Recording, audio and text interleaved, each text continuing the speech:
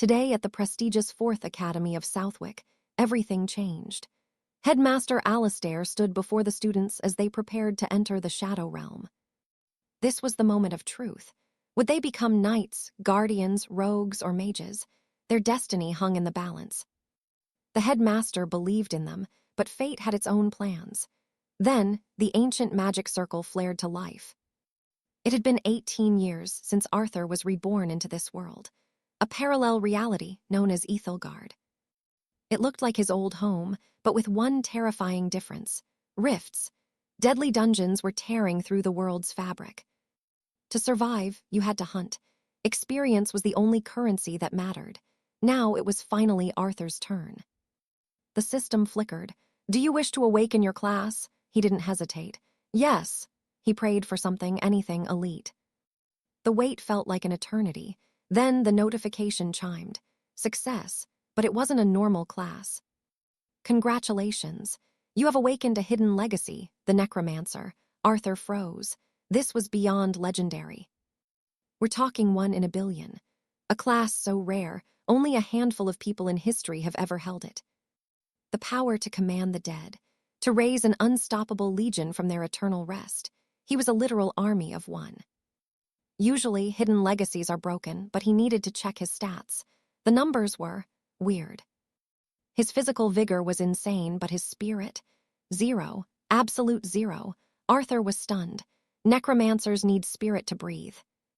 The system rolls these attributes randomly, and 10 is the absolute maximum for a beginner. Having less than 5 spirit is a death sentence for a magic user. How was he supposed to cast a single spell? But wait, there was more. The system offered to reveal his unique talent. This was his last hope. From rank F to S, he held his breath. The result, the Sage's War Spirit, an unranked, unknown anomaly. It gave him 10 free points immediately, but the passive, that's where it gets wild. Physical kills grant permanent attribute points. 1 point per kill. This was a game changer. He could literally farm stats until he became a god. Normally, you only get points by leveling up. Arthur just found a loophole that shattered the world's logic. As a mere novice, he could max out every single stat. The potential was terrifying. He realized he needed to be smart. Max the attributes first, then worry about the fancy magic later. Since he needed physical kills to trigger the growth, strength became his top priority. Time to get buff. He dumped all 10 bonus points into strength. With a total of 20, his raw power was now off the charts. Phase 1, done. Now for the trial. He had to complete a beginner's quest to officially lock in his class. Light engulfed him, and he was teleported to the edge of the trial zone. A young woman was waiting. Lady Alara, his official guide assigned by the crown to help new recruits. Arthur told her he was ready for his first mission. Alara smiled, happy to see such a motivated student. She handed him the starter kit, an old traveling cloak, a basic staff, and a grimoire for summoning skeletons. The cloak was fine. The staff, useless for magic with 0 spirit, but with 20 strength, it was a perfect mace. He gripped the wood tight. Ready, his mission, survive and escape the misty caverns. The instructions were specific. Move fast, be careful, and, most importantly, do not destroy the guardian skeletons. But Arthur had already vanished into the portal. Alara couldn't finish the warning about what happens if you attack them. Inside, the cavern was a tomb. Everywhere he looked, there were mountains of bleached white bones. He barely remembered Alara shouting something, but he wasn't really listening. How hard could a cave be? The place was crawling with skeletons. It didn't take long for one of the undead sentries to spot him.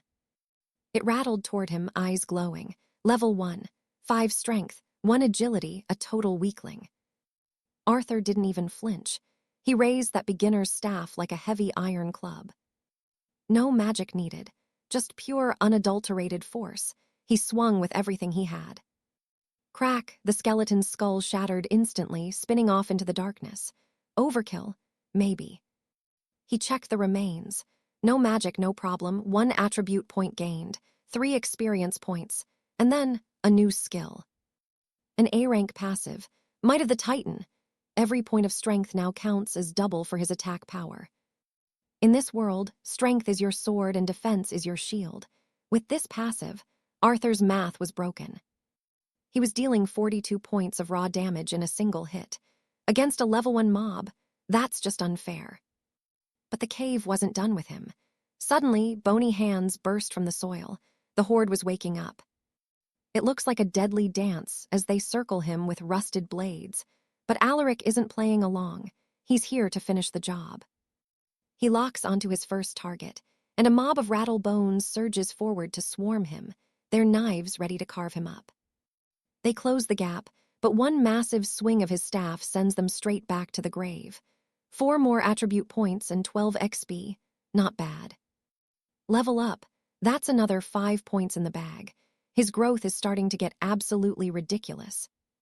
30 strength points. A so-called genius. Initiate usually only has 10. This is almost too easy. Are these skeletons just free XP? Speak of the devil. The ground begins to tremble as even more undead start clawing their way out of the dirt. This time, it's a level 3 captain with 15 strength and 20 defense. One solid hit from this guy would definitely leave a mark. But here's the catch. He's only got 1 point in agility. He's a statue. Alaric swings, but the captain catches the blow on his shield. Clang, defense held.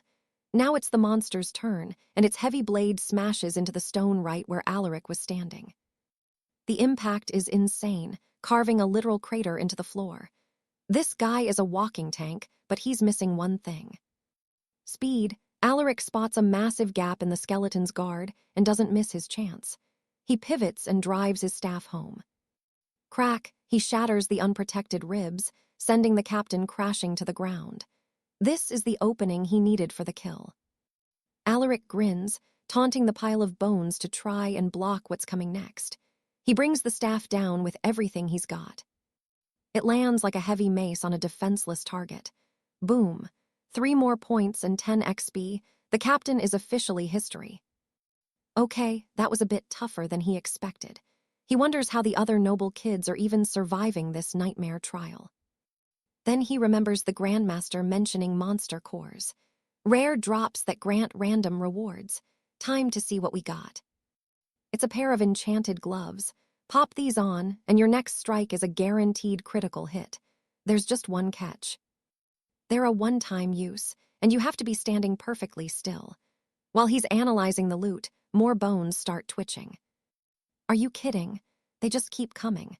Every time he clears a wave, an even larger group rises from the shadows. He's level 2 now, but with only 20 health, he has to stay sharp. Still, with his unreasonable strength, this is a breeze. He smashes through the horde like they're made of glass, earning another 10 attribute points. Easy money. Honestly, that 1 agility point makes these skeletons pathetic. He pulls up his status window to check the damage. Level 3 and his strength is already at 46. 46. Outside the crypt, the other initiates are bragging about their new classes. They're dreaming of making their noble houses proud, but the Grandmaster stays silent. One student is still deep in the test. Nobody gets it. Why is Alaric taking so long? All you had to do was run past some slow skeletons, right? Only one person, a friend named Julian, looks actually worried. Meanwhile, back in the darkness, Alaric is starting to wonder. Why hasn't the task complete message popped up yet? Then, a chilling, haunting voice echoes through the cave. How dare you? He freezes. All around the chamber, old skulls begin to levitate, buzzing through the air like angry hornets. Alaric dives as the skulls swarm him. In the center of the room, bones are knitting together into something massive and terrifying. Shadows rise from the ground like flickering black flames. And then he sees it, a monster visibly more dangerous than the rest. The Bone Monarch, even injured, this thing has 45 strength and 60 defense. And those skills, piercing bone and explosive bone. A literal boss in a beginner's trial. That's not a test, that's an execution. Does the Grandmaster want them to be memories? The Monarch lunges, delivering a strike that blurs the air. Alaric barely manages to scramble out of the way. Missed, he got lucky. If that hit had landed, he wouldn't be standing. he'd be a red smear on the stone floor. The monarch is a tank, but it's not agile. The real question is, can Alaric even dent that 60-point defense? Only one way to find out. He lunges forward, putting everything into a strike aimed at an unprotected gap. Direct hit, 32 damage, it worked. Okay, he just needs to do that 10 more times without dying. Simple, right?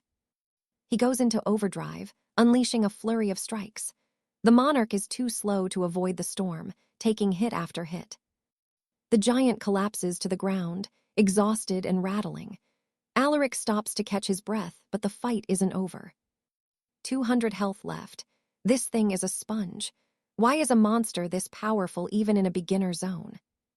But then something surprising happens. The monarch looks at him. It's never seen a novice fight with such raw, primal force. If it still had its army of minions, this kid would be dust. But instead, a mere human managed to break its legendary defense. It cannot let this boy walk out of here alive. Its eyes glow with a murderous light as its aura begins to shift. Suddenly, the monarch's energy surges. It's tracking Alaric's every move now, and it's getting faster. Way faster. It attacks again, and Alaric narrowly avoids a lethal blow. He's still the more agile one, but for how much longer? Head on, forget it. That won't work anymore. 𝒐𝒏 needs to adapt and fast because the Skeleton King's speed just hit a whole new level. The monster lunges. Again. But this time, 𝒐𝒏 spots something, an unstable boulder teetering on the edge, ready to drop at any second. He dodges the incoming strike, baiting the beast toward the rock. They stop, eyes locked.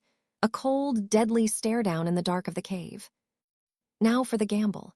𝒐𝒏 starts taunting the king, acting like an easy target, begging the monster to finish him right there in that exact spot. It works. The Skeleton King roars and readies a heavy blow. 𝒐𝒏 catches the impact on his staff, but the power behind it is absolutely unreal. The force sends him hurtling back.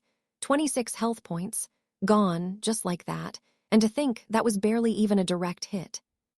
4 health points left, that's it. One more tap and he's history. But the king isn't satisfied. He's already advancing, cold and relentless, ready to end this. One scratch and it's game over. 𝒐𝒏 knows it. The monster lunges again, totally blind to the environment as it focuses purely on the kill. Crack, as the monster completes its swing, the cave ceiling gives way. Massive rocks rain down, smashing right onto the Skeleton King's skull. That collapse, a massive 70 damage hit. Now the king is pinned, struggling under the rocky trap with only 129 health left. This is it. The opening. 𝒐𝒏 isn't waiting around, even with his health in the red. He knows he has to end this before the monster breaks free. One blow. That's all he needs. He's going all in, betting everything on a single, final strike to finish this nightmare once and for all. He pulls out a rare red glove, a guaranteed critical hit. Forget the magic staff. This time, he's going to rely on pure, raw strength and his own fists. The Skeleton King watches, trapped and powerless as its adversary winds up. Then, bam! A devastating punch connects with world-shattering force. The ground shatters. The ghostly flames flickering around the skeleton slowly die out. Finally, silence. The Skeleton King has been dethroned. The system rings out, mission accomplished. First ever clear reward, a massive 30 attribute points. Talk about a jackpot. Plus, he gets 10 extra points for the bare-handed kill, 50 experience, and 3 full level-ups. 𝒐𝒏 is moving up in the world. Then comes the real prize, the Skeleton King's ring. A 50% damage boost on the next hit. He definitely wasn't expecting a drop this good. 1 day cooldown, but it's reusable in C-class. He could keep it for his own build or sell it for a fortune back at the capital. But here's the kicker.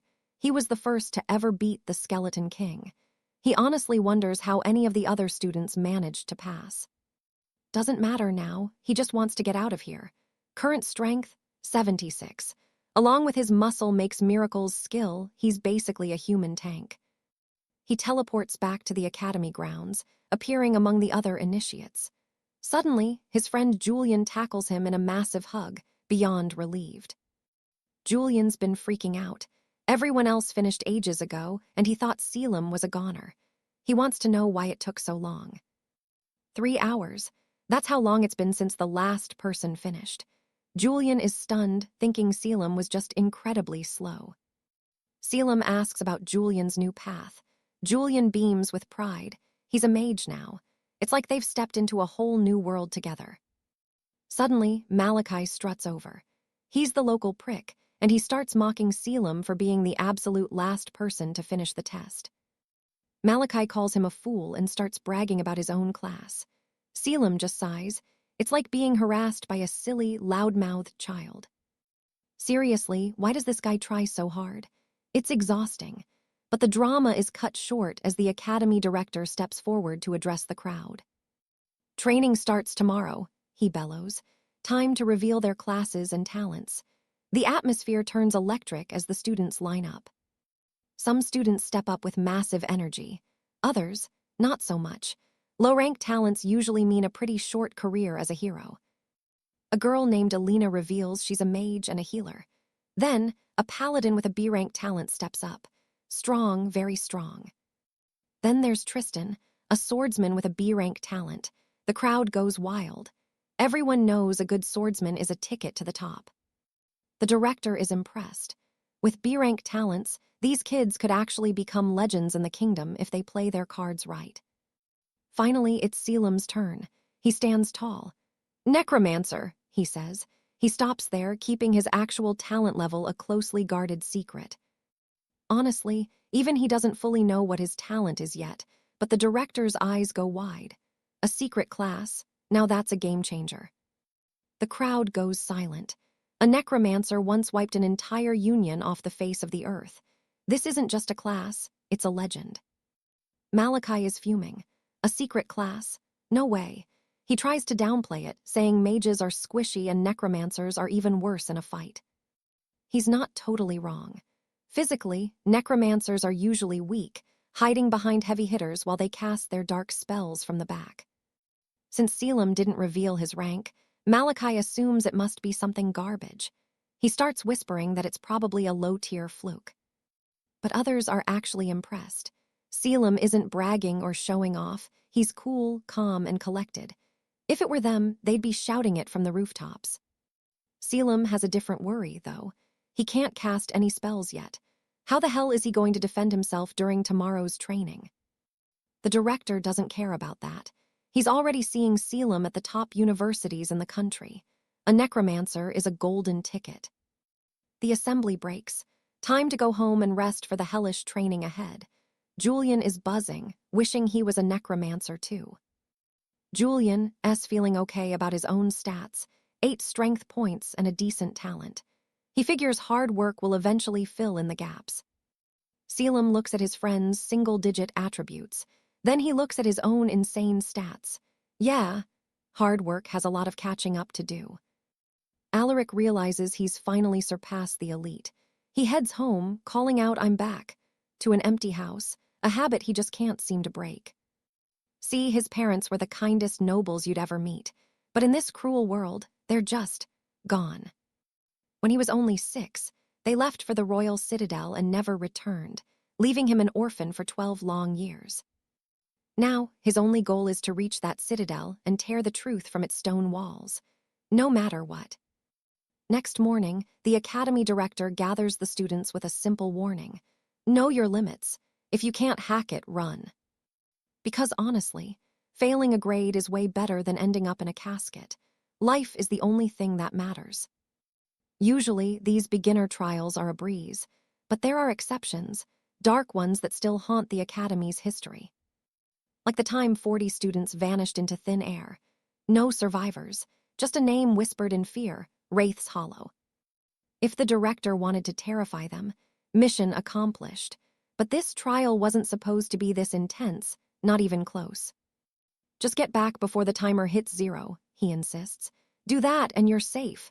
Then the portal flickers to life. 3, 2, 1, Geo. The countdown hits 0 and the training officially begins as black lightning cracks the sky. Suddenly, they're transported. The students find themselves standing in the middle of a creepy, abandoned village. Fear starts to spread, but Marcus steps up. "Relax," he scoffs. "I'm here. Nothing's touching you while I'm around." But deep in the shadows, suspicious eyes are watching. Marcus, cocky as ever, tells everyone to follow his lead to the finish. He's desperate to prove he's the top dog, convinced that even with Alaric's secret class, he's still the superior warrior. Everything here feels wrong. No system prompts, no guidance, just silence. Then a mysterious figure steps out of the gloom. "So young, so pitiful," the man sighs. "It breaks my heart. Is this an NPC or something much worse?" Isabella demands to know what he means. The man just bows formally. "Welcome, children," he says with a chilling smile. "Welcome to Wraith's Hollow. This simple trial. It's actually an S-rank nightmare disguised as a walk in the park." The scaling is insane. In normal terms, this is an E-rank elite dungeon. Their task: survive and find the center's secret. The students freeze. The director's horror story was real. They are standing in the very place where everyone vanished. Pure panic. Some try to bolt for the trees, but Marcus tries to keep them steady. "It's just an E-rank," he shouts. "To survive, you need to be a knight. We're all just squires." Above them lie the ranks: commander, lord, king, and sovereign. One student sprints for the exit and slam. An invisible barrier knocks them back. There is no way out. The mysterious man explains it simply. Once you're in, you stay. The realization hits them like a truck. They're trapped. Alaric watches the man closely. He doesn't feel like an enemy, just a messenger of a brutal, honest truth. "Don't worry," the man says, walking through the crowd. "Make yourselves at home, get comfortable." Marcus takes this as a pep talk, thinking the guy is telling them to be brave. But Alaric, he knows better. The guy is actually saying, "Get comfortable because you're never leaving this place alive." Talk about a mood killer. The atmosphere, suffocating. The man introduces himself as Silas, the village chief, and he's got 2 rules. First, pick any empty house, but whatever you do, never touch the black stones carved into the doors. Second, be inside before the sun sets. Lock every door, lock every window, and don't you dare open them for anyone. Elena asks the obvious question, "Why? What's outside at night?"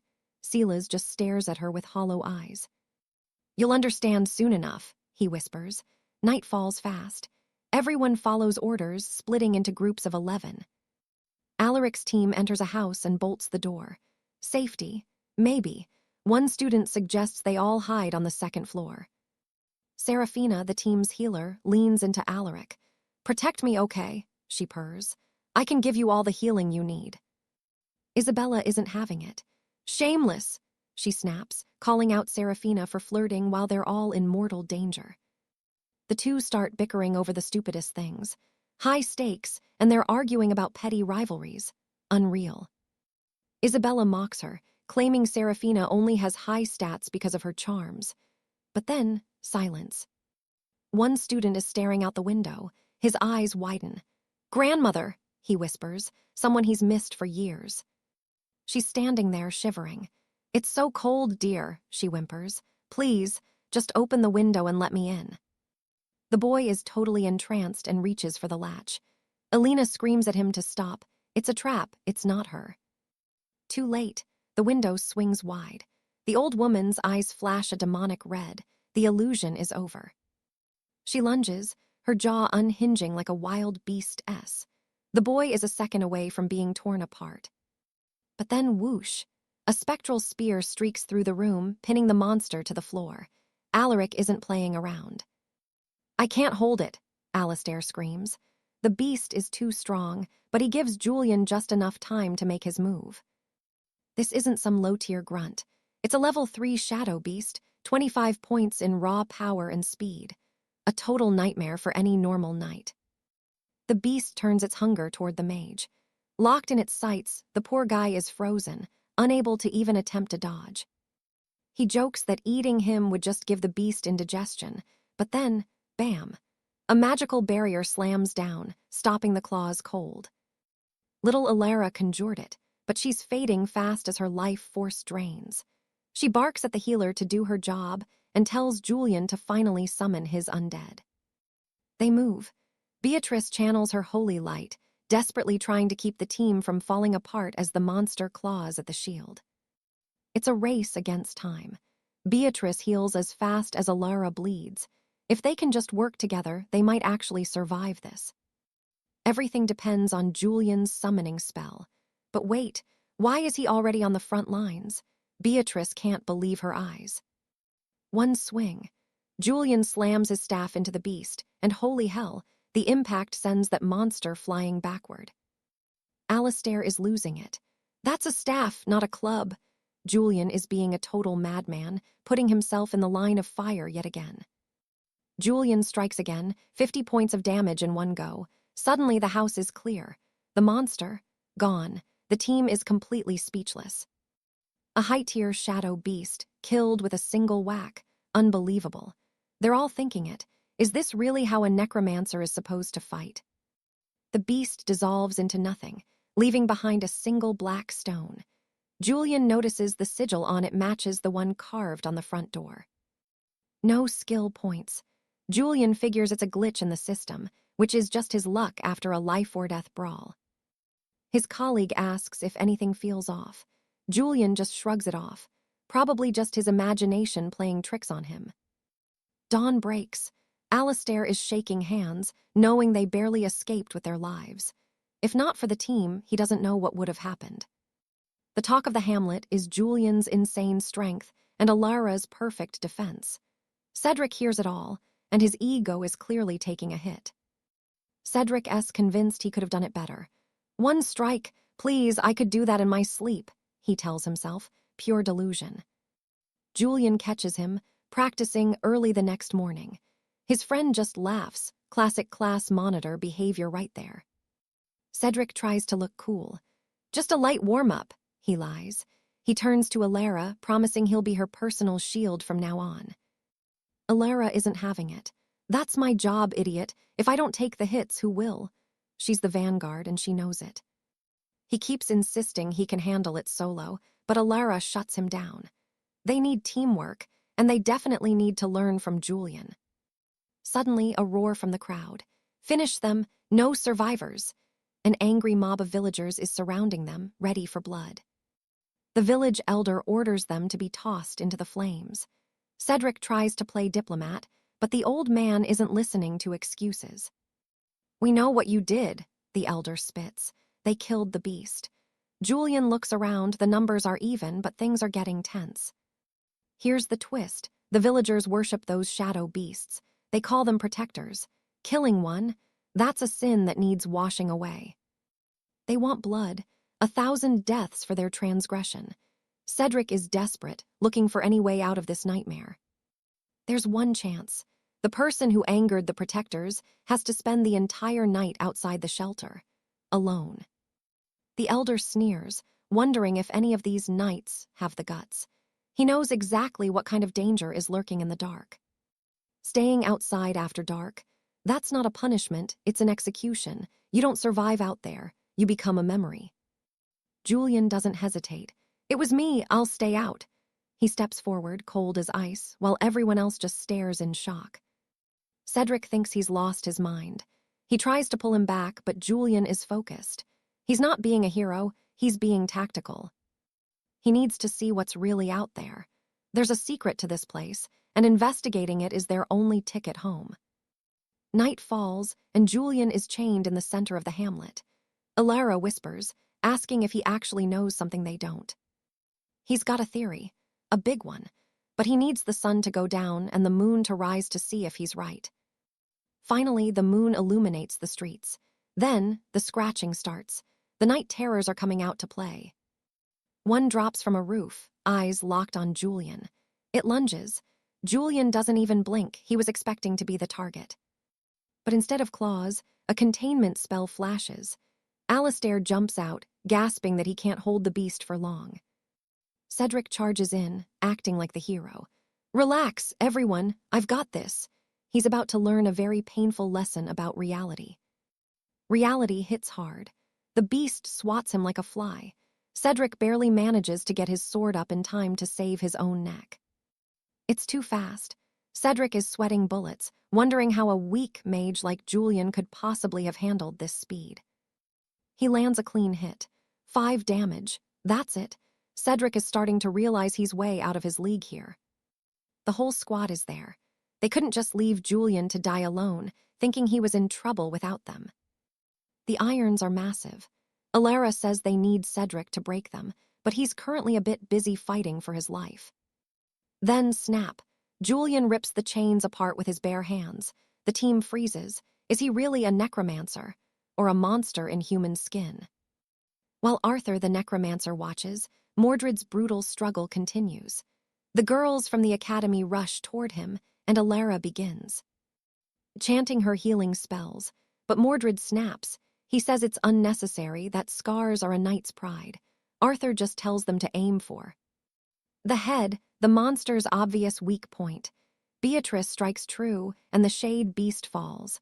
Mordred feels like a fool for missing something so simple. Tristan whispers that the head wasn't the weak spot at all. Mordred's convinced his own team is sabotaging him now. He readies his next strike, certain it'll be a masterpiece of carnage. He prays the nightmare is finally over for this beast, but then it stands right back up. He starts doubting if Arthur even knew what he was talking about. Was the weak spot a lie?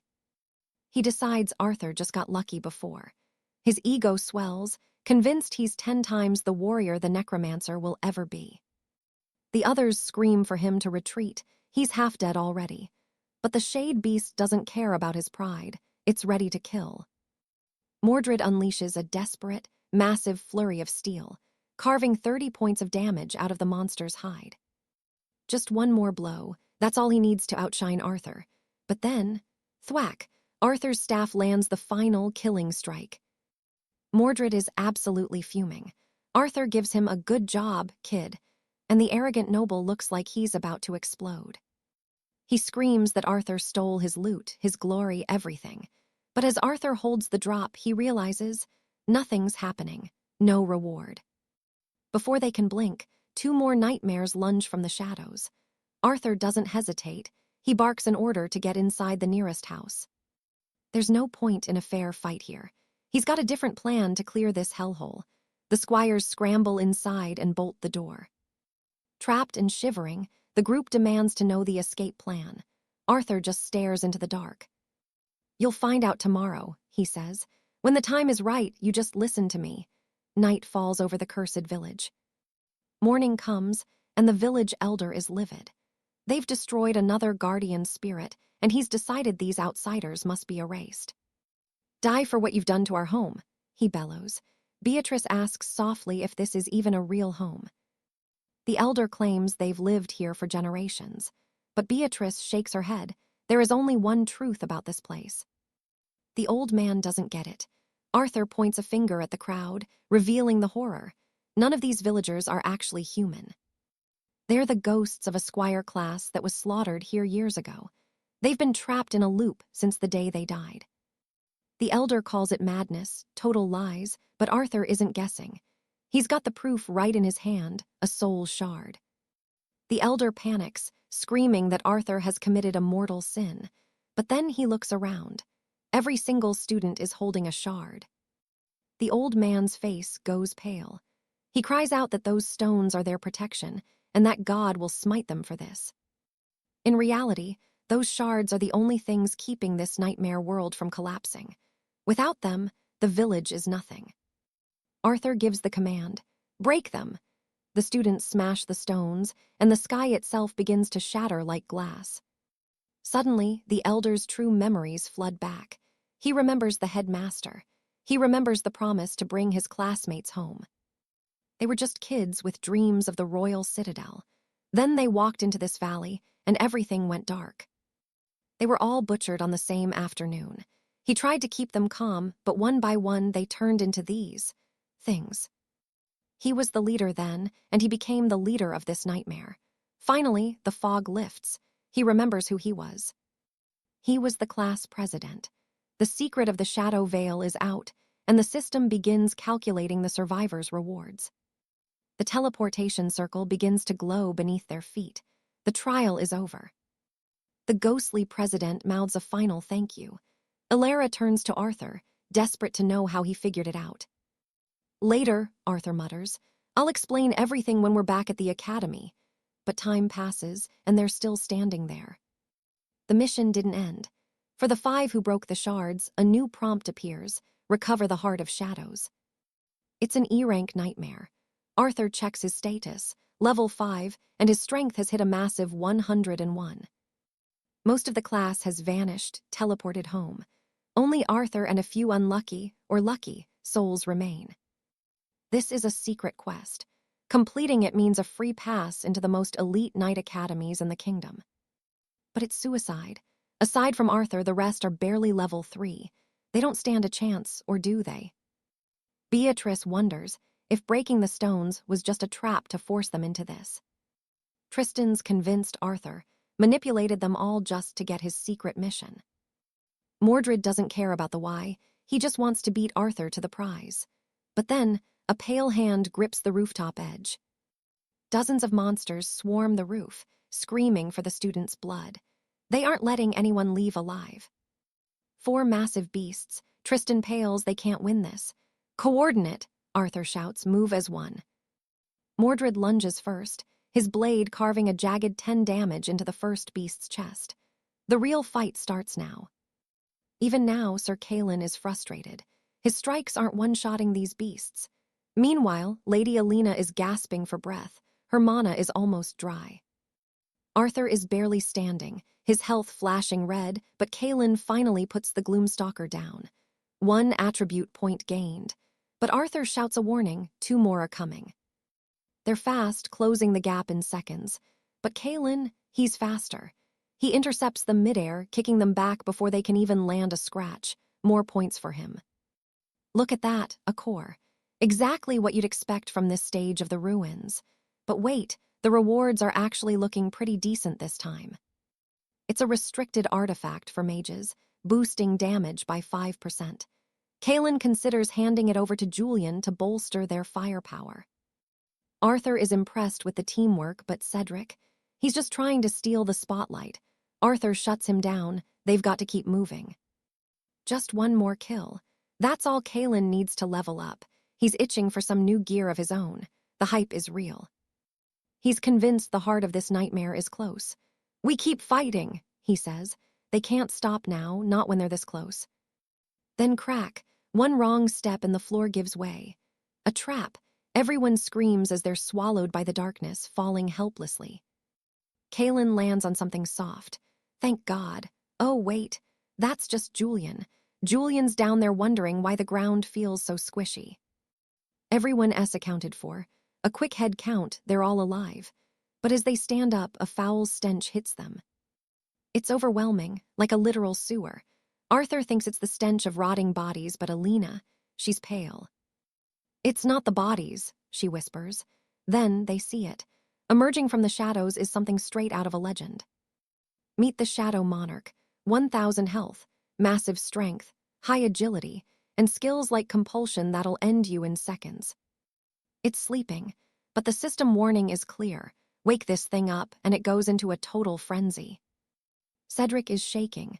Against a secret boss this strong, Arthur wouldn't last a single second. They're praying the heart isn't guarded by this thing. Cedric wants to run. Let it sleep, he says, but Kaelin, he's looking at the numbers. He sees a path to victory. His math is insane. 202 attack power plus his ring. That first hit could take out 1/3 of its life. If he hits the weak spot 4 times, it's over. But yeah, 1 mistake, they're all dead. High risk, high reward. Julian thinks he's lost his mind. Against that, but Kaelin isn't backing down. Teamwork, he insists. Its defense is low. Cedric finally gets it. They need a distraction. If they can bait the beast, Kaelin can land the clean killing blows he needs. But he warns them, this thing is fast. Faster than all of them. 1 hit and it's game over. No second chances. Still, they trust him. The plan is set. It's a crazy gamble, but it's the only one they've got to survive. Don't screw this up, Cedric mutters, trying to hide his nerves. Kaelin just tells them to relax. He's got this. They catch their breath, then it's go time. The first strike is everything. If he misses the mark, they're finished before they start. From his vantage point, Kalen spots it, a glowing pulse on the monster's hide. The weak spot. He grips his staff tight. The ring flashes, a 50% power boost. He strikes, and it's a massive critical hit that rocks the entire room. Boom, 508 damage in a single blink. The squad is absolutely floored. Since when did mages hit like trucks? The heart is shattered, but the mission just got harder. Rank a new objective, execute the Shadow Monarch. The beast roars, rising from its slumber with pure hatred in its eyes. Evil humans, it growls. It's even bigger than they thought. Cedric's up, time to be the bait. He charges in, praying the plan holds together while everyone else moves. He's giving it everything he's got, but looking at Kalen's damage, he's feeling pretty inadequate right now. Every strike he lands feels like a needle prick. One damage, the monarch just laughs at his effort. You want to die first? The boss taunts. Cedric doesn't flinch. Come and get me then, you overgrown shadow. Now, Julian and Arthur spring the trap. Sand binds its legs while the shield goes up. The defense is holding, barely. Cedric's taking a beating, and Alina is at her limit. She can't keep the heals coming much longer. Kalen now, they shout. If he doesn't end this, Cedric is going to be a red smear on the floor. Kalen lunges. Another clean hit, 182 damage. The beast is reeling, its health bar nearly empty. But it's not dead yet. The Shadow Realm activates. Darkness explodes outward, flooding the entire area with malice. Shadows lash out everywhere. There's nowhere to hide. This is area of effect damage on a terrifying scale. This is it. This is why the other teams never made it out. They got trapped in this very spell. Kalen doesn't blink. He strikes again, carving through the shadows for another massive hit. Just one more strike to put this king in the ground for good. He charges forward to finish the job. Alina's voice cracks as she screams a warning. She's out of mana. It's all on him now. The monstrous Lord Alaric lunged forward to end it all. Lady Alara screamed a warning. She was completely out of mana. Alistair knew this was his moment. He unleashed one final, desperate strike, shaving off the last sliver of health needed to bring the beast down. The boss finally collapsed, defeated. A first clear victory. That win bagged him 30 stat points, plus an extra 10 thanks to his unique talent. The gains were already looking insane. Ding, level up. That's another 10 points in the bag. Mission accomplished, and now it was time for everyone to claim their spoils of war. The rest of the squad was in total shock. They actually survived that nightmare. The rewards started rolling in. Cedric landed a rank D talent, while Julian managed to snag a rank C. Arthur and Magnus both walked away with rank E talents. But Alistair, he was the undisputed MVP, receiving a rank B magic tome and 50 experience points for his trouble. Even though he couldn't use the book just yet, the loot drop wasn't finished. From the boss's remains emerged a shimmering rank B silver sword, a serious piece of gear. This blade was a monster, boosting attack by 100 points, ignoring 30% of an enemy's defense, and cranking sword damage up by 20%. But for Alistair, this was just bad luck. He's a caster, not a knight. Since he couldn't even swing the thing, he just casually handed the priceless blade over to Magnus. Magnus was absolutely floored by the gesture. He stammered that a weapon like this could easily be sold for enough gold to buy a massive estate in the capital city. Alistair didn't give a damn about the money and went back to checking his own stats. His strength was already hitting god-tier levels, but there was a catch. He was a total glass cannon. His power was through the roof, but his health was terrifyingly low. One solid hit and it's game over for our boy. To make matters worse, his talent was actually blocking his other stats from increasing naturally. He had to find a way to break through this restriction, and fast. Resilience and caution were now the names of the game. Finally, the teleportation circle glowed, signaling it was time for the students to head back home. Suddenly, the 5 of them materialized right in the middle of the school gymnasium. Their sudden appearance caused absolute chaos among the other students and faculty. The headmaster rushed over, eyes wide with disbelief. He told them they had been missing for 2 whole days, and he'd honestly given up hope on seeing them alive. After hearing the whole story, he was stunned. He told them they were incredibly lucky and that this experience would open every door in the kingdom for them. The school was buzzing with excitement, 5 geniuses in a single class. It was unheard of, but Magnus remained as competitive as ever, clutching his new sword. He was convinced he could eventually surpass Alistair with the blade he'd been gifted. He just needed to grind out a few more levels to catch up. Just then, a messenger burst into the room. 2 scouts from the most prestigious universities in the land were outside, and they were looking for those specific 5 students. The headmaster hadn't even filed his official report yet, but these elite academies already knew everything. He had no choice but to welcome them into the gym. The visitors were the legendary Professor Thorn and Professor Vance. Thorn wasted no time, congratulating the group for surviving such a high-stakes secret mission. He announced that the Royal Academy wanted them immediately, and even offered to write their recommendation letters right there on the spot. But Vance wasn't having it. He argued that you can't just recruit talent without a proper evaluation. The 2 professors started bickering like old rivals. Vance, representing the Silverguard Institute, told the students not to worry. The test was simple, just a way to see how they handle pressure and adapt to danger. Now here's the problem. Alistair is a shadow caller. He can't exactly show off his dark arts in public, but he needs to get to the capital to find the truth about his parents. Magnus was the first to volunteer, eager to show off. He stepped forward as a level 5 swordsman with a rank B- talent, which is huge for a rookie. Level 5, after just 1 training mission, even the professors were impressed.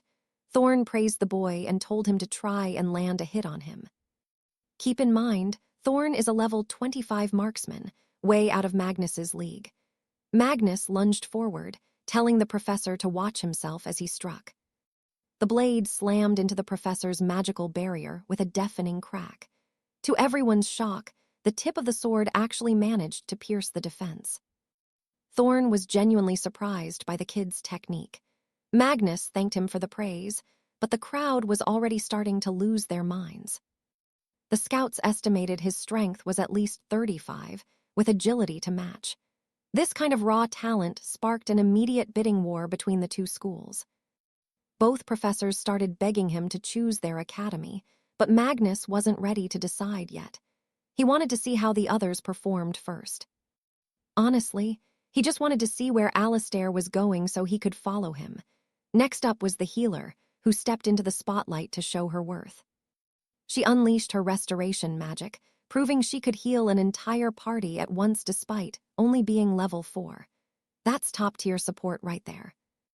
Then came the paladin. Her shield was like a fortress, and her talent allowed her to reflect 20% of all absorbed damage back at her attackers. Thorn turned to Arthur, assuming he was another tanky paladin because of his massive frame. But Arthur dropped a bombshell. He was actually a mage. A mountain of a man being a spellcaster. It was like his class and body were completely mismatched. He stepped up for his test, and the gym went quiet. Vance couldn't sense a single drop of mana coming from the boy, which was weird. But a second later, Arthur triggered his skill, and the ground literally exploded. A massive blast rocked the entire gymnasium. Even at level 25, Vance actually lost 3 health points from the shockwave. That's insane for a level 4 move. The professors realized they were looking at a class of 5 absolute prodigies. They'd have to keep a close eye on this group. They were game changers. Finally, it was Alistair's turn to step up. He's a level 7 shadow caller, but when they looked at his talent classification, it simply read, unknown. Seconds later, Cedric triggered his hidden skill. The entire training ground erupted in a massive explosion of rock and dust. Master Thorn couldn't even read the power level. Even at the 25th rank, he actually lost health. That's terrifying for a master. The headmaster needs to watch this class closely. 5 true prodigies in one room, and Cedric might be the craziest of them all. Finally, it's Arthur's turn. He's a level 7 necromancer, but his potential, it's completely off the charts, untraceable. Kane stands head and shoulders above the rest, but Professor Thorn just assumes his talent must be garbage. He decides they'll run the physical test first and worry about his actual potential later. Thorn stands there, waiting to see what kind of undead monstrosity Kane can pull out of the void. Honestly, he's just hoping he doesn't get injured by another clumsy rookie. But then, Kane starts closing the distance. Thorn is baffled because this isn't how a necromancer is supposed to play the game. It's totally wrong for his class. He figures the kid is just green. That's when it hits him. Literally. A massive right hook is whistling straight for Thorn's jaw. Curious to see the physical limits of a mage, the professor decides to just let the punch land. Huge mistake. That strike didn't just sting, it felt like a runaway carriage. Not only does it hurt like hell, but Thorn is actually sent skidding clear across the gym floor. Total silence. Every single person in the training hall is staring, completely paralyzed by the outcome. Even the headmaster looks like he's seeing a ghost. Think about it. A level 7 beginner just dropped a level 25 professor with a single, brutal blow. It is absolutely unreal. Professor Barrett is watching from the sidelines, convinced Thorn must have been holding back. After all, necromancers aren't exactly known for their bench press, right? But something is definitely up with Kane, who nearly put a veteran to sleep with one punch. Among the students, the rumors are already flying about how a dark mage could have that much raw power. Honestly, Barrett is just breathing a sigh of relief that it wasn't him in the ring. If he'd taken that hit, he'd be picking his teeth up off the floor for a week. Kane casually asks if the test is over. Technically, yeah, but the faculty is still desperate to see him actually summon something before they can give him a final grade. Then Kane drops a real bombshell. He wants to excel in physical combat like a knight, but his ultimate sights are set on the legendary 𝑬𝒗𝒆𝒓𝒚 Academy. A mage wanting to play a completely different class. This has never happened before. Barrett realizes this is way above his pay grade and decides he needs to talk to the headmaster immediately. He gets him on the phone and doesn't hold back. He tells the headmaster this rookie is straight up terrifying, wanting to train as a warrior even though he's a necromancer. And get this, despite being level 7, he launched a level 25 professor into the air. The headmaster hears this and makes an executive call. Get all 5 students, no matter the cost. Barrett is terrified of losing a once-in-a-generation talent, so he decides he has to invite Kane personally and requests a high-priority video call. Archmage Sterling appears on the screen, introducing himself as the director of 𝒃𝒔 Academy. He starts his grand pitch, hoping to convince Kane to join their ranks. But before Sterling can even finish his fancy presentation, Kane just cuts him off. He's in. He'll join the academy, just like that. Barrett is left standing there in dismay. He just watched the greatest talent he's ever seen slip through his fingers, so now he's desperate to at least sign one of the other kids. But then the director suggests that since they're all in the same class, they should just go together as a group. They all agree, much to Barrett's total despair. Actually, scratch that, Barrett is overjoyed. This is the absolute peak of his career. However, before they wrap things up, Kane has some very specific questions for the director. He wants to know if Sterling has ever heard of his father, Arthur Vance. The director is stunned to learn that Kane is Arthur's son. It explains why he looks so familiar. The boy isn't there for small talk. He wants the truth. He needs to know if the director has any idea where his parents are hiding right now. Sterling explains they were his star students over a decade ago, truly extraordinary individuals. He knew they had vanished, but he hasn't heard a whisper since their graduation day. They used to talk about a secret world, a place beyond the maps. Sterling gives Kane a piece of advice. Go there, because something might be waiting for him. Intentional pause for dramatic effect. The director promises to send the admission letters soon, but warns them to pass through class-related trials, first to keep the nosy officials off their backs. He wishes them luck and says goodbye. A week passes, and the group is finally gearing up for their next big challenge. Today, they're stepping into a world specially crafted for mages. To survive this one, they'll have to rely on each other. It's a total test of mental grit and teamwork. It's time to reveal the criteria for passing. As portable blue flames erupt around them, Cain turns to Alaric and asks if he's ready for this. Alaric says practice beats theory any day, but he warns that more people usually means more danger. He suggests Cain stick with him. They can attempt this challenge multiple times, even if the rewards don't stack. Alaric is clearly hyped for what's coming. Alaric's excitement building as they prepare for the trial. The guide steps forward and announces that a 2-player world is being prepped. The location, the Blighted Grotto. But before the guide can even explain the rules, Cain just charges straight ahead. Alaric is left staring at his back in total shock. No instructions were provided. Alaric points out that nobody even bothered to ask how Cain managed to clear the skeleton crypt in the first place. Alaric figures if Cain just brute forced his way through the skeletons, he might be a fool. See, this place is home to an evil tribe. They can poison people without them even knowing. We're talking poisonous worms that devour victims from the inside out until there's nothing left. Their task is to locate the tribe and exterminate the worms. Rewards will be determined entirely based on how they handle the challenge. The mission actually requires 5 players, so the system pairs them with 3 strangers. One of the newcomers immediately warns them not to slow the team down. A girl scolds him, telling him to show some respect. She introduces herself as Seraphina, a fire mage. Her younger brother Leo is also a fire mage, and the 3rd member of their makeshift party is a guy named Mordred. Alaric and Cain introduce themselves, hoping they can actually work together to succeed. At the entrance, there seem to be instructions. But the rude guy isn't interested in reading. He just tries to blast the door open and move forward. His magic has 0 effect. The door is completely immune to magic. Carved into the stone are the words, "Morality and integrity promote peace." Magic proof, maybe, but brute force, that's a whole different story. The clever Lady Alara thought she'd finally solved the riddle, but then things took a sudden turn.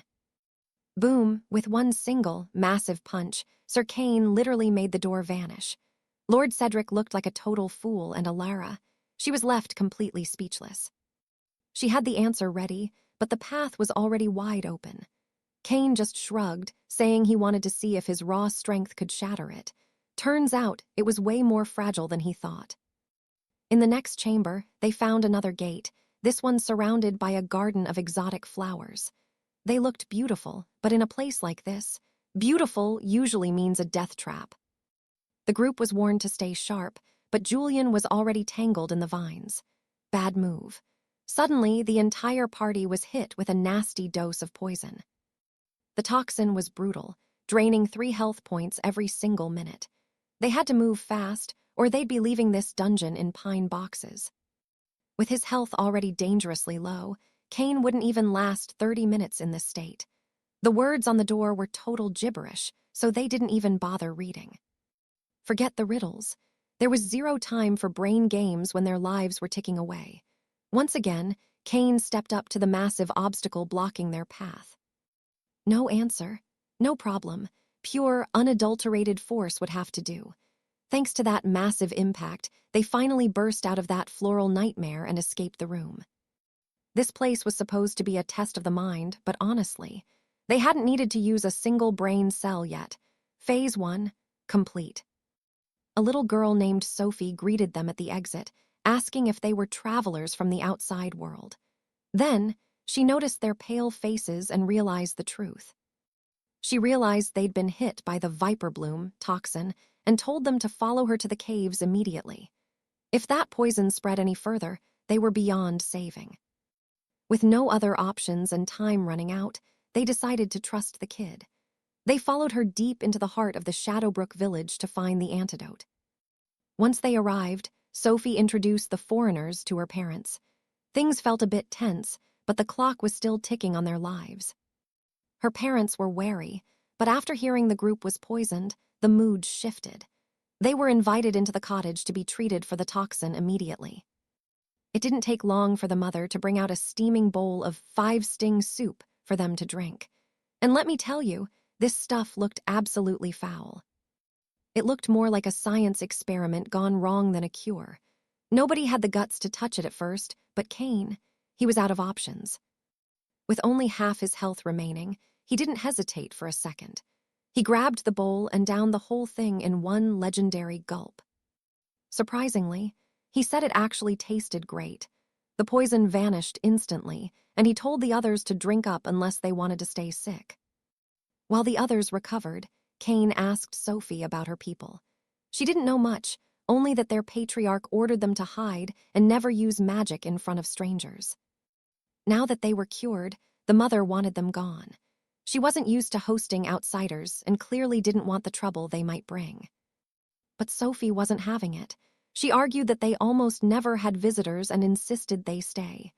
"Don't listen to her," she whispered, telling them they could stay as long as they liked.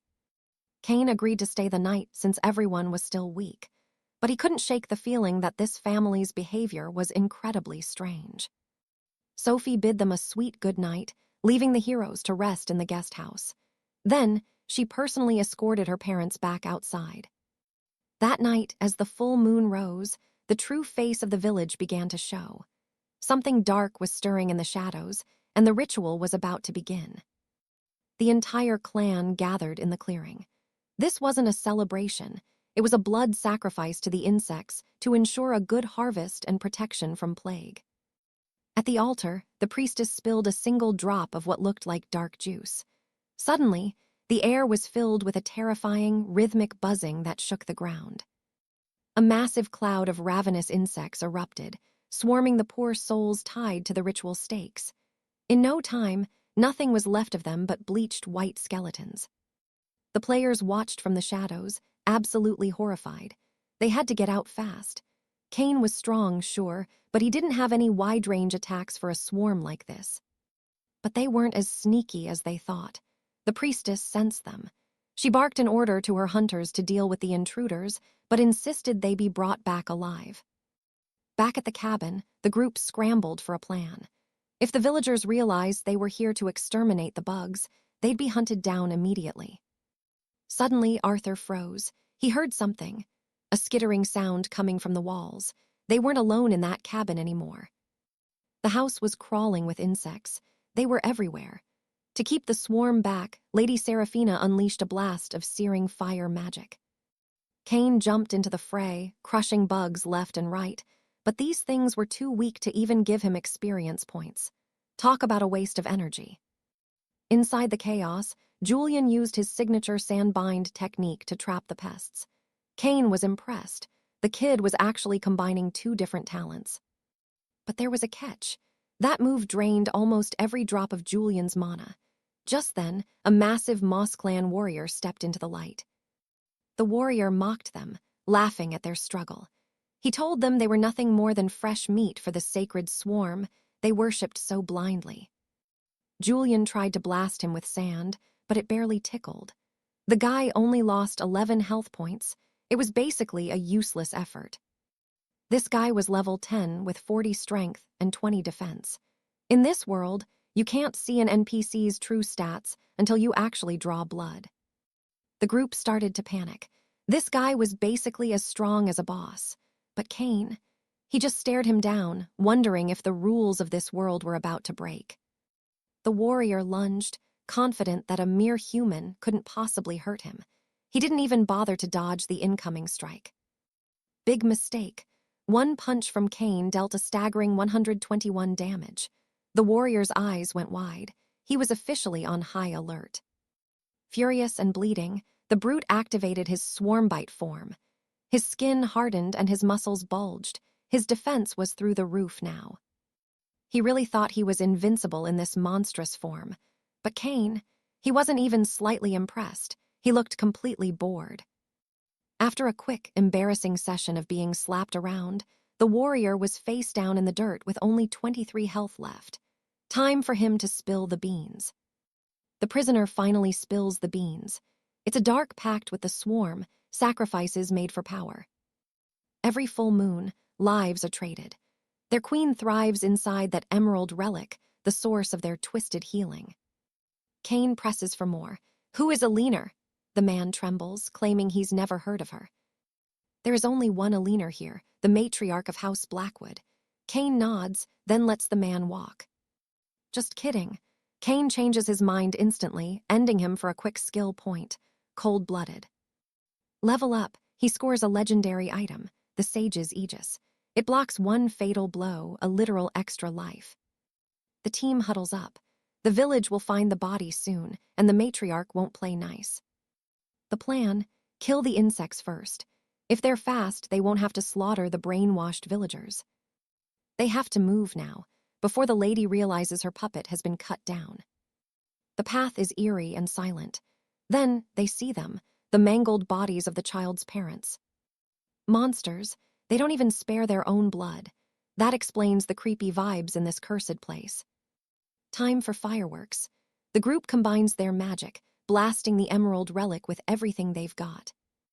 Boom, a massive crater is all that's left. Surely that's enough to kill a bug queen, right? How unruly, a voice purrs from the shadows. She's here, and she knows her warrior is dead. The matriarch herself. Kane narrows his eyes. "Are you Aliner?" she asks, mocking his serious tone. She laughs, shifting her body. "Don't like this look. How about the form of a child again?" Creepy. She actually wanted Kane as her new consort, but he's killed too many of her children. Kane is disgusted. How could you kill your own people? To her, they were just disobedient tools. Big mistake. Kane was an orphan, and that hit a nerve. He is absolutely livid now. "Don't be upset," she giggles. "You'll join them soon." Then the swarm descends. A literal cloud of carnivorous insects lunges at Kane. The fire mage steps up to help. But a massive knight intercepts them. "Stay out of the lady's way. You're fighting me now." Level 10, 50 strength, 30 defense. This guy is a human fortress standing in their path. Kane is taking hits, and it's adding up. His glass cannon build is finally starting to hurt. He thinks about using his trump card, but holds back. He still has that cheat death item after all. The matriarch moves in for the kill, thinking she's won, but Kane isn't done yet. One clean strike.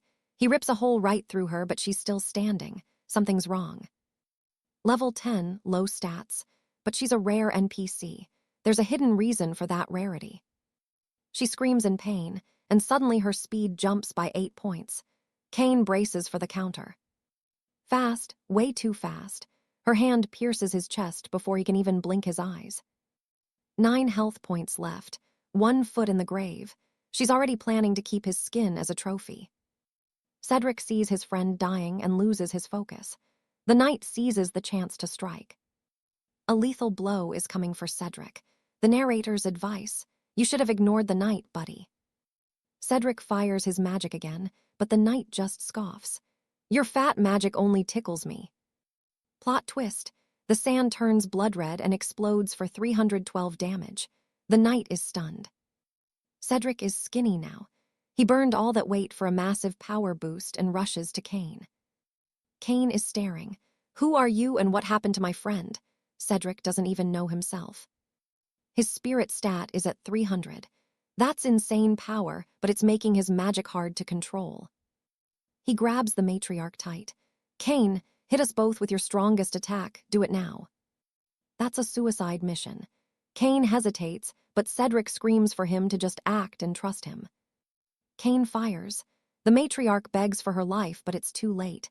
The explosion is deafening. Total silence. Then the smoke clears. The Sage's Aegis saved Kane's life. He's actually still standing. He earns a new talent, the Titan's Pact. Now every strength point boosts his health. Problem solved. Cedric stumbles over, totally confused. "How are you alive? You should be a pile of ash." They start to celebrate, but then it hits them. No loot dropped. The matriarch is still out there. Emerging from the toxic mist, the monster sneered that the two of them were nothing but a headache. Now, it was finally time for them to witness her true, terrifying beauty. Her hybrid evolution was level 15, boasting a massive 130 strength and 100 agility. She was a literal tank with 80 defense points to match. Caspian shouted for his friend to blast her with magic again, but Alistair was spent. His spirit energy had tanked to a measly 48 points. Suddenly, the system flared red with a warning. The boss was way stronger than predicted. The prompt was clear: get out now or die. 𝒉𝒕𝒓 was ready to bolt, but Caspian didn't even flinch. Again, the system screamed for them to retreat and reset this custom world. Caspian just looked at 𝒉𝒕𝒓 and reminded him of their mission. The High Warden gave them a job to finish, and that's exactly what they were going to do. The broodmother laughed, confident she'd wipe them out in seconds. They clashed in a blur of violence, both sides trading heavy blows and bleeding health. But something was wrong. The monster was taking way more damage than she was giving. She looked at Caspian, genuinely shaken. She couldn't believe he was still standing. At level 8, he was hitting harder than the boss of the dungeon herself. No mage should have this kind of raw power. Mid-fight, she actually begged for a pause. She needed to know, did Balthazar send him? She was convinced only her creator, Balthazar, could produce someone this broken. Caspian just stared back, having no clue who that even was. He didn't waste time talking. He swung his staff, cracking her shell for 213 damage. The mention of Balthazar clearly hit a nerve. She gasped that it was impossible, that he couldn't have that name or be the one to end her. With that, she fell. Caspian banked 15 skill points and 75 experience. Level up. The stage was officially cleared, and the system began crunching the numbers for their final performance rewards. The grades dropped, E rank and F rank for the others, while 𝒉𝒕𝒓 grabbed a C in Caspian, a perfect S rank. After the loot settled, Caspian hit level 10. He was finally strong enough to tackle dungeons solo. He even scored a B rank relic. The item was level 11 restricted, but granted a massive 800 health boost. Plus, he found a mysterious magic cube pulsing with sealed energy. The cube bonded to Caspian instantly. It was a game changer, allowing him to mimic abilities from anyone within 10 levels of him. But there was a catch. One ability was still locked behind a seal. Even without it, the item was insane. The sealed power had to be god tier. A portal shimmered into existence. A guide appeared, offering congratulations for conquering the Viper's abyss against all odds. As a bonus, she boosted their total spirit by 20%. It was a legendary buff, though 𝒉𝒕𝒓 joked that 20% of 0 is still 0. The team crowded around Caspian, knowing they only survived because of him. When they asked about his future, he mentioned the Royal Citadel Academy. Hearing that, the others immediately decided to follow him there. Even the guide looked impressed by how far they'd come. At level 10, Caspian was sitting pretty with 202 strength and over 4,000 health. His gear was making him a walking fortress. And that wasn't even counting the stack of passive skills he'd picked up. Back at the school, the student body was in absolute shock. Cedric couldn't wrap his head around how Caspian hit level 10 so fast. In the mage world, finding enough monsters to level up is a total grind. The girls were even more confused by 𝒉𝒕𝒓. He'd lost so much weight in the other world that he looked like a completely different person. 𝒉𝒕𝒓 wasn't vibing with the new look, though. He was desperate to get his protection weight back because feeling slim made him feel vulnerable. Since their spots at the academy were guaranteed, some wondered why they'd even bother with the entrance exam. But that day was about more than just passing. It was a gathering of the elite, and the winner would walk away with an A-rank prize. Cedric was already talking big about taking the top spot for the Warriors. He'd heard from his father that this year's prize was actually upgraded to an S-level item. That was all Caspian needed to hear. He was winning that prize. But while he was planning his victory, shadows were watching. A group of scouts assumed he was a weakling just because his level was 10. They dropped down from the rooftops to corner him, blocking his path. Caspian, acting oblivious, asked if he could help them. They demanded to know if he was the one who took down the broodmother in the abyss. These guys were professional assassins, but Caspian could tell they were lightweights. He suspected they were linked to Balthazar, the name the monster mentioned. Now he actually regretted killing her before getting some real answers. He tried to play it off, claiming his name was Cedric and they had the wrong guy. One assassin actually started to apologize for the mistake. But the other one wasn't buying the act. He called his partner an idiot, saying they should just bag him anyway since he was a mage. In a literal heartbeat, the two of them vanished. Most people would have panicked, but Caspian didn't even blink. They launched a synchronized strike, but Caspian didn't bother moving. They realized too late that he had been lying about his identity the whole time. Before they could even finish the thought, Caspian counterattacked. He slammed the first one with a single strike that deleted nearly 200 health. The second assassin froze. He realized his partner had been humbled by someone who clearly wasn't a standard mage. This was a monster in human skin. Caspian turned his gaze to the survivor and asked if he was ready for round 2. The man immediately started backpedaling and apologizing to Cedric. He claimed he was just a low-level grunt in his organization, ranked somewhere below 7,000. He begged for Caspian to just let it go. But Caspian was calculating. A level 18 assassin who is only ranked 7,000. That meant the organization was terrifyingly deep.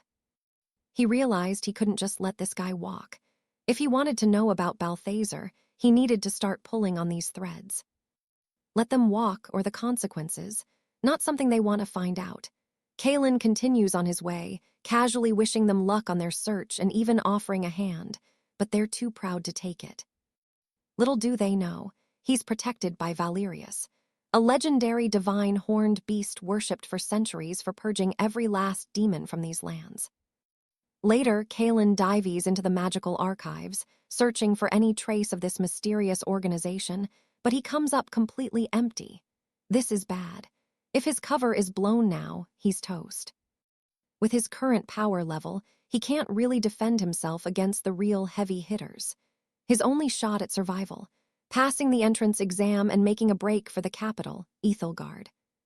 The academy director, there is the most feared swordsman in the realm, so being under his wing is the only way Kalen will ever feel truly safe. If the university isn't secure, nowhere is. For now, he shifts his focus to the magic cube, trying to figure out exactly what it's capable of.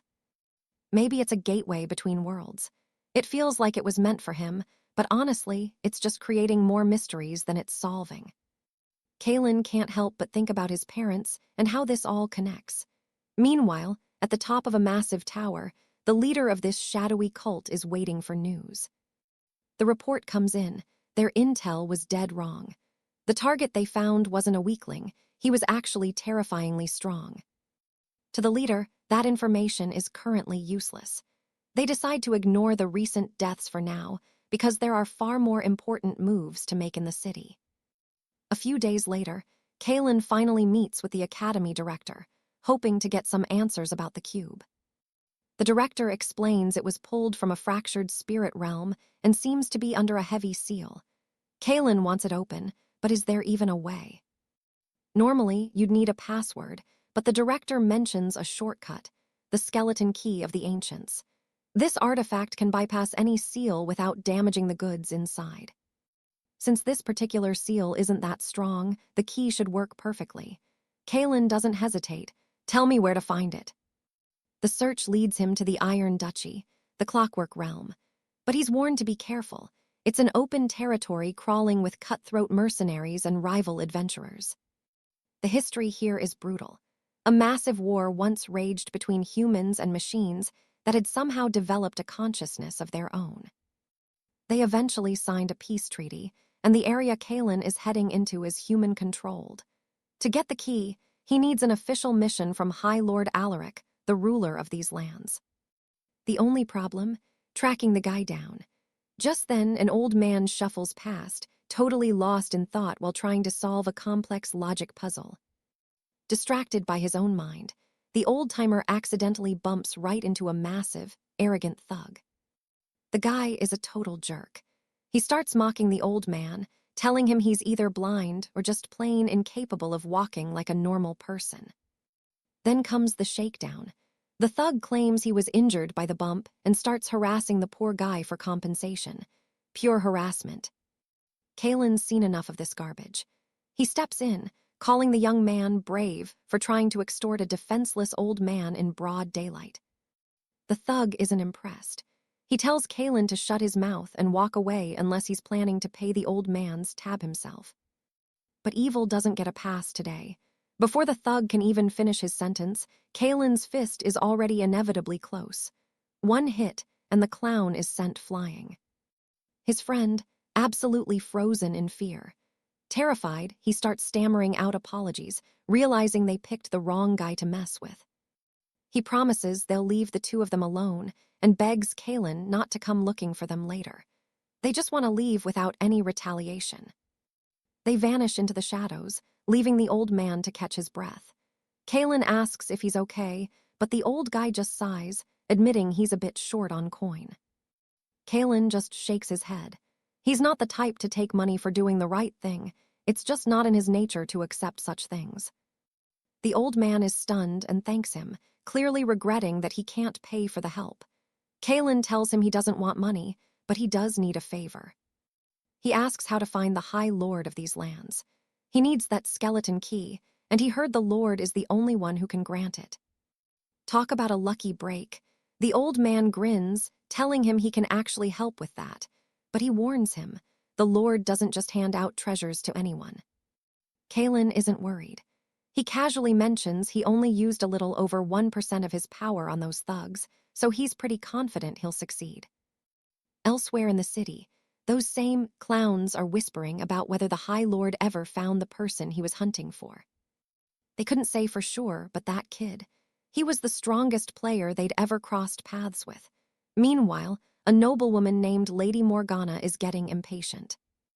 Lord Alaric is still busy giving his lectures, but she demands he be brought to her immediately. Her subordinate bows, ready to do it for his lady. After walking for a while, the old man stops in front of a massive, towering mansion. "The Lord lives in there," he says. Kalen is genuinely impressed. It's a stunning estate, but a thought hits Kalen. How was this random old man just wandering through these private grounds like he owned the place? He turns around to ask, but the old man has already vanished. Poof, gone. Anyway, he'll just keep searching for him to obtain the item. He pushes open the massive doors and walks into a grand hall. And sitting right there on the throne, the old man from the street, and standing by his side, the two thugs.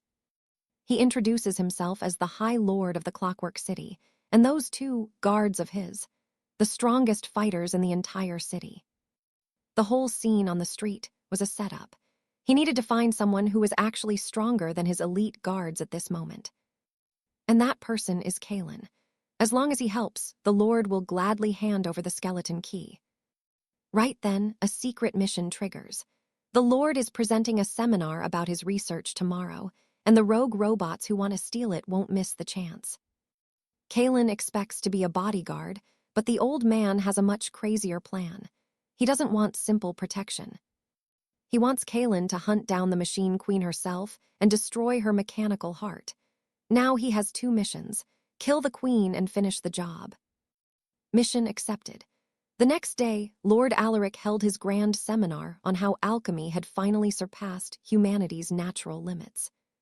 He spoke of nature's mysteries.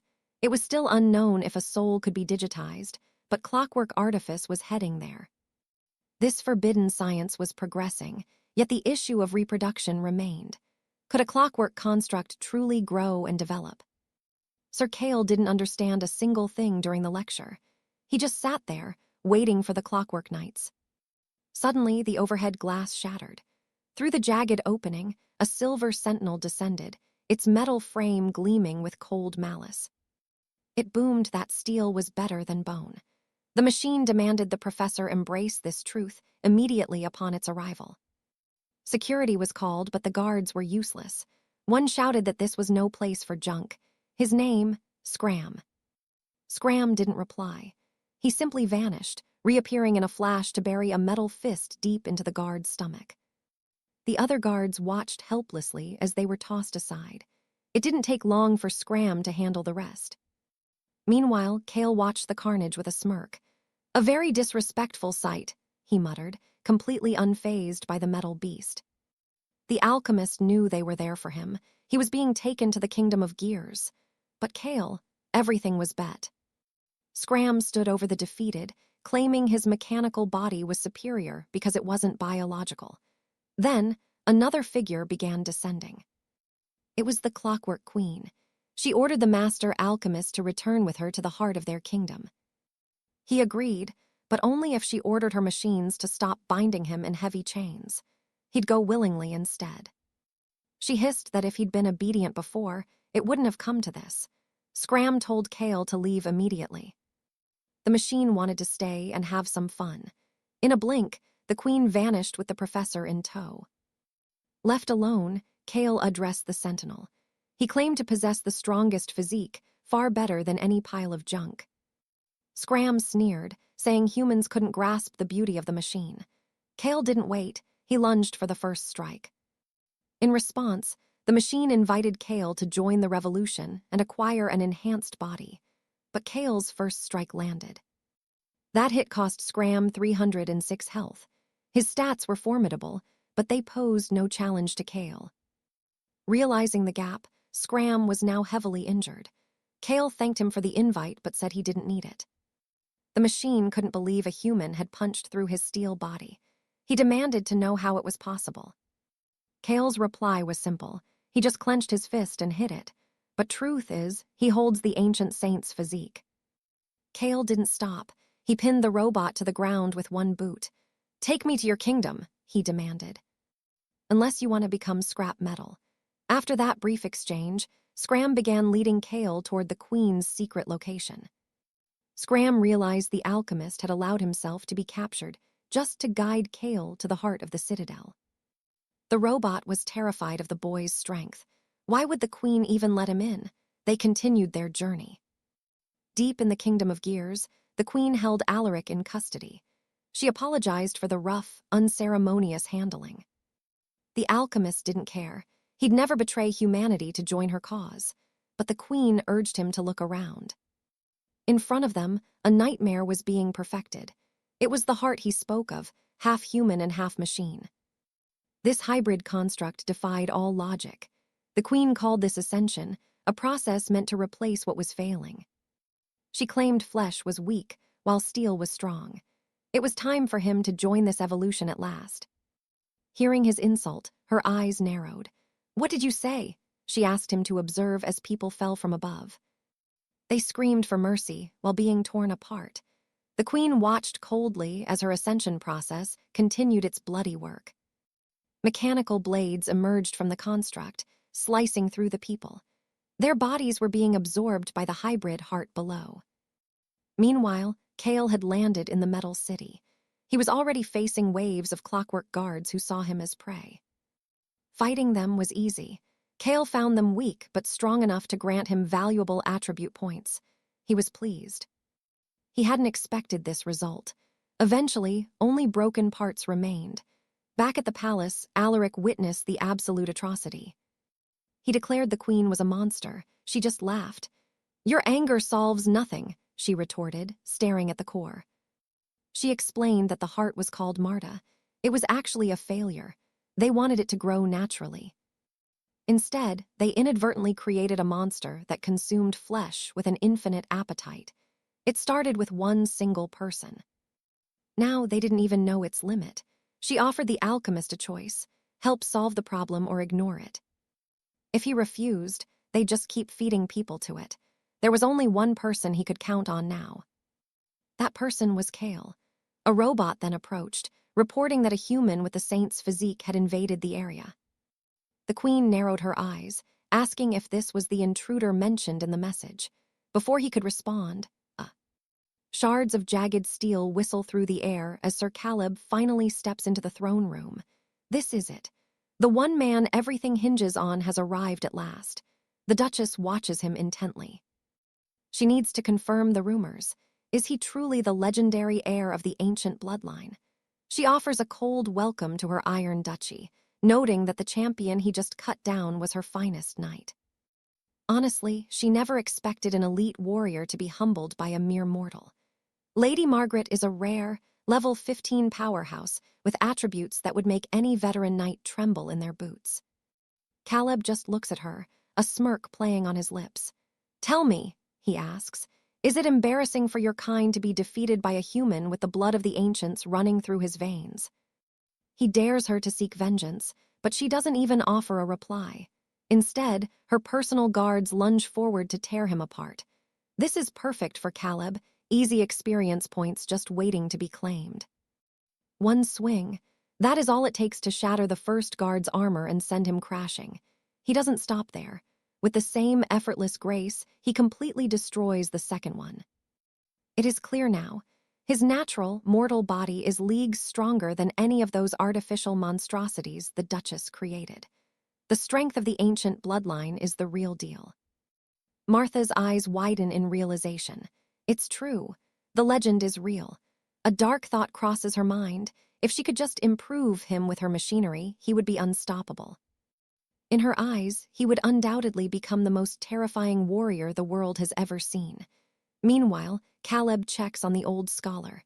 "You all right, Professor?" he asks. The old man is already back on his feet, pointing a trembling finger toward the center of the hall. "Look there!" he shouts. It's the Clockwork Core, level 15, no stats yet, but it is changing. It's undergoing a metamorphosis right in front of them. The professor reveals the horrifying truth. They are using innocent people as fuel to feed the machine's evolution. Caleb's blood boils. Even if the professor hadn't asked, he was going to turn that machine into scrap metal anyway. Right now, the Duchess has only one goal, taking down the ancient heir. She tries to tempt him, telling him to shed his weak, human skin and join her glorious evolution. Caleb, he doesn't even give her a reaction. He's already focused on his target. She tries to predict his next move, but he is far too quick.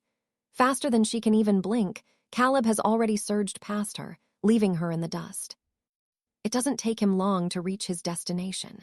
He stands before the Clockwork Core, his weapon raised and ready to end this nightmare once and for all. Now the Duchess is desperate. She starts begging him to stop, screaming for him not to lay a hand on her precious Marta. Her cries fall on deaf ears. The first blow hits the core dead center with a bone-shattering impact. Realizing the disaster unfolding, she charges toward him, desperate to stop Caleb from finishing the job. Caleb senses her approaching and prepares to react. "Stay out of this," he warns. As he prepares to strike again, her internal systems start blaring with red alerts. Every warning sign tells her to move away immediately because the risk is immense. But she's too slow. He strikes her, carving out 288 health points in a single flash of steel. The impact is so violent, it sends her crashing through the stone wall behind her. Even after such a powerful blow, the Duchess still has plenty of health remaining. Caleb is impressed by her durability, but she's even more obsessed now. She absolutely has to have someone this powerful on her side in the Iron Duchy. No more distractions. Caleb turns his full attention back to the heart of the machine. Once again, he hammers it with a blow that meets no resistance. He's furious at what she's done to the people, and his only wish is to see this thing break. After a barrage of successive strikes, the core finally gives way. Boom, the heart explodes into 1,000,000 pieces. Just like that, Caleb nets 3 attribute points and 100 experience points for his trouble. The entire room is now soaked in a thick, dark ichor, liquid spread everywhere from the destruction of the core. It looks like a total bloodbath in there. This sends the Duchess into a blind rage. To her, that machine represented the only hope for her people. But Caleb, he's only thinking about the human lives she sacrificed. She's clearly a human who has deluded herself into believing she's a machine. Despite the carnage, she still wants to talk to him. She claims his strength is still insignificant. She tells him the true queen would forgive everything if he just joined their cause. In her twisted mind, this is his only chance to atone for his sins. She truly believes that her machine evolution is the only way forward. Nearby, the professor yells out, "Don't be deceived, Caleb." But Caleb isn't interested in her metal fantasy. He's actually quite fond of his human body. Margaret looks at him, certain his mind will change once he meets the true queen herself. She offers to guide him. They begin walking through the cold, metal corridors of the fortress. Margaret points the way, but she's hiding something. Opening one of her hands, she releases a tiny robot. It flies through the air discreetly, positioning itself right at the base of Caleb's neck. This tiny mechanical mosquito is designed to infect and turn humans into machines. Margaret is confident this will work. She can already see the Queen rewarding her for this catch. The tiny robot readies its drill, but Caleb feels the slight discomfort. Smack, Caleb crushes the robot instantly. He realizes her scheme immediately and turns his gaze toward her. Margaret tries to play dumb, but it's too late for talk. Before she can even get a word out, Caleb's fist connects. The blow is massive, but she does her best to stay on her feet. Caleb realizes these level 15 elites are tough. They aren't going down as easily as the grunts. Margaret is fuming. "You still want to meet the Queen after that?" she snarls. Caleb just shrugs. She started this fight. If he's right, the Queen must be close. In that case, he doesn't need a guide anymore. Margaret accepts the challenge, promising to take him to the Queen as a corpse. She claims the Queen can just build him a new body anyway. Her robotic fist flies toward Caleb's face, but he meets her head-on with a punch of his own. It's useless. Her attacks are completely ineffective against his raw power. She's becoming increasingly terrified by the strength of this ancient bloodline body. Caleb grabs one of her arms, his grip like a vice. "Scrap metal shouldn't talk," he growls. He strikes her one more time, leaving her cornered and broken. Sir Mordred stopped acting like a mentor right then and there. He accepted the duel, vowing to deliver Arthur's corpse to the Queen. Even if it is just a pile of bones, the Queen would just forge him a new body anyway. Mordred's heavy iron fist swung for the kill. Arthur landed a counterpunch, but it didn't matter. Mordred's attacks, completely useless. He started panicking at the boy's insane durability. He couldn't wrap his head around the power of this divine bloodline. Arthur grabbed Mordred's arm like it was nothing but junk. "Scrap metal isn't on the menu," he mocked, striking again. Mordred's health plummeted. He was pinned, unable to even twitch. Kendrick isn't done yet. He leans in for another brutal headbutt that connects with a sickening crunch. The Iron Sentinel's face literally begins to shatter under the force, sending him reeling back. He goes flying, smashing straight through the stone wall behind him. When the dust settles, his human disguise is gone, leaving only a mangled robotic frame with almost zero health remaining. The machine admits it. He underestimated a mere human. But now, he's dropping the act to show Kendrick what real power looks like. Honestly, that mechanical nightmare of a face doesn't sit right with Kendrick. Our hero would much rather face a peaceful end than turn into a walking tin can like that. The machine lunges, pouring everything into one final, desperate strike to take Kendrick down with him. But Kendrick isn't about to take that hit for free. Not a chance.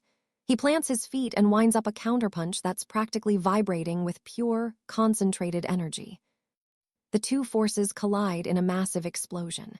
Critical hit. The impact is so perfect that Kendrick instantly levels up, banking a massive 25 attribute points in one shot. He finally did it. He's officially reached the initial stage. It's about time, too. He's been grinding for this power spike, and it feels absolutely incredible to finally hit this tier. Mission accomplished. He pockets the master key, but he's not leaving yet. He wants to find the Queen, betting she's got some legendary loot tucked away for the journey to the inner sanctum. There's just one problem. The door to the next hall needs a password. Kendrick tries every code he can think of, but the system just blinks red. Total fail. If he'd known it was going to be this complicated, he might have kept that robot alive for questioning. Now he's stuck hunting for someone with the code. Little does he know, Queen Seraphina is already waiting for him. She's been watching. She knows exactly how this usually ends, but she's curious. Why is this human coming to her throne room even after his mission is technically over? Kendrick doesn't bother knocking. He kicks the door until it shatters into a dozen pieces.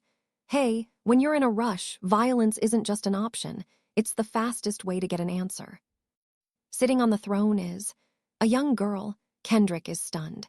He looks at her, totally confused, and asks what on earth she's doing in a place like this. She realizes it instantly. This human is different. He's got an odd spark to him. When she stays silent, Kendrick just tilts his head. He asks if she can even speak or if she has a name. Finally, she opens her eyes. "I am the queen of the clockwork realm." Kendrick's heart nearly stops. She's an epic tier NPC with unknown stats and a massive 100,000 health. Any thought he had about being strong just evaporated. This girl is a monster. With a health pool like that, she could waltz into any rank a kingdom and take over the throne by dinner time. Realizing the danger, Kendrick immediately switches to survival mode. He starts bowing, playing the part of a poor and humble servant who just took a wrong turn. He's already backing toward the exit when things go south. The second he turns his back, massive chains erupt from her body. Kendrick is pinned. He's trapped like a bird in a cage, and no amount of struggling is going to get him loose. Queen Seraphina pulls him in close. He can't even move a finger. Her strength is just on another level. She leans in, whispering for him not to fear, and places a hand on his head. She's absorbing his memories. In a flash, she sees it all: the sun, the wind, the vibrant colors of the world outside her digital prison. She already knew. She knew her realm was a lie, just one virtual loop in a sea of simulations, constantly resetting and forcing everyone back to the starting line. But there's a flaw in the system. As long as she stays in this room, she doesn't reset. She stays the same. She's the only one who remembers every single loop. She's lost track of how many lifetimes she's spent in this silence. Kendrick is the first person to actually reach her in ages, and she is not letting this chance slip away. Kendrick asks if she's done poking around in his head. She calls it an exchange. It makes sense now why her level is so high. She's seen more than anyone. He looks her in the eye and asks if she wants out. She says yes, but she reminds him that she could crush him in a heartbeat. He's just a level 11 human, after all. He can't defy the laws of this world. But then she smiles. She explains that they don't actually need to break the rules to get her out of here. Suddenly, bam, she strikes him right in the chest. Kendrick gasps, wondering if she finally decided to kill him, but she's not attacking. She's reaching for something. She pulls a glowing object right out of his chest. She explains that they're going to use the rules of the world he just told her about to find a loophole. In her hand is the Queen's true heart, an S-rank item with a life of its own. She hands it to him, explaining that it's his to keep now. This heart will grow and eventually become a new version of her. It's a way for players to collect items, but for her, it's a ticket to see the real world through his eyes. Kendrick is skeptical. "Aren't you worried I'll just abandon you?"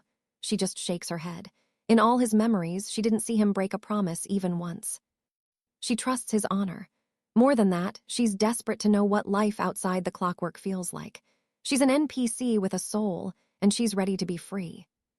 She asks for his final word. Kendrick takes a breath, realizing he's basically being offered a legendary companion. Does he even have a choice? Not really. He says yes. She thanks him with a soft smile and finally lets him leave the throne room. Mission complete, and the system rating, a straight rank A. He scores a rank B magic book, a rank C artifact, a mountain of experience, and 5 more attribute points to add to his growing power.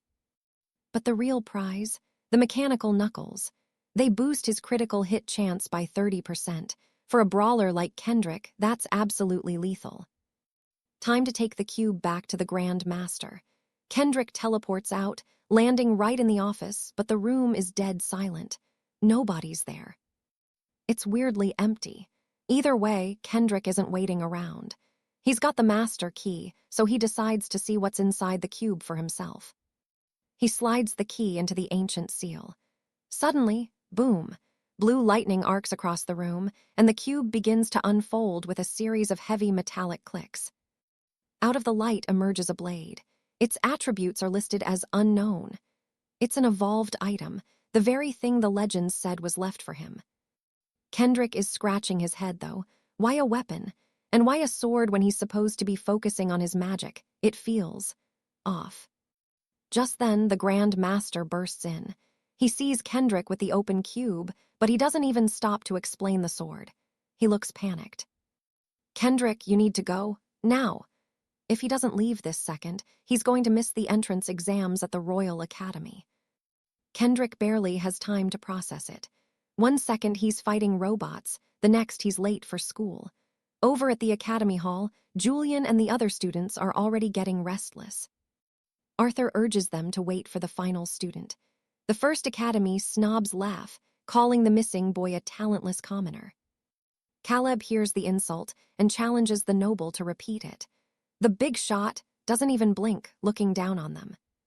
He claims the top honors always go to the royal elite. This year won't be any different, regardless of the competition. He argues that other candidates shouldn't even bother. If the latecomer is hiding, it's clearly out of pure, shivering fear. Arthur snaps back, declaring his friend could flatten them all with a single punch. The crowd murmurs at the bold claim. The noble takes the bait, sneering that he'll devour the little commoner like a scrap of bread.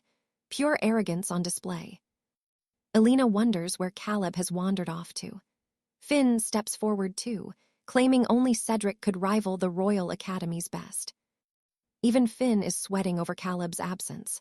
Meanwhile, Caleb is sprinting toward the Grand Hall, knowing his entire future is at stake. The lead examiner asks if the 4th Institute's roster is complete. This was Caleb's absolute last chance to show his face. Suddenly, Caleb's voice echoes from the distance. He's here. His teammates exhale in relief as he arrives at the final second. The elitists are fuming that some anonymous nobody wasted their time. They're desperate to start and secure the top-ranking spots. A friend tries to play it cool, saying he wasn't technically late. The snobs just grunt, impatient to prove their noble superiority. Caleb looks at them and asks where these bugs crawled from. Arthur explains they're the golden boys from the First Academy. The noble turns purple with rage at being called a bug. He vows to absolutely crush Caleb once they enter the arena. Caleb just shrugs, surprised these top students have such glass egos. His total lack of respect sends them into a frenzy. The most offended noble starts sputtering. Suddenly, another student stops him. Their goal is the crown, not some petty hallway brawl. That puts the clown in his place.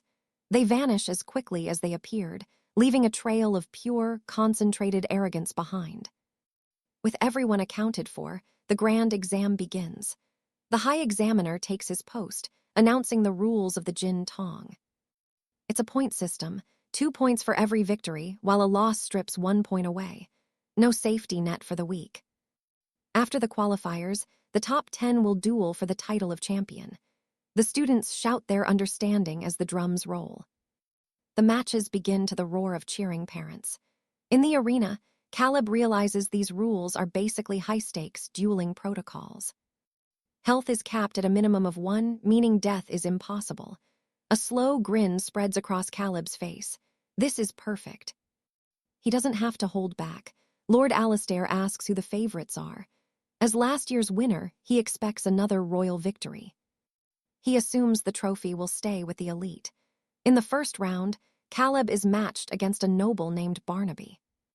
Caleb stares at his opponent with total, chilling serenity.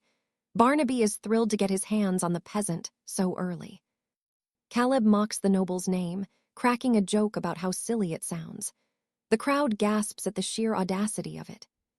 Barnaby explodes in rage, promising to knock every single tooth out of Caleb's head. The referee calls for silence and readiness. It's time for the formal introductions, though neither boy seems interested. They're both vibrating with the urge to start swinging immediately. Barnaby steps forward first, announcing himself as a level 9 lightning mage. He sparks with blue energy, looking quite formidable. Then it's Caleb's turn, level 11 necromancer. The entire stadium goes dead silent as the numbers register in their heads. Level 11, at his age, Barnaby's confidence shatters instantly. Even the judge looks stunned by such raw, unexpected magical power. The duel begins. Desperate, Barnaby channels his electricity, hoping the holy light of lightning will incinerate the undead Caleb commands. Bolts of blue energy begin to dance around the arena. Caleb just watches, completely unimpressed by the flashy, high-voltage display before him. A massive dome of crackling lightning erupts around Barnaby. Only 1 in 10 mages can master lightning. It's a rare, deadly talent. To the audience, it looks like a perfect defense. They can't imagine a lowly necromancer breaking through that wall of pure energy. Inside his glowing cage, Barnaby taunts Caleb to attack. He's desperate to see what the supposed level 11 freak can actually do. But he's confused. Caleb hasn't drawn a staff or cast a single spell. No skeletons, no shadows, just a boy standing there. Up in the VIP seats, an elder asks if this is the student Jingu Academy headhunted. He seems dangerously overconfident and reckless. The elder warns that if he doesn't take this seriously, he'll lose. But the director knows the truth about Caleb's hidden strength. He reminds the elder that Caleb once sent a seasoned professor flying with a single hit. This isn't arrogance, it's absolute certainty. The other professors lean in, eager to see the clash between lightning and death. So far, the arena remains strangely, eerily quiet. Barnaby is getting twitchy. Caleb begins to walk forward, slow and steady. Why hasn't he summoned his undead minions yet? Then the unthinkable happens. Caleb steps directly into the lightning dome. He doesn't flinch, he doesn't burn, he just walks. Barnaby is terrified. Necromancers are supposed to be glass cannons, weak and fragile. But this guy is tanking lightning like it's nothing. The crowd is losing it. Are these even mages? Because one of them is acting like an indestructible, unstoppable god of war. Arthur doesn't hesitate. He slips on the brass knuckles. Time to break some teeth and take this chance. He's closing in. The mage panics, casting a heavy gravity spell to anchor himself. But it's too late. Boom! That critical hit shreds his health bar. His body rockets across the arena, smashing through everything. Without those protective tournament runes, he'd be a red stain. Arthur just looks down. You owe me 5 lives now. The crowd is dead silent. How does a necromancer, a supposedly squishy class, hit like a runaway carriage? The High Elder turns to the dean. He wants answers. Now, this shouldn't be possible. One punch, over 1,000 damage. The dean just shrugs. Nothing weird about a battle-ready necromancer.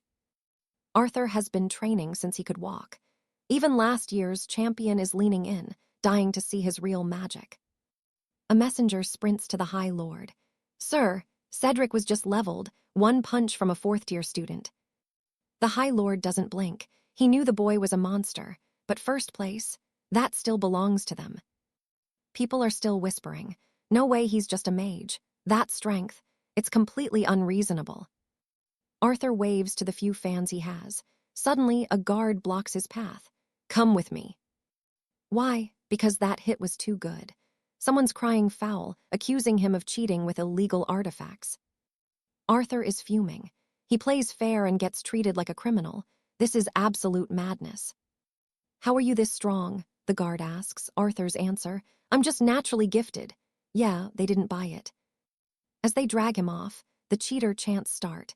Even the elders wonder if the boy is a fraud. Rivals are already celebrating. He's finished, they sneer. But Julian, his best friend, tells them to shut it.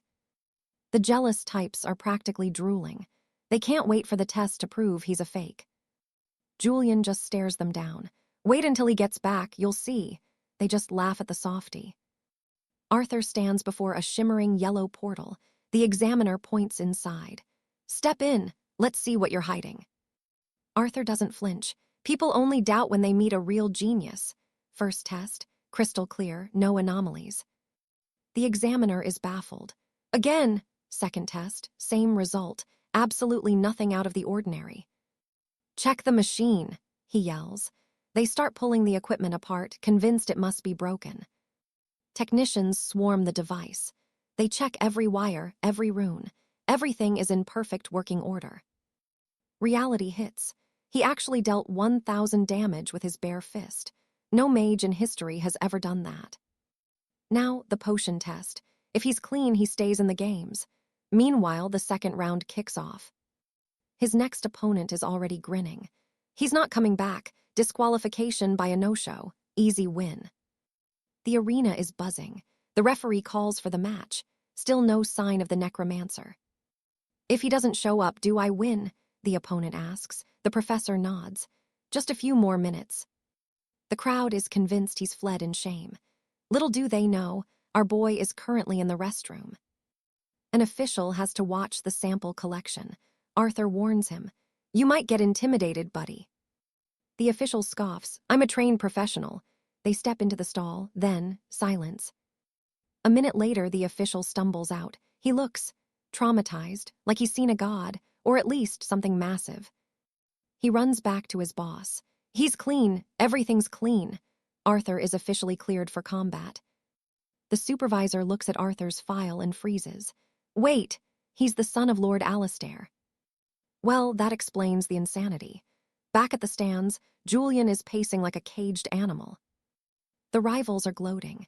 "He's gone, Julian, expelled and forgotten." They're loving every second of it. A girl in the crowd calls them out. "You're the ones who reported him, aren't you?" She can't prove it, but she knows. Besides, that damage was so high, even she had her doubts. 1,000 damage is just broken. Julian doesn't care. "He's coming back, just watch." The haters just laugh. "Delusional, he's finished." But one rival looks worried. He wants that first-place trophy. And he knows that, even without Arthur, the competition is going to be a bloodbath. Suddenly, the announcer's voice booms. Arthur of the 4th Academy has arrived. He's walking toward the arena, looking like he didn't just spend the last hour being interrogated. The referee is mid-sentence, ready to disqualify him. Arthur just smiles. "Hold that thought, I'm here." The arena was packed and the tension was thick. It was finally time to start. Kalen stepped forward, introducing himself to his new opponent just like before, and seeing him back in the ring. The atmosphere shifted instantly. The crowd started to realize the truth. Maybe he didn't cheat after all. If he was back, he was the real deal, a warrior truly capable of dishing out that legendary, massive damage. All those haters from the House of Malice, suddenly, they had to shut their mouths and swallow their pride. Kalen's opponent stood there, shaking, and told him there was no need for fancy introductions. He figured since Kalen had arrived, he'd try to make a move, but the pressure was just too much. Before the bell even rang, the guy forfeited. He just checked out right then and there. Why? Because he didn't want to be the next victim of a punch that could deal over 1,000 damage. Kalen actually chased after the guy, trying to talk him back into the fight, which was honestly hilarious. The referee was stunned. Just like that, Kalen bagged the win by forfeit, bringing his total to 5 points. He was climbing the ranks without even breaking a sweat. His crew rushed to the arena floor to celebrate, but over at the headquarters of the House of Malice, things were looking grim. They were absolutely fuming that the Necromancer was back in play. Their plan to report him was just a cheap trick to buy some time. They knew that if he hadn't actually cheated, his return to the tournament was inevitable, but they weren't done yet. Reporting him was only the beginning. They had a whole deck of dirty cards left to play to get him eliminated. In their minds, nobody, especially not some outsider, was taking first place from them. Then came Kalen's next match. And guess what? History repeated itself. Just like the last guy, this new opponent forfeited before the first blow was even struck. This was starting to get under Kalen's skin. He was itching for a real fight, ready to crush some faces, but his opponent just kept insisting he didn't want to feel the agony of a 1,000 damage hit. Round 4, same story. Kalen was beyond frustrated at this point. He came here for a war, not a series of white flags and nervous exits. This ridiculous streak of forfeits dragged on all the way to the 8th match. Kalen was completely disheartened. He just wanted anyone, to actually stand their ground and fight him. If this kept up, he was going to breeze into the second phase with a perfect score without ever swinging his weapon. But the House of Malice had a nasty surprise waiting in round 9. They pulled some strings to pit him against a high-ranking professor from St. Jude's Academy. Now, the big question was whether she would actually go along with their twisted little scheme. All the villains needed was for the fight to start. After that, it was all up to her. Would she play fair, or would she do whatever it took to win? And here we go. Professor Seraphina stepped into the light to face Kalen. The audience went absolutely wild. not just for the fight, but because she was arguably the most beautiful woman in the kingdom. Time for the formal greetings. Seraphina revealed she was a level 11 ice mage. Up in the VIP booth, an old director muttered that Kaylin had finally met his match. He thought Kaylin was in a world of hurt, but Lady Cyan just smiled. She knew the truth. Nobody actually knew the limits of Kaylin's true power yet. Kaylin kept it simple, level 11 necromancer. But as soon as the words left his mouth, the professor's staff began to glow with a chilling blue light. Kaylin was actually surprised. Finally, someone who wasn't going to just run away. Seraphina made it clear. She had zero intention of backing down from a student. Kaylin's eyes lit up with excitement. This was exactly what he wanted, the first opponent in ages who didn't care about his reputation and was ready to throw down. But the crowd, they were being total jerks. They started booing Kaylin, assuming he was going to use some dirty necromancer tricks against such a stunning woman. Hearing the jeers, Kaylin just shouted back that he'd go easy on her since she was so easy on the eyes. Then, he pulled out that strange item he'd won from the magic vault. It was so bizarre that even the referee did a double take. He couldn't believe a necromancer was actually planning to fight with a spear. It was totally unheard of. On the other side of the ring, Seraphina got serious. She'd never seen a mage use a physical weapon like that, and the unpredictability was making her nervous. Kaylin lunged forward, spear in hand. Seraphina reacted instantly, conjuring a massive wall of ice to block him, while frozen spikes erupted from the ground to pin him down. But Kaylin didn't even flinch.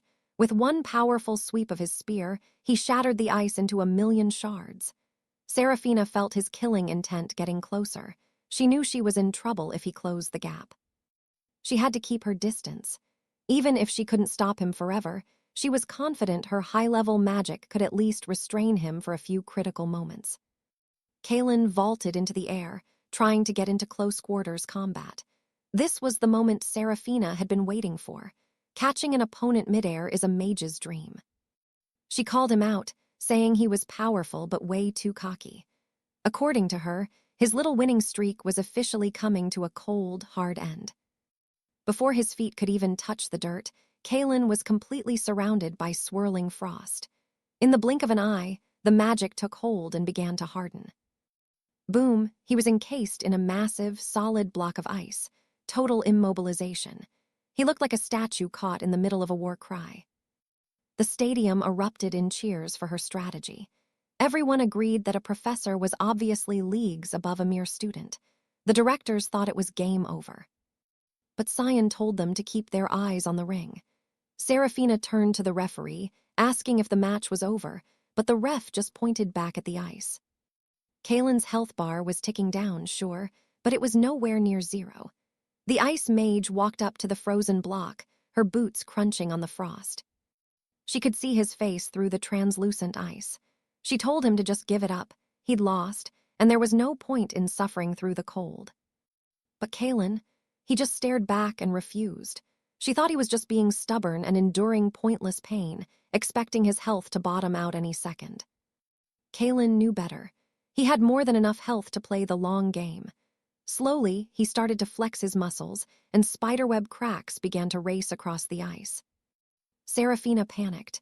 She poured more mana into the spell, trying to thicken the prison and keep him down. For a second, it looked like he was trapped again.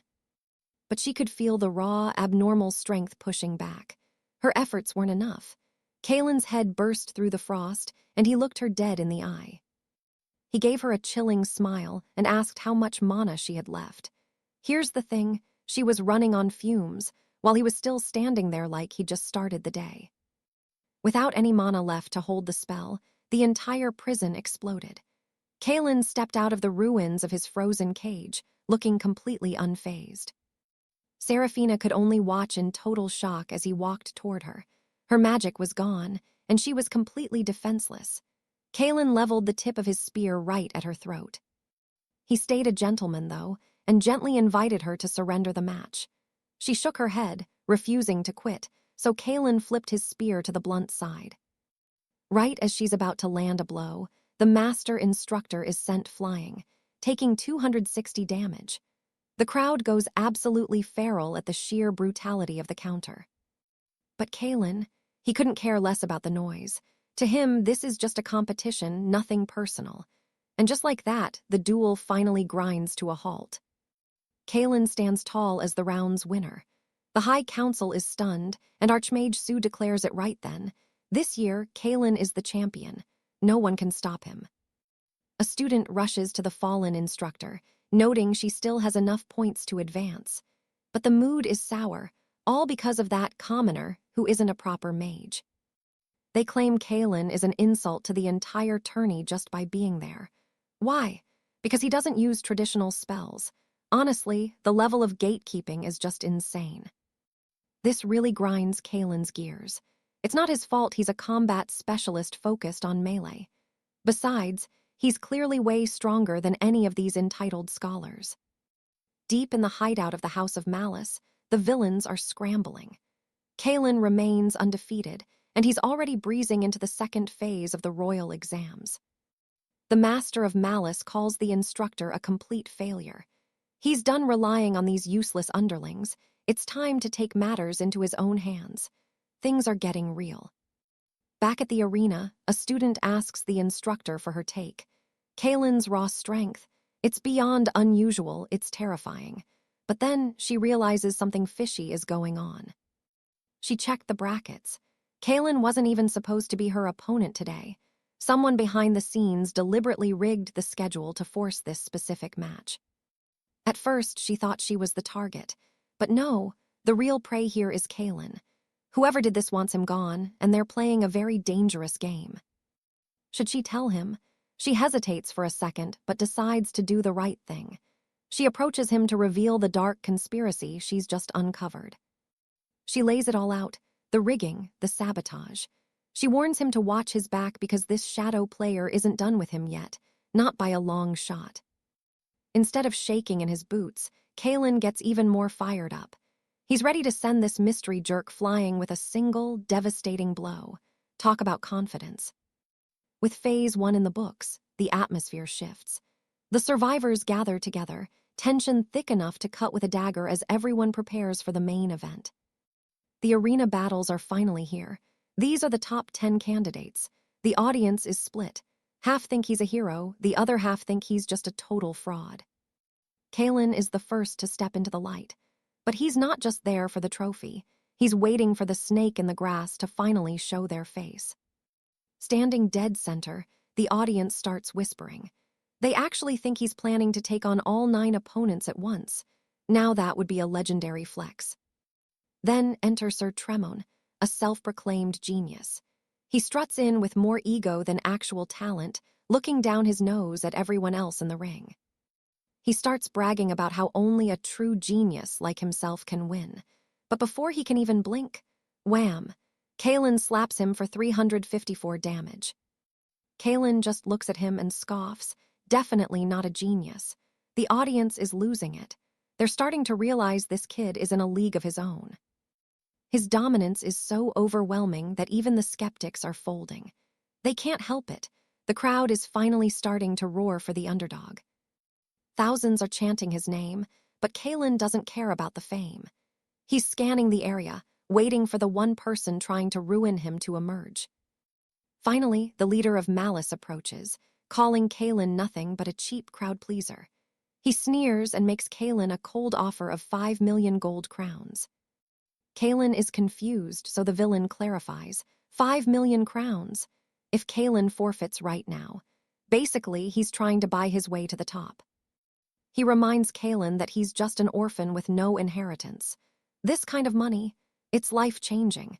He expects Kalen to take the bait and run.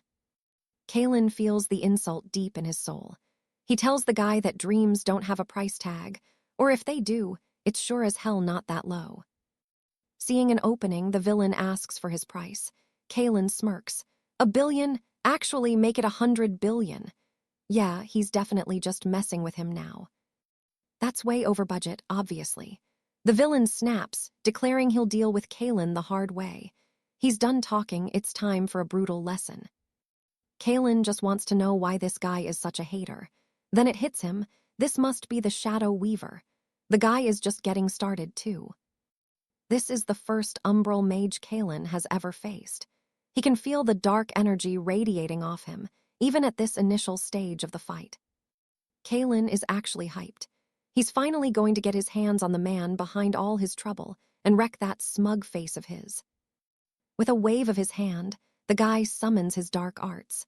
Shadows begin to crawl across the arena floor, twisting into eerie, humanoid shapes. A combat mage versus a shadow weaver. The crowd is ecstatic. They're screaming for Kaelin to summon his own warriors, but our boy has other plans. "I don't need them," he says. He's more than enough on his own. He grips his spear, ready to handle this entire mess solo. Pure alpha energy. He waits perfectly still as the shadows close in. The second the first one enters his reach, he strikes hard, aiming to shatter the darkness. But wait, something's wrong. These aren't just shadows. They're solid. He can feel it in the impact. These things have bones made of reinforced steel and iron. This was the secret weapon prepared specifically to take Kaelin down. But is he intimidated? Not even a little. He just keeps swinging harder and faster. The shadows are tough, sure, but they can't even touch him. They're basically just glorified punching bags for Kaelin as he dominates the flow of battle. He's actually enjoying this, testing his limits to see if his raw strength can snap one of these monsters. It's time to go all out. With a massive vertical strike, he brings his blade down like a guillotine. The force is incredible, but even then the shadow's armor holds, barely. Since his blade is already lodged near its neck, he pivots, striking a vital weak spot he spotted. One down, and he's just getting started. Only 3 shadows left. The villain is starting to sweat. He can't believe Kaelin's physical power. Honestly, if someone called Kaelin a monster, he'd believe it. Another shadow's head goes flying. Before anyone can even process what's happening, the rest of the summons are wiped out completely. Clean sweep. Now there's nowhere left to hide. It's finally time for the leader of the House of Malice to face the cold edge of Kaelin's blade. Game over. Lord Mordred moves in for the kill. He laughs, telling everyone those shadows aren't for fighting.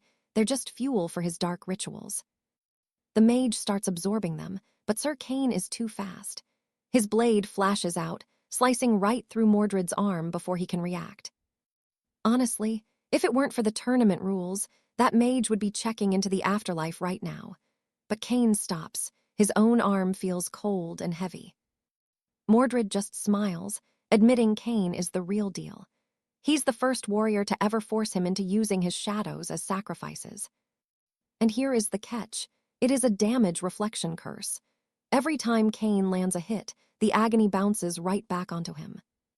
Mordred pulls a dagger, warning Kane that he is not safe even if he stops attacking.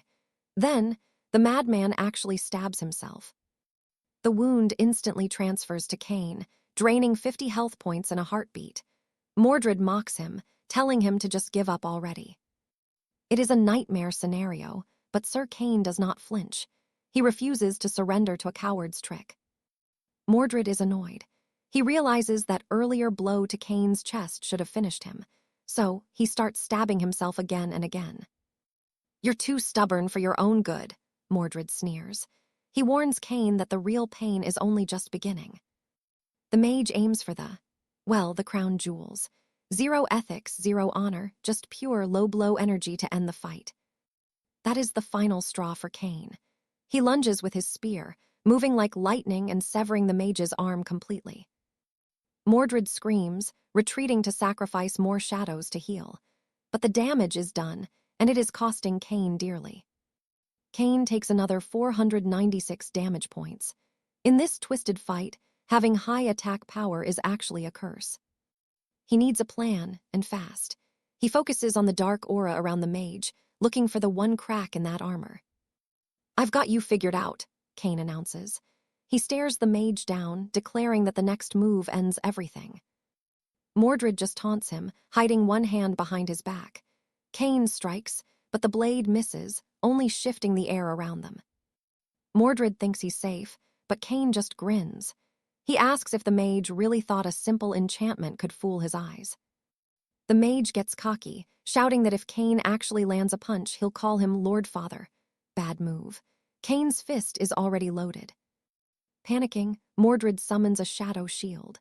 He's not laughing anymore as that massive fist comes flying at his face. The shield holds, barely. Cain was right, the mage only defended because his reflection curse has a limit. Mordred tries to play it cool, saying a block isn't the same as a hit, but Cain doesn't stop. He keeps swinging. Another 125 health points gone. That shield could stop a giant, but it's crumbling under Cain's raw strength. Mordred finally realizes he's up against a monster. Cain steps forward, ready to finish this, but the mage has one last trick. "I'm the one ending this," Mordred screams. Suddenly, every shadow in the arena starts rushing toward him like a vacuum. It is a total transformation. Shadows swallow his body, his eyes turn a demonic red, and the air itself begins to turn cold. Mordred thinks he's invincible now. He's convinced that no physical fighter, not even Cain, can touch this new form. He is obsessed with taking first place in the knight's exam. He lunges forward, certain that Cain's life is forfeit. But Cain doesn't even blink. Before the mage can move, Cain buries a heavy kick right into his gut. Talk about a reality check. Mordred goes flying across the Colosseum, smashing through stone and kicking up a massive cloud of dust. But wait, he gets back up. Merging with the shadows turned his body into iron. He is pissed off and ready for round 2. He rushes Cain, looking for blood. But Cain meets him head-on, throwing a punch that could shatter a mountain. Their strikes collide. The shockwave is so intense it literally rips the ground apart beneath their feet. Cain loses his footing for a split second, forced to block a high kick while hovering midair. Mordred grabs Cain's ankle, thinking he has him trapped. Big mistake. Cain doesn't do trapped. Even while hanging upside down, Cain smashes a fist into Mordred's face. The mage is sent cratering into the dirt again. The crowd is losing their minds. This was supposed to be a magic duel, but it has turned into a brutal, bloody brawl. Up in the shadows, 2 assassins from the Black Order are watching. They realize this isn't some random mage, it's the target they've been hunting for Lord Valerius. Mordred is losing it. He can't understand how a normal human is matching his godlike shadow strength. But matching isn't the right word. Cain isn't just keeping up, he is dominating. Mordred feels his power fading. Desperate, he prepares to use the forbidden, devouring shadows sacrifice. The Archmage screams from the stands, ordering him to stop before he destroys himself. But Mordred won't listen.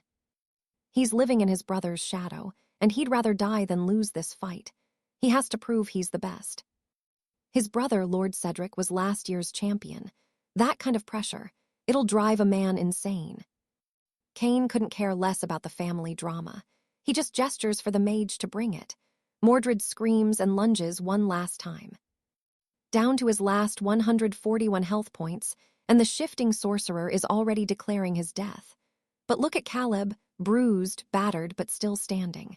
He's not done yet. Boom, Caleb retaliates with a brutal strike right to the mage's face. In the center of the arena, these 2 are just trading relentless, bone-crushing blows. The referees are getting nervous, asking if the Grand Marshal is really going to let this carnage continue. The Marshal just watches. "A little longer," he mutters. Hidden in the crowd, a mysterious woman whispers into a communication crystal.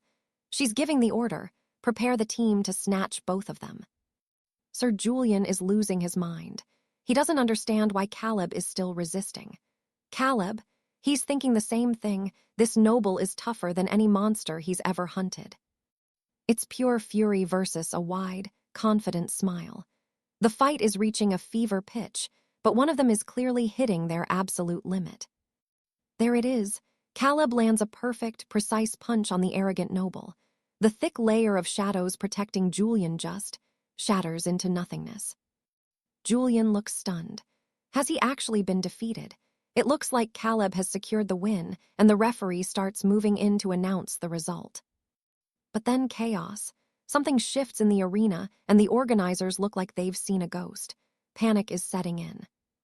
The Grand Marshal screams at the shadows, "You're courting disaster." Caleb's confused, but that gleam in his eyes says he knows someone dangerous is approaching. An armored carriage suddenly tears away from the venue. Inside, a group of the kingdom's best young talents are trapped, including our boy Caleb. Caleb finally groggily wakes up. What happened? He sees Julian there too, along with the professor who tried to intervene. It's a disaster. The best candidates from the royal exams have been kidnapped right under everyone's noses. A hooded woman walks up. It's Lady Alara. She says she regrets the rough treatment, but Caleb just scoffs at her. If this is how you invite people, you might want to work on your manners, Caleb retorts. She just smiles. She's the leader of the Black Order in this city. Turns out, it was Caleb's incredible performance in the arena that forced her hand. She just had to have him. Sir Arthur and Sir Tristan are there too, and they've never even heard of the Black Order. A bold move to strike in the middle of a royal event. The professor is fuming. He warns them that the repercussions will be massive and demands they be released this instant. Lady Alara isn't budging. They'll be freed once they reach their destination. Stay calm and nobody gets hurt, that's her promise. But here's the catch. Try to escape, and you'll find out firsthand whether God actually exists. Talk about a terrifying threat. The big question is why? Simple. Just like the elite academies, the Black Order needs the best prospects to fuel their ranks. One of the captives stands up, acting tough and demanding freedom. Bad move. Alara kicks him straight in the gut, folding him like a lawn chair. She tells them they'll join willingly once they see the Order's true power. If they're smart, they'll make the right choice. If not, well, they won't be living long enough to regret it. These anti-magic shackles are the real deal, so don't even think about escaping to the ethereal realm. She turns and slams the door shut. Back at the arena, the professors are reeling. The Grand Marshal's arrows hit an infiltrator disguised as an exam worker. There's a rat in the ranks, but the top priority is saving the students who were taken. An elite level 35 archer. Who would have thought the Grand Marshal himself would have to step onto the battlefield like this? He draws his bow, facing a mysterious young man who refuses to give a name. He fires, but wait, the arrows pass right through. It was just a mirage. While the Marshal is distracted, he takes a direct hit. The intruder mocks him, calling the old Marshal hot-headed, a surefire way to end up in an early grave. The rubble explodes as the Marshal stands back up. His rage is so intense, the very ground around him starts to shake and float. As the dust clears, the Marshal finally rips himself free from the magical restraints holding him down. Two of his knights rush over to check on him. He's fine, but he only wants one thing, the location of those intruders. They escaped with 10 students, and the guards couldn't stop them. When the Marshal hears the names, he goes absolutely ballistic. 2 directors try to calm him down, explaining that since the kids are prodigies, the Order won't kill them just yet. This was a perfectly orchestrated strike. No ordinary gang could pull this off in the middle of a royal exam. Then, more bad news. The same thing just happened in other major cities. This is a coordinated invasion. The Marshal orders an immediate investigation. Safety of the students is the only thing that matters. Meanwhile, in the back of that carriage, Caleb is examining his shackles. A big physical cultivator next to him is straining, trying to flex his way out, but the metal won't budge. He's struggling and sweating, but Caleb, he just casually pops his own chains open like they were made of paper. These things are pretty low quality, aren't they? Caleb remarks, leaving the musclehead absolutely speechless. Spear in hand, Caleb starts helping the others. One quick slice of the blade and their restraints are history. Only Julian is left. Stubborn as ever, he insists he doesn't need Caleb's help while fumbling with his chains. Caleb just shrugs and cuts a massive hole in the carriage wall. Freedom is right there, but that noise, Lady Alara definitely heard it and she's coming to check. The carriage screeches to a halt. As she steps out, she finds the students already waiting, facing each other once again. Not even a level 20 Knight of the Iron Oath could break those heavy shackles. She demands to know how they did it, but Kale just smirks. He tells her she wouldn't sleep a wink tonight if he actually told her. Before she can snap back, they're suddenly teleported away. Pure frustration. She fires her heavy quadrupeder, and the massive blast shatters the very ground. They've entered the inner realm now. She's fuming, but she knows help will arrive once they return. She vows right then and there never to forget Kale's name. Meanwhile, in the Shadow Realm, it's a rank E mission. The goal? Stop the resurrection of an ancient demon. Kale's team is gone, likely scattered to random corners of this world. He eyes the NPC's device, thinking about smashing it to move freely. But then, snap, something triggers his survival instincts. A young student rushes to his master, claiming the Saint of Desires has risen from the grave. The master isn't buying it, not for a second. He claims it's impossible. See, when a body turns malevolent, it's supposed to grow thick fur, long talons, and jagged fangs. The boy swears by what he saw, but the master stands firm. Kale realizes that following these two is his fastest ticket to the heart of the story. He plays along, perfectly still, pretending to be nothing more than a reanimated corpse. Soon, they're all huddled inside a small house. The master announces he has to leave, giving the student one job: watch over the Saint of Desires. No pressure, right? The poor kid starts praying fervently that the saint stays dead. But mid-prayer, the door is kicked wide open by uninvited guests. These newcomers are hauling a massive stone sarcophagus. The old man in charge spots the restraining seal on Kale and narrows his eyes. He demands to know the boy's connection to the soul warden, Alistair. The boy nervously confirms that Alistair is indeed his master. The boy asks if the old man is a grave seeker. The man laughs, impressed that the kid actually has a bit of discernment in him. He wants to know where the master is. The boy explains he's out for a bit but will be back soon. The old man isn't waiting. He examines Kale's corpse, noting the skin is still firm and surprisingly warm. Freshly dead, he speculates. The boy warns them, don't offend the Saint of Desires. It's the kind of mistake that leads to very dire consequences. The man just scoffs. It's just a body, kid. No consequences for words spoken to meat. He claims only soul wardens think like that. The boy snaps back, threatening to make his staff sing on the man's head if he tries anything. He's standing his ground. But the scavenger doesn't care about respect. He looks at Kale and sees nothing but gold coins. The features are too fine to waste. He orders his lackey, Thorn, to grab the body. Hearing the command, Thorn moves in, completely catching the boy off guard. The boy leaps in the way. He's not letting them steal the body, not on his watch. He's trembling, but he's staying put. Thorn doesn't even hesitate. He slaps the boy right across the face. The boy cries out that he'll do anything to protect the saint. Seeing how small and weak the kid is, Thorn feels zero intimidation. He knows the boy will just keep interfering, so he gets brutal. A sharp knee to the stomach. The sheer force of the impact sends the boy flying across the room. Absolute overkill. The man keeps walking, mocking the boy for being too fragile to do a thing. But our boy Kale, he's seen enough.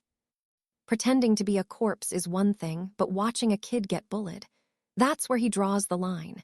His reaction doesn't go unnoticed. He rips the seal from his head. What a waste, he thinks. Thorn really hurt the kid over something this trivial. The corpse stands up. The boy's eyes go wide as he screams. The Saint of Desires has returned from the dead. Kale didn't want to get involved, but he needs to reach 𝑦𝒕𝒔, and he certainly isn't going to let these two sell him off. The old man senses an attack and fires off a poison spell. Too slow. It's completely useless as Kale's fist connects with his face. Boom, the old man is sent airborne, crashing hard into the floorboards. Only now does he realize this isn't a corpse, it's a monster. Thorn thinks it's just a trick. He's undeterred and swings his heavy club with everything he's got, aimed right for the head. The club lands squarely on Kale's face. The result? Absolutely nothing. The impact was negligible, leaving Thorn paralyzed with pure shock. The old man is losing his mind. He can't tell if Kale is a living man or a reanimated god. He checks Kale's status, and it's even weirder. He's a reanimated body with an extra 100 defense, but he can't regenerate health or mana. A total tank. That's why the reanimating bell made him move like a puppet. But with health this high and no need for mana, he's fine. The old man panics, yelling for Thorn to hold Kale off while he prepares a suppression technique. Classic move, sacrifice the lackey. Thorn charges again, desperate. Kale just readies his strike, totally unimpressed by the effort. One devastating blow sends Thorn sinking deep into the dirt. Even though he blocked, he tells his master he's reached his limit. But guess what? The master already fled the scene. Thorn is left there, abandoned and crushed, without a single word of explanation. Kale tells him not to sweat it. The old man isn't escaping this. Leaving Thorn in the dust, Kale hunts down the coward. One strike is all it takes to permanently retire the elder. Now, only the other one remains, and he's completely out of options. Cadden was disheartened by the mess, but he hadn't forgotten the man either, slamming his face into the dirt to gain experience and attribute points. He grew curious about the heavy cargo they'd been hauling. It looked like a spirit-binding casket, sealed tight with dark, ancient magic. With a heavy shove, he forced the lid open to see what was inside. To his shock, he found his own comrade, Lady Alara. He recognized her instantly by her slender frame, though she wasn't exactly pleased to be recognized for that specific trait. Apparently, they were now part of this dungeon mission, which explained why they'd been turned into these hollowed, reanimated vessels. The young page nearby couldn't believe his eyes. Another resurrected sentinel was actually taking advantage of his presence to move freely. Cadden addressed him directly. The boy stammered, asking what they wanted, only for Cadden to announce they were heading to Sorrow Peak. Ironically, that was the same destination the boy and his mentor were trekking toward. Soon after, the boy's master finally returned. The kid claimed he'd captured the sentinel himself, but the master knew better. They still had a long, grueling journey ahead of them. Elsewhere, dark-robed cultists marched with caskets, forbidden seals floating around them as one hissed out a wicked prayer. Cadden watched every shadow. The high priest ordered one of his followers to enter the vault, saying the others would arrive soon. He handed a ritual bell to his apprentice, instructing him to use the chime to keep the resurrected sentinels in line. The apprentice shook the bell gently toward the horizon. Ahead lay more bodies, noble warriors who had failed the very same trial. Then Arthur appeared with his friends. Cadden felt a surge of relief seeing them, but the reunion was cut short by something impossible. The page watched in pure horror as the dead bodies started talking to one another. How could these fallen deities still be alive? In the shadows, the great elders gathered. They were prepping for the Sentinels of Pleasure for their 5th summoning attempt. Tonight, they would breach the Eternal Sovereign's tomb. As the night went on, the moon climbed high, illuminating the cursed land. The procession finally reached the Imperial Vault. A cold, biting wind blew through them as they gathered before the massive tomb. With the sentinels present, one asked if they could leave. The high priest just looked at him coldly. Leave, to where? The trap was sprung. The great king would return with these bodies, using human blood as the ultimate sacrifice for his rebirth. The priests were horrified. They were just sacrifices. Pleading was useless. Those who valued their lives tried to flee while they still could. But escape was a lie. They were completely surrounded by a wall of reanimated flesh that blocked every exit and attacked without mercy. These were corrupted bodies. The elder realized the high priest had planned this bloodbath from the very beginning to fuel the ritual. Seeing the chaos, Alara asked Cadden what to do. They had to stop the Demon King's resurrection before the world was lost. Perhaps this divine emperor was the demon the legends feared. If so, they had to attack, cutting through the corrupted guards. The high priest watched as the bodies finally entered the tomb. The emperor was returning, but he grew furious at the interference. The vessels seemed too alive, which filled him with rage. Taking his brush, the malicious elder began chanting a dark incantation. Cadden was swarmed. His limbs felt like lead as the dark magic of the reanimation spell started taking hold of his bones. Gripping his spear, he prepared to strike at the source. He launched the weapon with all his might, aiming for the elder. The spear tore through several bodies, but the elder finished his chant, commanding 10,000 hidden corpses to rise from the earth. The ground shifted beneath them, and Cadden's companions were terrified. They were frozen in place, unable to move a single inch. Their bodies were the perfect nourishment for the Emperor's return. If this continued, the demon would be fully revived at any moment. Cadden reminded the monk they were there to stop the resurrection, but the monk couldn't believe his god was actually a monster. The legends spoke of a scorched fiend that burned everything, the dry demon.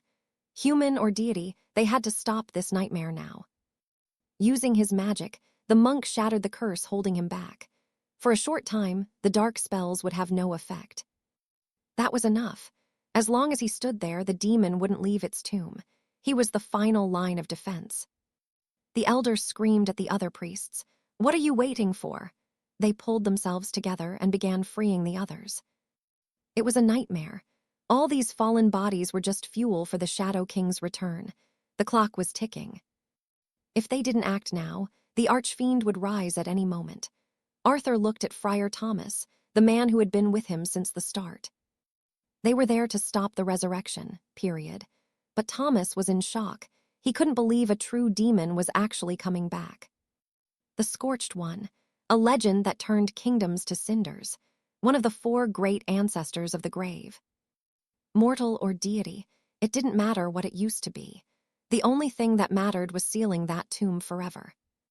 The friar began a forbidden chant, burning away his own curse for a temporary boost. He was ready for a holy war. In this state, corpse magic wouldn't touch him.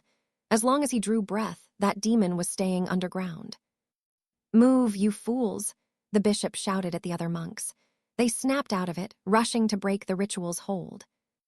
Reanimated corpses crawled everywhere as the fanatical high priest Malachi screamed that his lord's resurrection was now inevitable. Cedric wasn't having it. He struck the priest with every ounce of his strength, leaving Malachi's body slumped lifelessly over the ritual altar. But there was a catch. The ancient sarcophagus couldn't touch a single drop of human blood under any circumstances. Too late. The priest's blood soaked the stone, and a rotting hand clawed out of the earth as the dragon's breath demon was born once more. The system flared red. Resurrection confirmed. Their simple mission had just turned into a total nightmare. Lady Margaret stared at the ethereal horror in pure shock. Absolute disbelief was written all over the survivors' faces. Only Cedric remained calm. They had to kill this thing, but the mission difficulty had just spiked straight to rank D. This was an epic boss, level 20, 4,000 health, 223 strength. The temple initiates. Yeah, they immediately started running. The monster's eyes locked onto one of the cowards. It lunged, chasing him down as the man screamed in pure despair. Not far away, the demon spotted another target. The terrified runner scrambled toward Cedric, hoping the beast would kill him instead. He literally tried to use Cedric as a human shield. Cowardly move, right? Cedric was absolutely livid at the betrayal. Now the demon stood right in front of him, ready to tear him apart. But before it could even swing, Cedric struck first. One punch. That's all it took to send the demon flying across the room like it had wings, until it slammed into the stone wall. It recovered instantly, exhaling a cloud of lethal, poisonous mist that barely missed Cedric's face. The Archmage shouted a warning about the toxicity, and Alara, their ice mage, reacted instantly, trapping the mist and the monster in solid ice. Brother Thomas quickly mended Cedric's wounds with a burst of healing magic, but then, crack, the demon shattered its frozen cage. Silas, the shadow squire, saw an opening. He vanished into the darkness and reappeared beside the beast, slashing with his blade. It did nothing. The monster didn't even flinch, but it was definitely pissed off now. The demon unleashed its true power, cutting the attributes of every player in the room by half. Cedric's health was instantly gutted. They were cornered. With their stats trashed, cooperation was their only hope of surviving this fight. Suddenly, a massive shockwave of debris exploded forward. It was Cedric, hammering the demon with his bare fists despite the debuff. The others were stunned. Cedric's attack dealt 10 times the damage of their strongest spells, but the demon roared and swiped back. The blow sent Cedric flying. Captain Alistair rushed to his side, desperate for a plan since nobody could break the boss's defense. Cedric noticed the jealous Sir Gareth hiding nearby. With a cunning grin, he kicked the man straight toward the demon to force him into the fight. Gareth was almost on top of the beast. Realizing he was doomed if he didn't act, the Shadow Mage finally summoned his powers. He conjured a dark barrier just in time to block a killing blow. Cedric watched, impressed that such an annoying guy actually had a useful skill. The monster tore into Gareth's defenses. Finally, the student triggered his shadow sacrifice ability to tank the hits. The impact was devastating. The very ground beneath Gareth's feet gave way, but he stayed on the front lines, absorbing every strike. He didn't even try to hit back, he just endured. Meanwhile, the two mages behind him were finally finishing their ultimate spells. The headmistress shouted that she was ready. She unleashed a torrent of high-level ice magic that froze the air itself. At the same time, Alistair cast his strongest binding chains. The resurrected demon was slammed by both spells at once. Cedric was actually impressed by Gareth's grit, but then Alistair gasped. He was completely out of mana. It was all down to Cedric now. He charged forward, his fist aimed squarely at the hideous face of the abyssal horror. The impact was brutal. The demon's face was utterly disfigured, but Cedric wasn't finished yet, not even close. He unleashed a relentless barrage of punches, pummeling the beast so hard it looked like a defenseless child. After taking a world-class beating, the demon shrieked in pure outrage. It screamed that not even its father had ever hit it like this. It was time for payback. It prepared to strike back in the most sadistic way possible, or so it thought. Boom!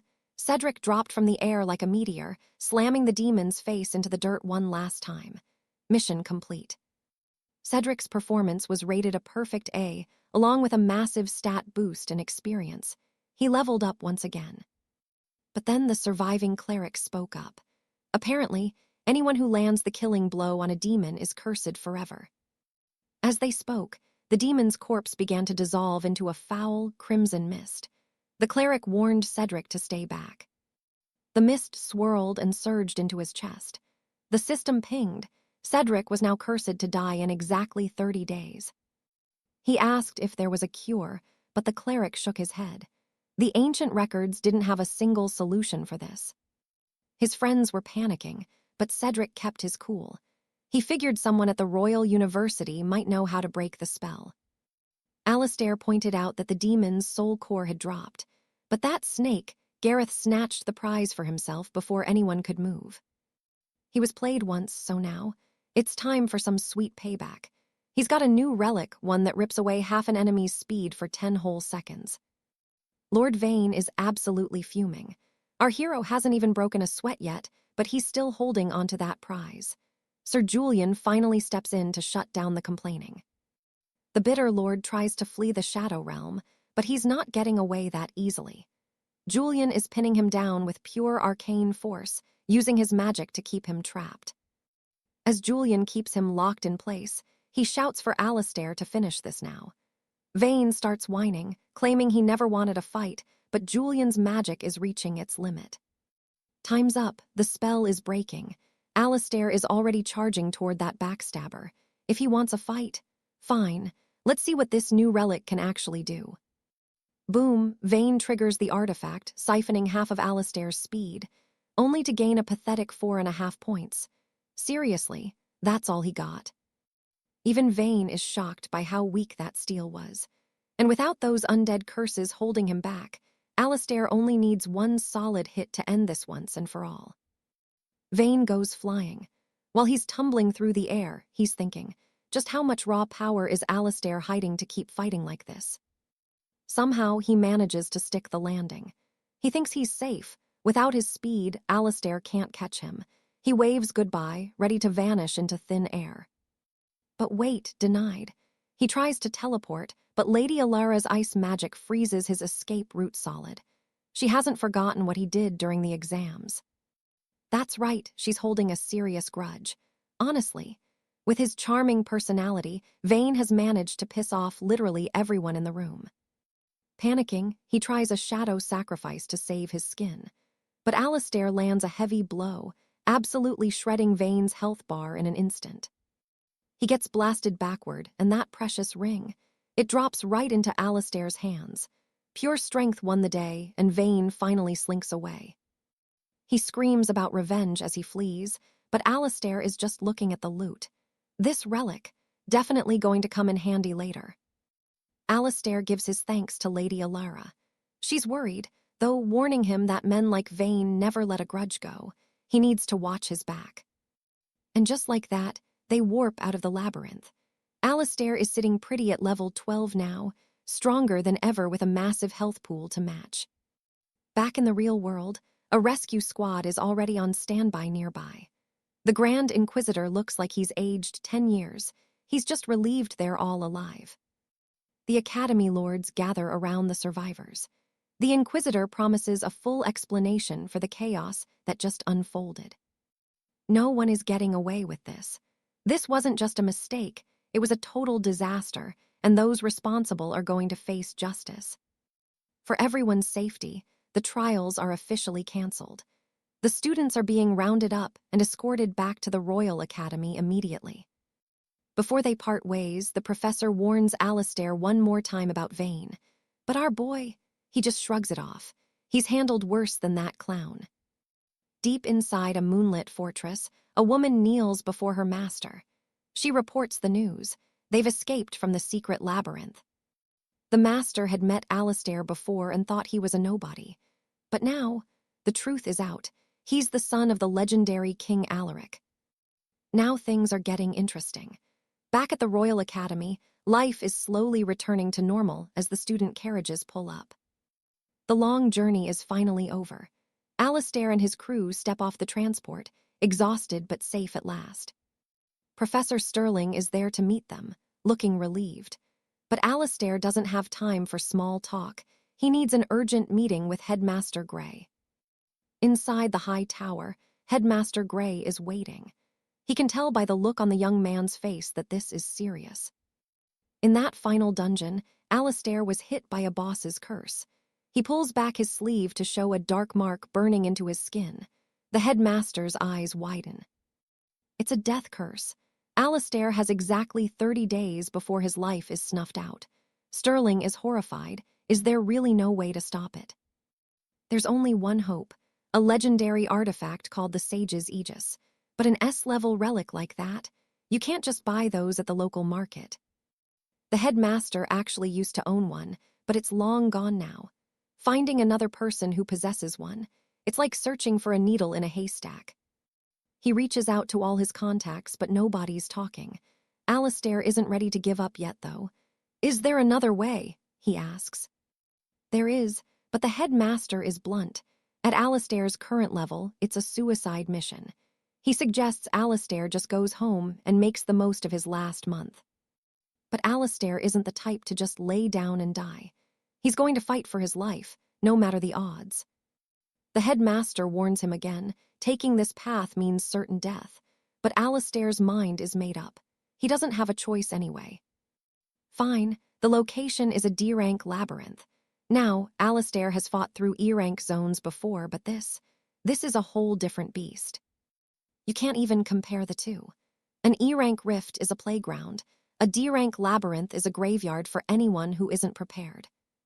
Most people don't even step foot in there until they've reached the intermediate realm. Alistair starts gathering his gear, keeping his best items hidden for now. The headmaster scoffs. He doesn't care about a student's loot. But Alistair needs a name. Where exactly is this dungeon located? Hearing that, the headmaster finally snaps. He releases a wave of pure, crushing energy that fills the entire room. Alistair takes 500 damage just from the sheer weight of the man's aura. His eyes burn like they're being cut by glass, and the headmaster hasn't even moved. But to the old man's shock, the boy is still standing. Unlike the other professor in the room, Alistair won't budge. He asks for the name again. Impressed, the headmaster heals the boy's wounds. It's called the Lake of Purification, he finally admits. One dip in those waters can wash away any negative status or curse a player has.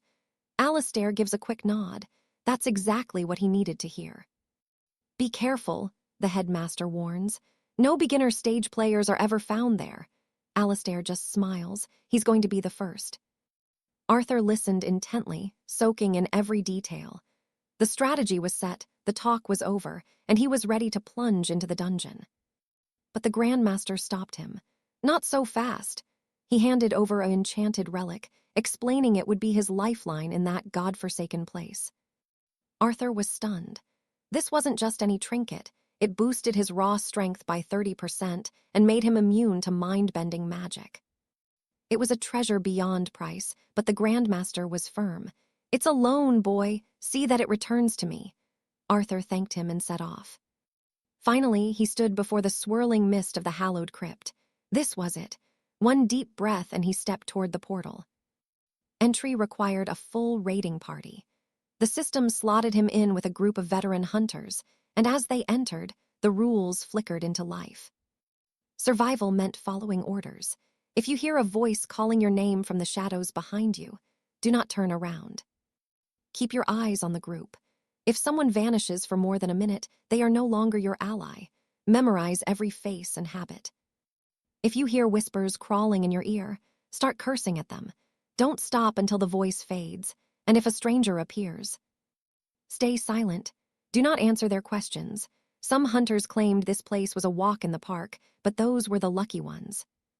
One veteran snapped back, "Safe. People die in these woods every single day." Protocol began, and the introductions started. A young woman stepped forward, Lady Catherine, a level 22 water weaver. Then came Sir Roland, a level 22 master duelist. The rest were another mage, a duelist, and their leader, a level 25 knight captain. She was the undisputed powerhouse of the team. Then Arthur spoke. "Level 13 Gravecaller," the man in spectacles scoffed. A rookie, he claimed Arthur would only slow them down. "He'll just be a liability," the man sneered. But the knight captain disagreed. She figured his undead could at least serve as meat shields. Spectacles started joking, asking if the captain had a thing for the kid. Big mistake. Huge. She had her blade at his throat in a heartbeat. "Say another word," she hissed, "and I'll take your tongue." He shut up fast. He backed off, trembling. Arthur just smirked. "Hey, being this handsome isn't a crime, right?" The ladies actually liked his confidence. They invited him to walk with them, leaving the man in spectacles fuming and plotting his revenge for later. Their target was the lake at the heart of the forest. They had to reach it without breaking a single one of the crypt's rules. "So, little brother," the mage asked, "why are you really here?" Arthur opened his mouth to answer, then he saw it. Right there, another Arthur, an exact double. Roland shouted, "7, why the hell are there 7 of us now?" 2 Gravecallers, identical twins.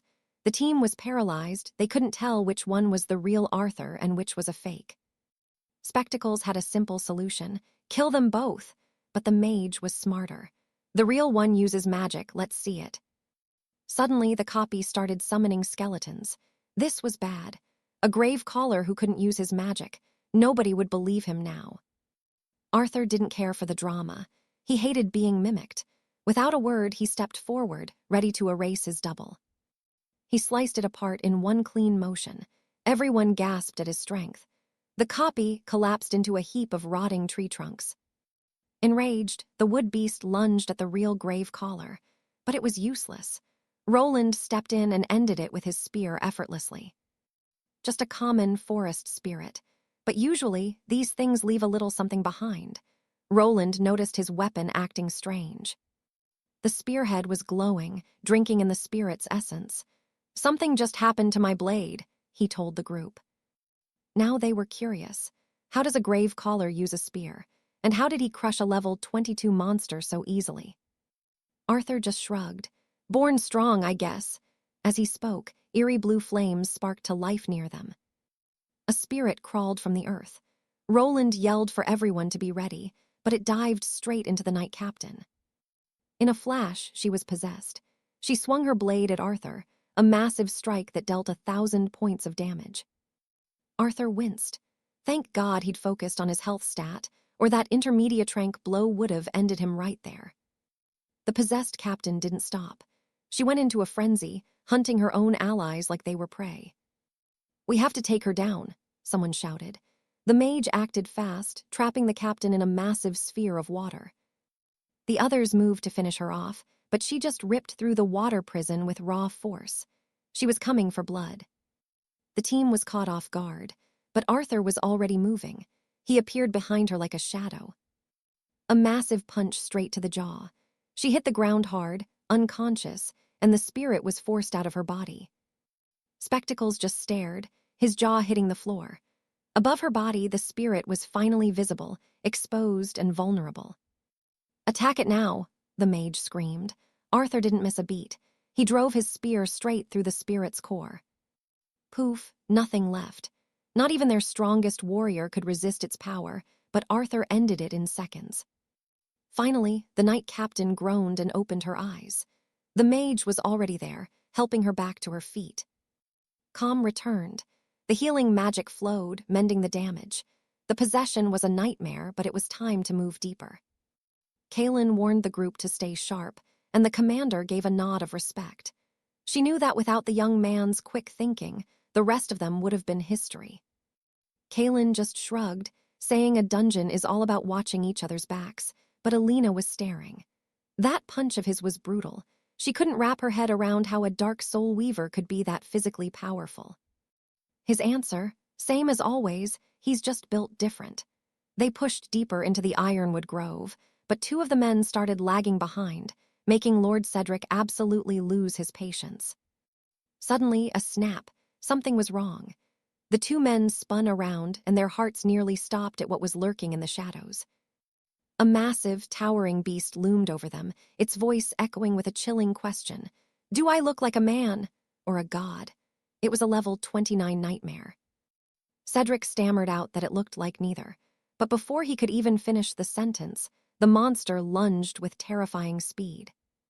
Caught completely off guard, they managed to block the first strike, but only barely. Cedric was panicking, wondering why the hell this thing was so aggressive, but Gareth told him to shut up. It's the law of the wilds. No more talking. Cedric tried to go on the offensive, fueled by pure desperation and frustration. But the beast was way too fast. It slipped right past his guard and landed a crushing blow from the flank that sent him reeling. Gareth stepped up and swung his blade with everything he had, but the moment his steel hit the monster's skull, it shattered into 1,000 pieces. He just stood there, paralyzed, staring at his broken sword in total shock. That's when the monster opened its jagged maw and started inhaling. A thick, sickly yellow mist began crawling toward them. It reeked like a rotting grave, pure poison. The monster just grinned at them, eyes full of malice, as it prepared to unleash a relentless flurry of strikes. Further ahead, Kaelin stopped in his tracks. "Did you guys hear that?" Seraphina, the group's mage, nodded. It sounded like a straight-up bloodbath was happening behind them. They realized the two men were gone and raced back, only to find them crumpled on the forest floor. Cedric was writhing in agony, screaming for someone to help him, and just a few feet away, the beast responsible was standing tall, waiting. It turned its gaze toward the new group and asked that same twisted riddle. "Human or god?" Kaelin didn't even blink. "Honestly, you look like a giant, fluffy costume." Talk about a roast.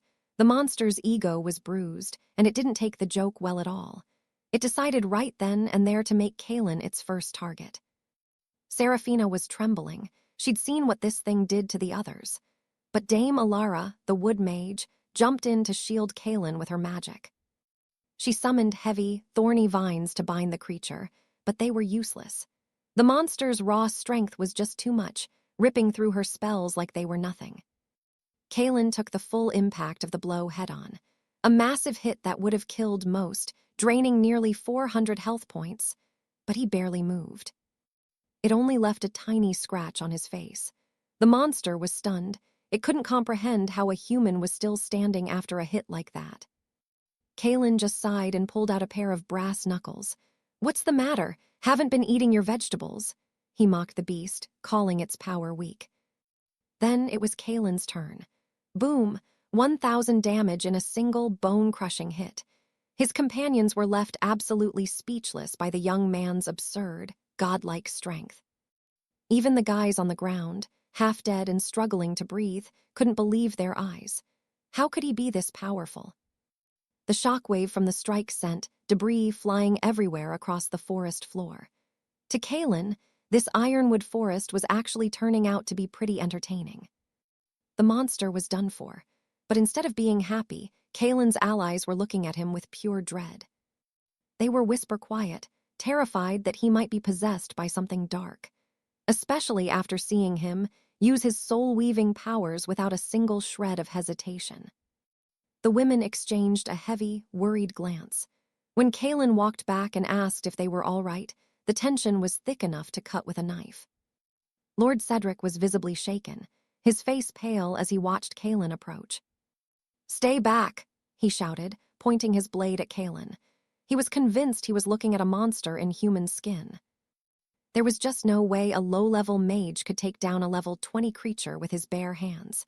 If he was a monster, though, why would he bother saving them? Cedric didn't care. He thought it was all an act. He told Kaylin that if he couldn't prove he was human, he needed to leave the group immediately.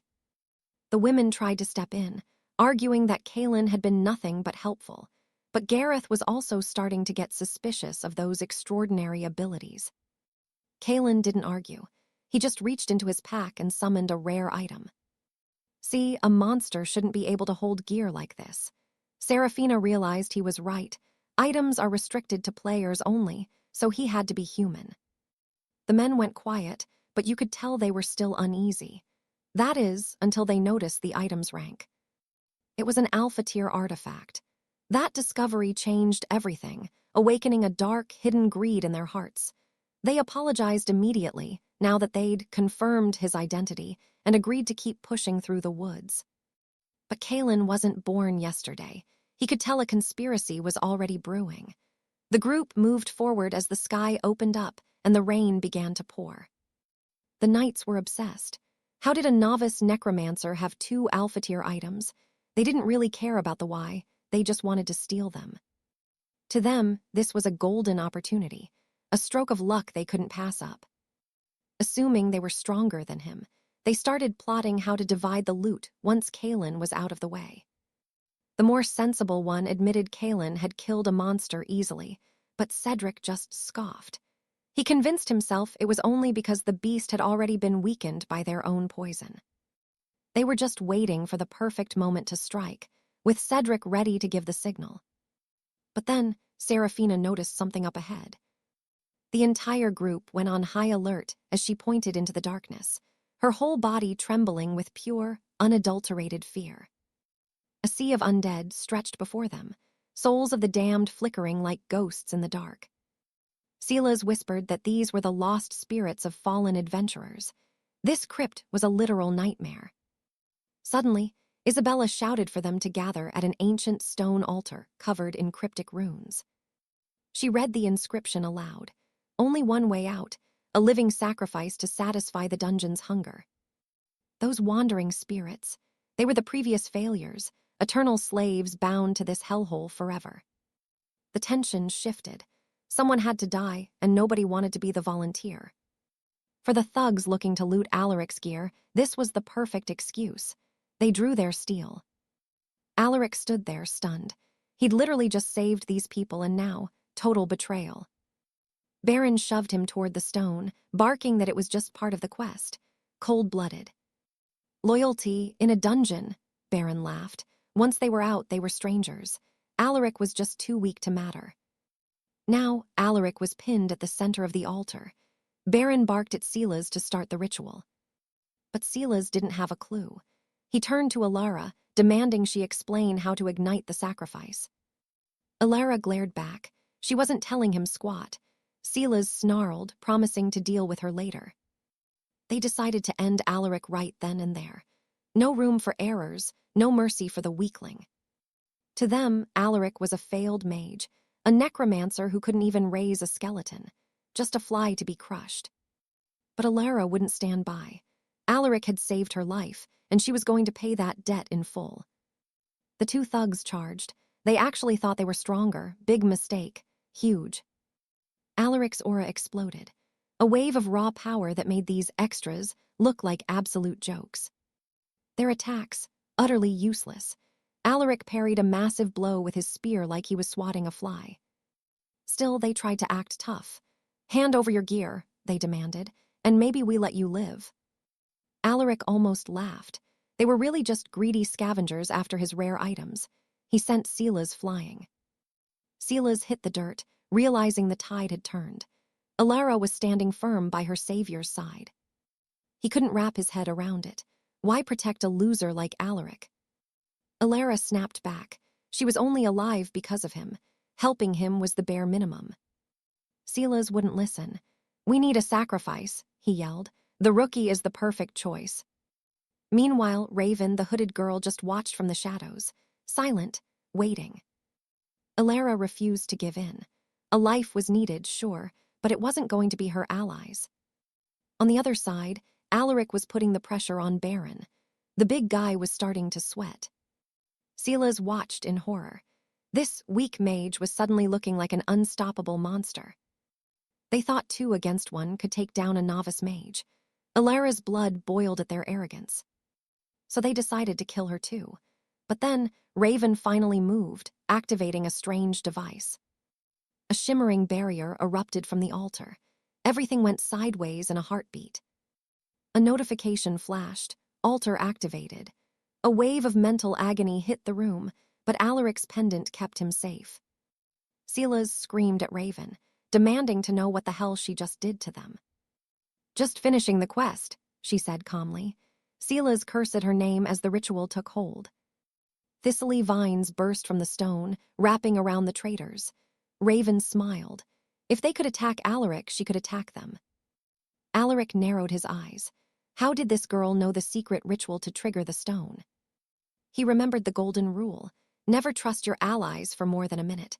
You never know who's a snake. Raven turned to leave, wishing them a painful death. But Alaric, he wasn't about to die here. With a surge of power, he shredded the plants. No vine was going to hold him down. He leaped off the altar, straight for Raven. She froze. Why wasn't the sacrifice ritual affecting him? Alaric grabbed Alara and faced Raven. "How do you know this place so well?" he demanded. He realized the truth. From the second they stepped inside, she'd planned to use them as fuel. Raven just gave him a wicked grin. "Any more questions?" She lashed out with vines like deadly whips. Alaric raised his spear to deflect the strike, but for the first time, his defense was pushed back. Alara is convinced she's untouchable. To her, an apprentice mage is absolute trash compared to a journeyman like herself. She lunges, a blur of motion, striking a blow toward his neck that he simply couldn't block. Kalen is stunned. "It's a soul leech parasite," she whispers. She tells him to stop fighting and just accept his role as a sacrifice. Big mistake.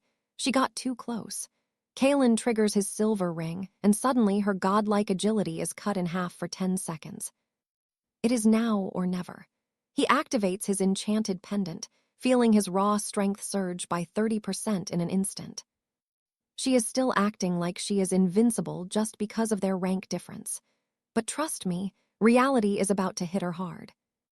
Kalen's counterattack is terrifying. One wrong move, and she is getting a one-way ticket to the spiritual realm. She is sweating now, visibly shaken, but she still tries to bluff her way out, thinking he is too weak to actually finish her. She summons shadow vines to shield herself, but they are about as useful as a wool coat in a volcano. Then, bam, his fist connects with her face, sending her flying across the chamber like a literal soccer ball. She is dazed, wondering how a weakling could pack such a punch, but there is zero time for questions because he is already moving. Kalen just starts unloading on her. If they were not in a lawless crypt, this beating would have landed him in a dungeon cell for life. The girl actually tries to play the do not hit a lady card. Kalen just reminds her that she literally tried to murder him first. He is totally right, of course, but his new companions, Lady Seraphina and Alina, are looking a bit traumatized by the carnage. The beatdown lasts until the ring's magic finally flickers out. Alara scrambles back, desperate to put some distance between them. She is done for. Even without the ring's debuff, that physical trauma has her at the breaking point. She can barely stand. Wounded and with her noble pride in tatters, she swears she will never forget his face. Then, she teleports away in a flash. "This is not over," she screams. Honestly, though, if it was not for that pendant from the Magister, things would have ended much worse. He turns to the girls and tells them the danger is gone. They are safe, but they are still staring at him in total shock. They back away and Kaylin just sighs. Hitting women is not usually his style, but hey, she started it. They head to the altar. The two captives are already gone, likely turned into fuel for the ritual. Kaylin summons his sun spear, looking grim. Alina asks what he is planning. His answer: "Evil-doing like this does not deserve to exist." The girls watch, intrigued. He starts draining the altar's life energy directly into himself. Attribute points and experience. Yeah, he is soaking it all up. Level up. The rewards are insane. Now it makes sense why Alara was so obsessed with these dark sacrifices. The altar shatters. Kaylin notices a strange, dark energy lingering on his spear, though he cannot quite figure it out yet. The girls approach him, thanking him for the rescue. They have had enough of this C-rank crypt and decide to bail on the mission. Kaylin tells them it is fine. He would have saved them regardless.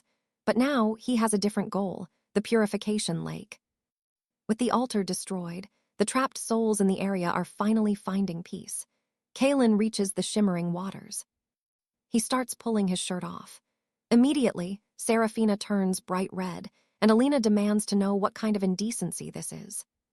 He explains he is cursed and needs the lake to wash it away. "Look at the mark," he says, pointing to his chest. They finally get it. They actually thought he was about to go on some kind of lecherous rampage. Talk about awkward. With his gear off, he dives into the cool water. Seraphina decides to join him, figuring she might be cursed too. She invites Alina along, reasoning that this entire place was probably crawling with dark energy. Might as well be safe. The lake works like a charm. The curse fades as he relaxes.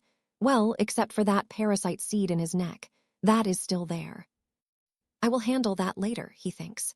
Meanwhile, the girls are undressing and bathing nearby, finding a rare moment of peace. Let us be real, without Kaylin, they would be sacrifices right now. But because of the thick mist, they do not realize they are drifting closer. Surprise, they practically swim right into him. It is an embarrassing mess, but Kaylin just tells them it is their own fault for not looking.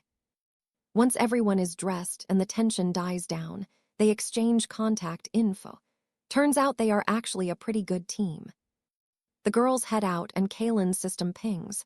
Mission incomplete. Abandon. He decides he has seen enough weirdness for one day.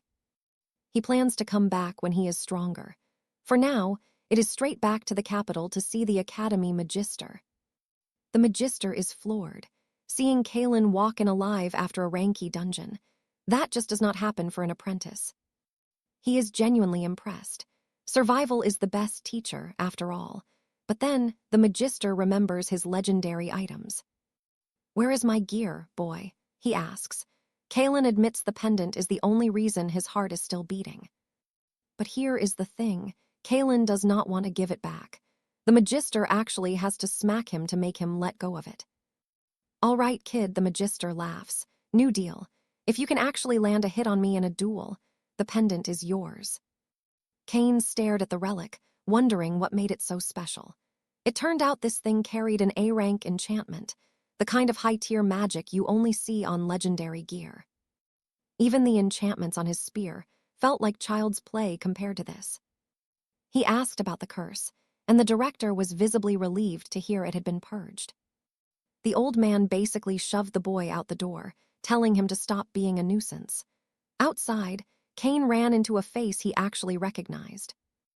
It was Lord Sterling, a top-tier student from the same county of Southshire. Kane remembered him well. Last year, Sterling was the absolute #1 talent in the region, constantly appearing on the news for his achievements. Since they were from the same hometown, Sterling acted all friendly, offering help and swapping contact details. Kane thought the guy seemed like a decent person.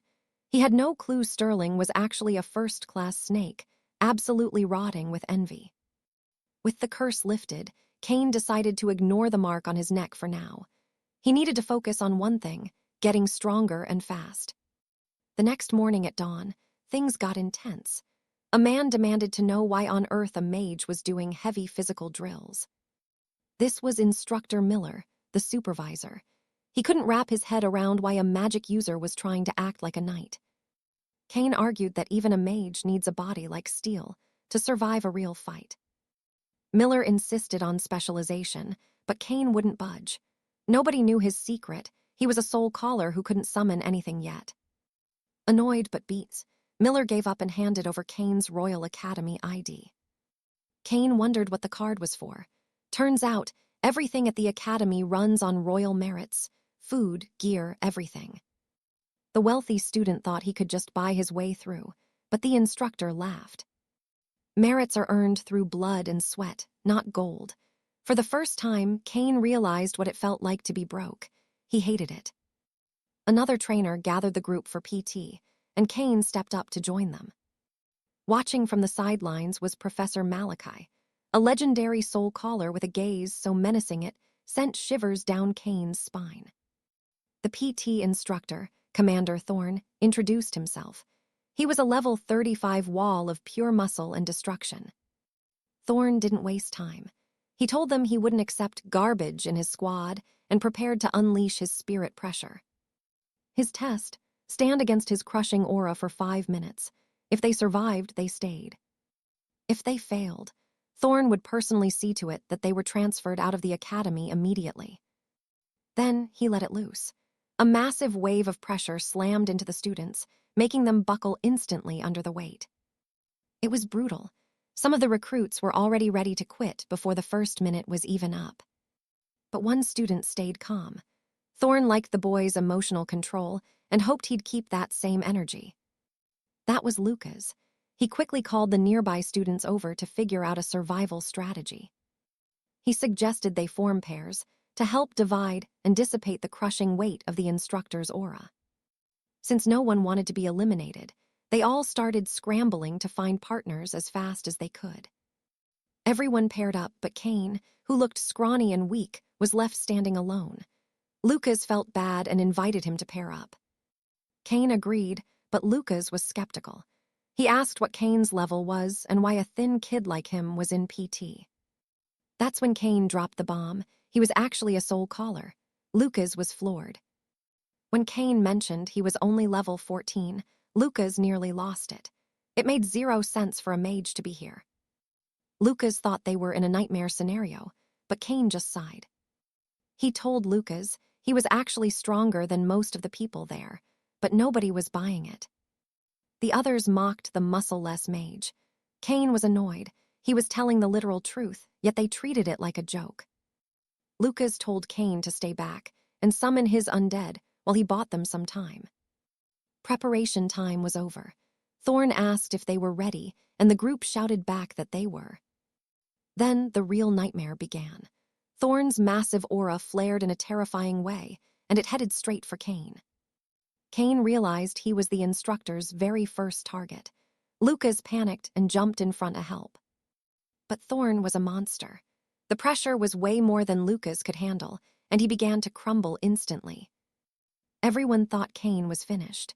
Thorn's philosophy was simple: crush the rookies early so they don't get cocky. Kane braced himself against the invisible wall. He took 800 points of damage in a single heartbeat.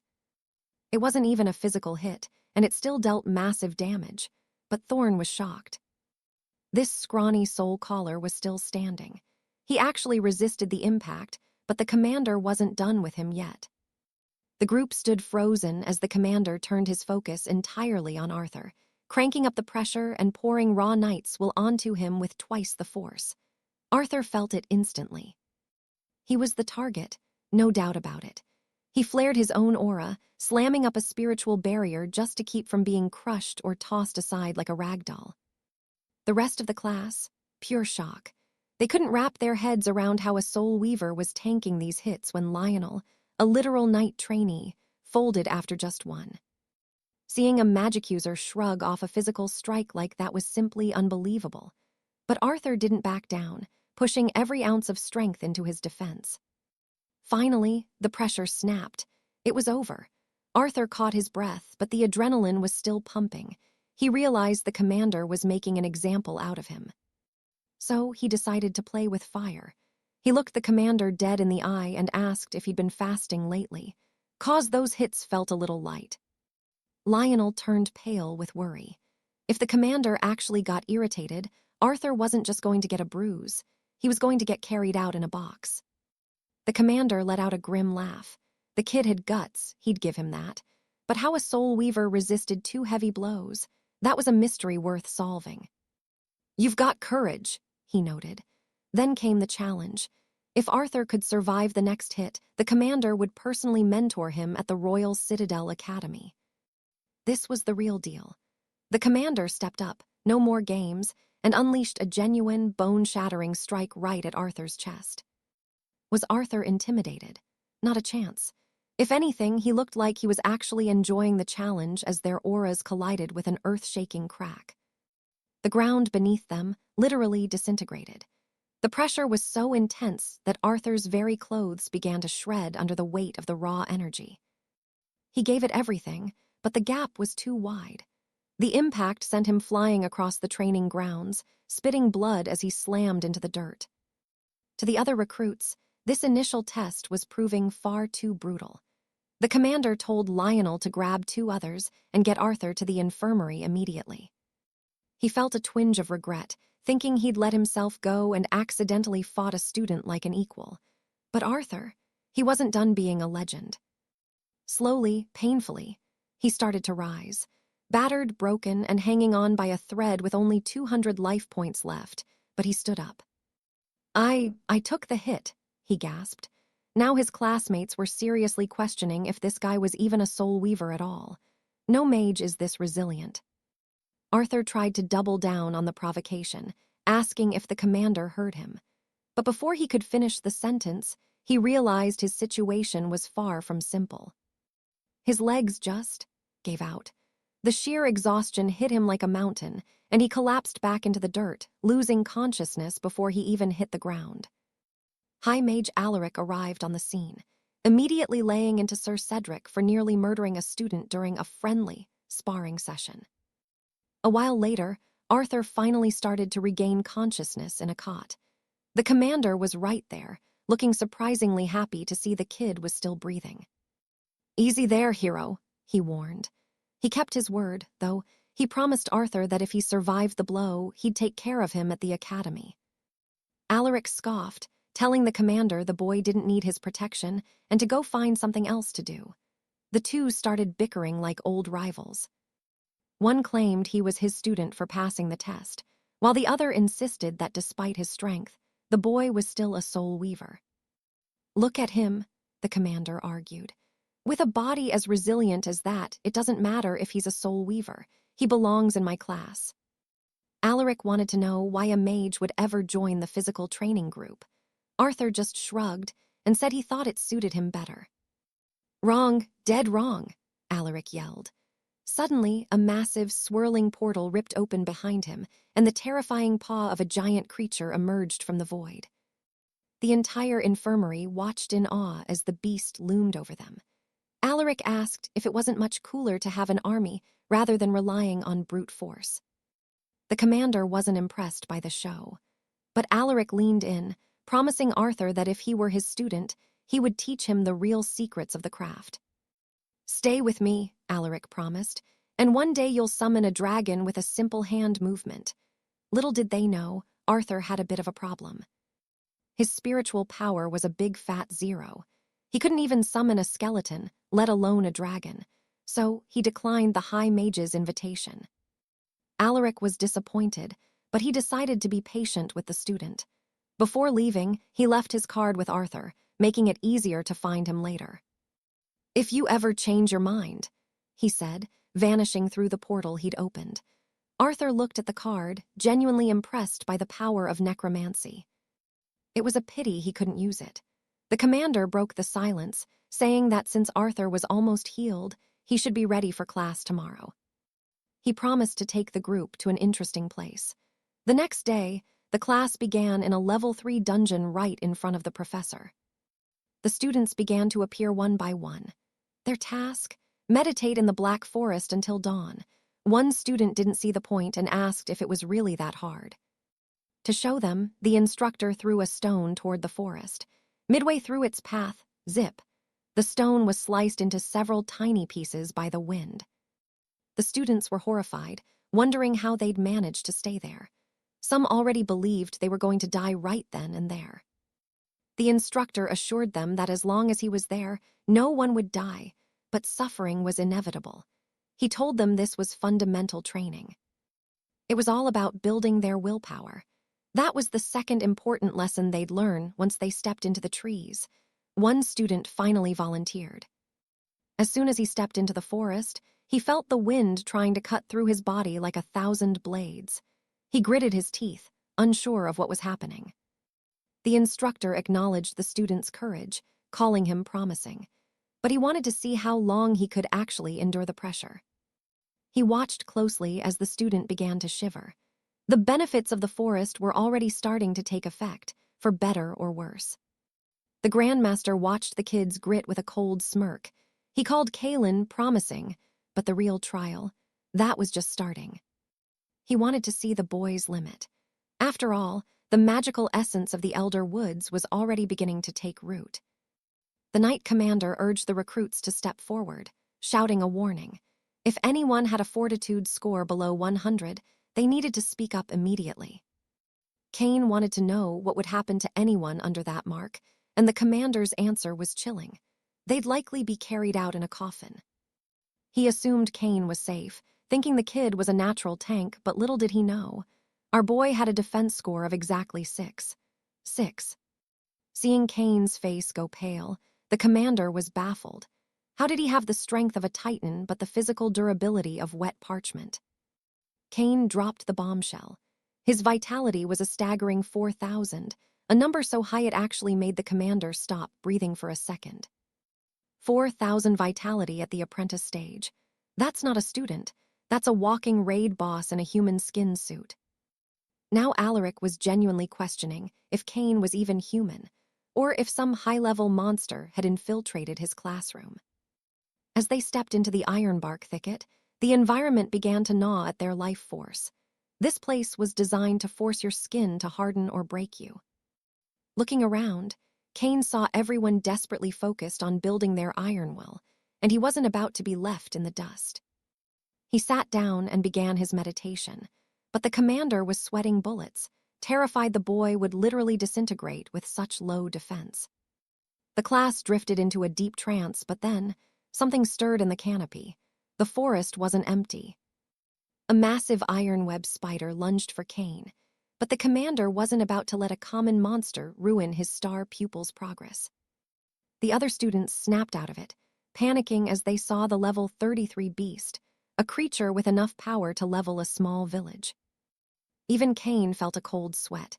He was strong, sure, but he was still just a mage, and one bite from that thing meant game over. The commander didn't waste time.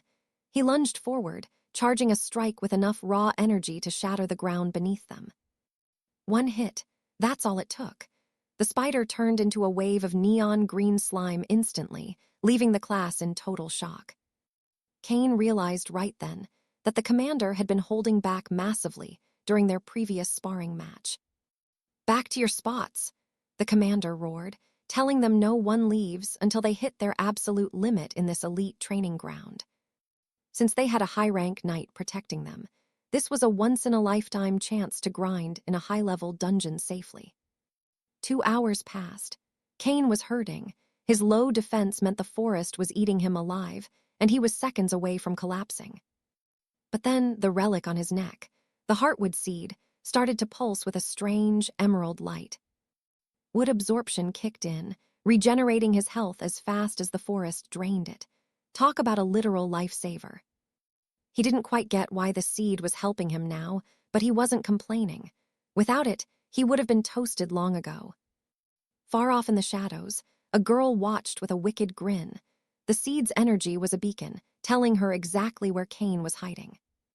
The meditation dragged on. The students who quit early watched in awe as the fragile shadow caster refused to budge. Even the commander was stunned. He'd expected Cain to tap out in minutes, but the kid was showing the heart of a lion. He was obsessed with the secret. How was this boy still sitting there when his stats said he should be dead? Still, he figured Cain had to be at his breaking point. Surely he couldn't outlast Lord Landon, the Academy's top noble. Then someone finally stood up, but it wasn't Cain. Landon looked over, trembling with exhaustion, unable to believe the mage was still there. The remaining students started betting. Who would crack first? The prestigious heir or the mysterious shadow caster? Cain stayed perfectly still. Meanwhile, Landon hit his wall, his body shaking until he finally collapsed into the dirt. The commander signaled the end for Landon, ordering the exhausted noble to leave before the forest did permanent damage.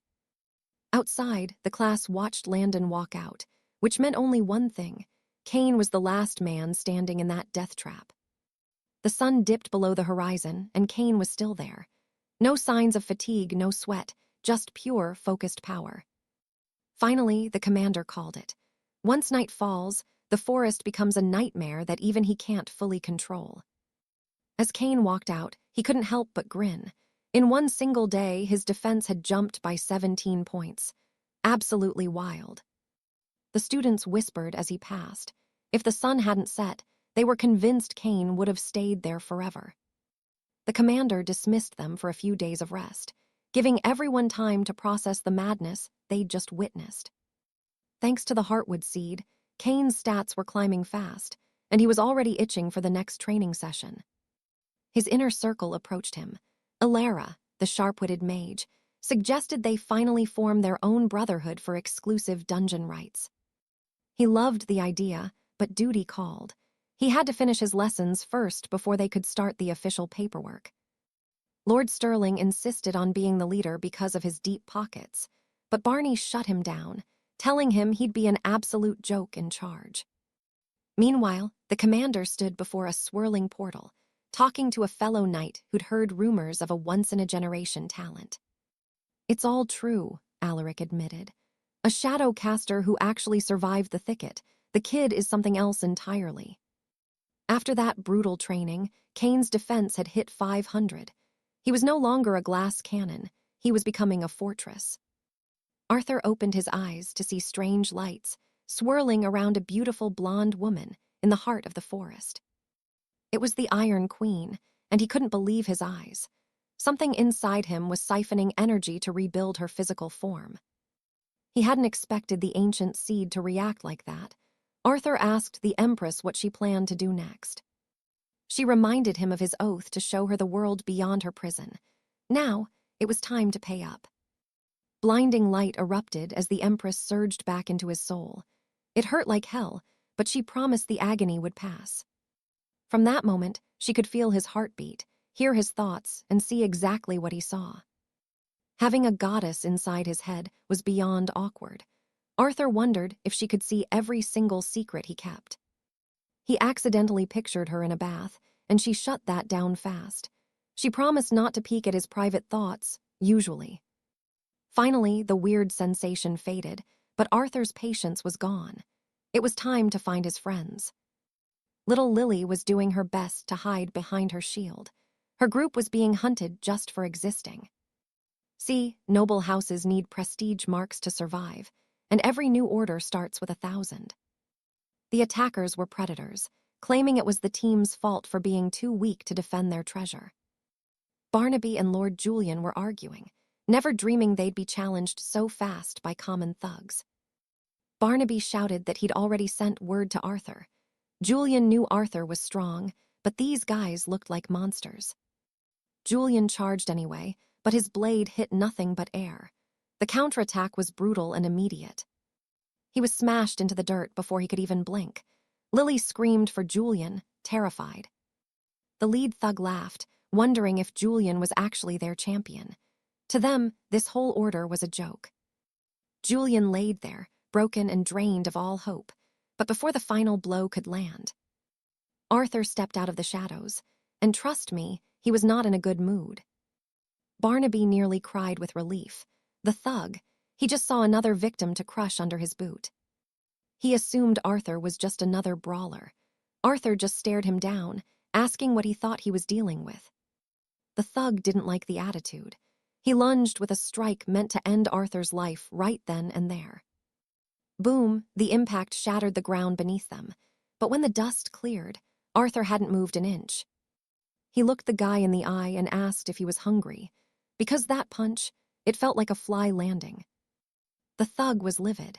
He'd used 80% of his power. He roared and unleashed a flurry of more powerful techniques. Every single hit landed squarely on Arthur. Lily covered her eyes, sure Arthur was being torn apart. The crowd thought he was dead meat. Those strikes were enough to level a stone wall. But here's the thing, none of it worked. The thug realized he was punching an immovable mountain. Barnaby started cheering like a madman.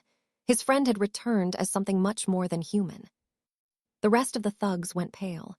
Their strongest fighter had just given everything and achieved zero. Their house leader sat nearby, watching the disaster unfold. Arthur decided it was finally his turn. He stepped into a combat stance. It was time to make this bully regret ever being born. Sensing certain death, the thug threw his arms up to block. He was shaking like a leaf. His friends shouted that a man with that much defense couldn't possibly hit hard. Big mistake. Arthur focused his entire aura into a single, glowing fist. The thug braced himself, praying they were right. Crack, Arthur didn't just hit him. He shattered the guy's hand and sent him flying. The bully hit the dirt, out cold. Arthur just sighed, muttering about how kids these days have zero respect. The other goons lost their minds and tried to swarm him at once. Pure suicide. Their leader barked an order to stand down. He knew his men wouldn't stand a chance against Arthur. The lead fool stepped forward. He could feel Arthur's aura. This wasn't a novice. This was at least a master rank knight. This was Cedric. He wanted to know if the man before him was truly the leader of the Godslayer order. From the back, Julian shouted that Arthur was indeed the boss, and the name was Julian's brilliant idea. Total narcissist. Cedric proposed a deal. One duel, winner takes all the prestige marks. Arthur's friends thought it was a trap, a master rank challenging a supposed novice. Dirty move. But Arthur didn't even blink. He accepted the challenge the second Cedric finished speaking. Kaelin surged forward, but Ludovic was ready, catching the impact with a heavy strike that echoed through the hall. This wasn't just a brawl. Ludovic's raw strength was massive. But then, snap, he drew a hidden dagger, a jagged blade that nearly took Kaelin's head off. The steel grazed Kaelin's temple, slicing right across his eyes. It was a dirty move. Ludovic wasn't just a noble, he was a cold-blooded assassin. That blade was coated in venom. Now Kaelin was fighting blind. The girls in the crowd screamed cheat, but Ludovic, he didn't care. To him, winning is everything. The rules were set, and Kaelin was down. Blinded and reeling, he was a sitting duck while Ludovic prepared to finish the job. Another hit landed, hard. Kaelin couldn't even put up a guard. He was just taking the punishment now, completely open. It was a brutal barrage of fists. Kaelin couldn't dodge a single blow. His friends were watching in pure horror, certain this was the end. Kaelin raised his arms in a desperate, broken guard. Ludovic didn't hesitate. He aimed that poisoned dagger straight for Kaelin's throat. The blade was inches from his skin, seconds from death, when Kaelin's aura suddenly erupted. Ludovic felt it. Something ancient was waking up. Then, out of nowhere, a spectral hand burst from Kaelin's spirit point. It slammed into Ludovic, throwing him back with godlike force. The other lackeys just stood there, speechless. Their leader was panicking because his health had just been sliced in half by a ghost. "Try that again," Kaelin warned, his voice like ice. Lady Alara offered a cold, arrogant thanks, even though Kaelin was the one doing all the work. Ludovic turned his back, trying to walk away and admit defeat. But wait, Kaelin wasn't about to let him off that easy. "You think you can just leave after hurting my friends?" Kaelin's eyes were burning. This was about to get very, very ugly for Ludovic. Ludovic was desperate. He knew exactly what happens to side characters in this situation. He was about to get treated like he didn't have a mother. Boom, Kalen delivered a punch that sent Ludovic flying. If that guy had wings, he'd still be gliding across the kingdom right now. The lackeys were paralyzed with fear. But somehow, Ludovic managed to stand up, his face twisted in pure, unadulterated rage. He figured the spirit thing was a one-time trick that cost Kalen too much. So, he spat hidden needles right at Kalen's face. Kalen didn't even flinch. He swatted them out of the air like they were nothing, but it was a trap. He felt the sting. Poisoned again, Kalen was beyond pissed. Forget the venom, he was fueled by pure spite as he moved in to wreck this jerk's life. He rained down blows, every single one of them smashing into Ludovic's face. The proud fool couldn't believe he was losing to a lower-level knight. Ludovic saw a tiny opening and scrambled back, desperate to give his battered face a break. He wasn't done with the needles yet. He launched a whole volley. Kalen dodged the first wave, but the jerk was just getting started. He wasn't letting up. A rain of steel needles poured from above. Kalen moved like a blur, using his bare hands to deflect the deadly storm. That's when the trap snapped shut. Ludovic used an immobilization technique, a binding spell meant to freeze Kalen in his tracks. It worked. Kalen was stuck, unable to move a muscle. For any ordinary warrior, this would be a death sentence. Ludovic laughed, closing the distance. "How's it feel, tough guy? Can't move, can you?" He was loving every second of this. He started mocking Kalen, getting right in his face. The spectators were already cheering for Ludovic's certain victory. The crowd went wild, thinking the fight was over. Kalen's friends, they were absolutely heartbroken, thinking he'd finally lost. Ludovic declared that Kalen was the strongest low-level trash he'd ever seen, but that it was time to die. Kalen just stared at him. Silence. Then Ludovic realized something was wrong. Why wasn't the technique working? Kalen just looked bored. "Maybe I'm not actually a warrior," Kalen whispered. Ludovic froze. That possibility hadn't even crossed his mind. This level of defense, this power. Ludovic screamed that it was all a lie and charged in for one final, desperate strike. Shadows swirled around his fists as he lunged. Suddenly, the background characters started believing in Kalen again. The tension was thick enough to cut. Kalen's friends held their breath as the final clash began. Ludovic went for the kill, aiming for the immobilized target, but Kalen just caught the punch with one hand, effortlessly. Time for the real beatdown. Kalen softened him up with a kick to the gut, then sent him straight to the kingdom's best healer. The fool kept screaming excuses, refusing to believe he was weaker.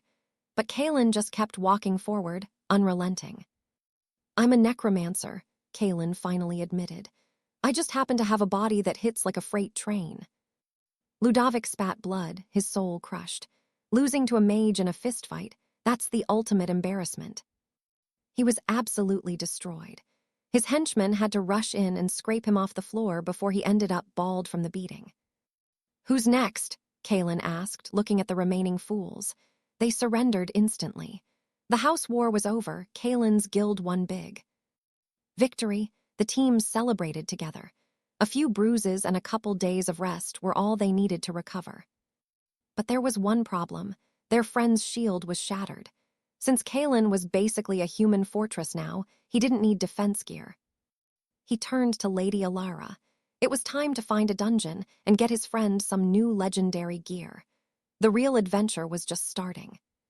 Seraphina mentioned a legendary shield hidden away, but she warned Alistair that the path was crawling with nightmares far beyond his current level. Alistair felt that familiar sting of a challenge and demanded to know the location. So Seraphina finally admitted she knew a dungeon where a hero could find the ultimate defense, if they survived the raid. Queen Eleanor had made it clear this specific descent required at least 2 warriors, so the 2 of them geared up and set out on this dangerous venture together. As they crossed the courtyard, a bloated noble sneered at the sight of them heading into the dead of night alone. Seraphina didn't miss a beat, shouting back that once she returned, she'd be using his flabby gut as a punching bag. This was a rankest dungeon deep within the pseudo-underworld, and even though Alistair had nearly met his maker in the last high-rank crawl, he stepped forward to reassure a visibly shaking Seraphina. He looked toward the Queen for one last confirmation, and she simply gave him a sharp, suggestive nod that said everything he needed to know. Seraphina was worried she'd be a burden without a proper shield to protect him, but Alistair just rested a hand on her shoulder and told her to breathe. Suddenly, a violent purple rift began to pulse with ancient energy as they stepped through the portal into a twisted replica of the underworld, a realm crafted by Hades himself. Seraphina had to shove Alistair to snap him out of his daze. When he finally opened his eyes, the sky was gone, replaced by the oppressive atmosphere of the domain of the dead. Trembling, the girl whispered a question that was on both their minds. Were they actually dead, just like the restless spirits they'd seen before? Alistair quickly pulled up the status window to check for any undead debuffs, but the system confirmed they were still very much alive. That's when he noticed a strange silver cross talisman hanging around Seraphina's neck, which made her blush with confusion. He told her to stay still as he reached for the jewelry, and she swore she hadn't been wearing anything of the sort before they crossed the threshold. Looking down, Alistair realized he was wearing the exact same medallion, a gift from the dungeon itself. The system flared to life. They had to breach the gate of hell, reach the river Acheron, and hold the crossing at all costs. The quest logs gave them one piece of advice: trust your companion, before warning them that once they passed the gate of hell into the true abyss, there was no turning back. It was a one-way trip to the bottom, but Seraphina didn't flinch. She was ready to see this through to the end. Neither of them knew the layout of this hellscape, so Alistair suggested the smartest, creepiest move possible: follow the wandering souls, because they were all heading to the same final destination. They trailed behind a flickering spirit through the gloom until they finally found exactly what they were looking for. A massive crowd of lost souls was congregating before a pair of gargantuan doors, which slowly groaned open to receive them. Seraphina watched in awe, and Alistair could only confirm the grim reality. Those were indeed the spirits of the departed lining up for judgment. But then the ground shook as a massive, three-headed nightmare erupted from the shadows, the legendary Cerberus, an epic level 29 beast that guarded the gate. It was a bloodbath. The creature began devouring the gathered souls, making it clear that anyone trying to force their way through would end up as dog food. This was the impossible guardian the Queen had warned them about, and Seraphina started to doubt if they'd ever make it past those snapping jaws. Alistair decided to bet everything on his luck, hoping the beast was so distracted by the feast of souls that it wouldn't even notice two living intruders sneaking by. Talk about bad timing. Just as the words left his mouth, one of the middle heads lunged down and swallowed Alistair whole in a single, sickening gulp. Seraphina stood there, paralyzed with horror, as fresh blood began to drip from the monster's massive fangs. Before she could even scream, another head lunged at her, drenching her in a wave of lethal venom that sent her health points spiraling toward zero. Pure, unadulterated rage took over, and she launched herself at the beast, determined to cut her friend out of its stomach, even if it was the last thing she did. She endured that toxic sludge for over 100 seconds, and suddenly, her talisman pulsed with light, granting her total immunity to the beast's venom for 10 seconds. The sudden realization that the poison couldn't hurt her gave her a second wind, but then she noticed the beast acting incredibly strange.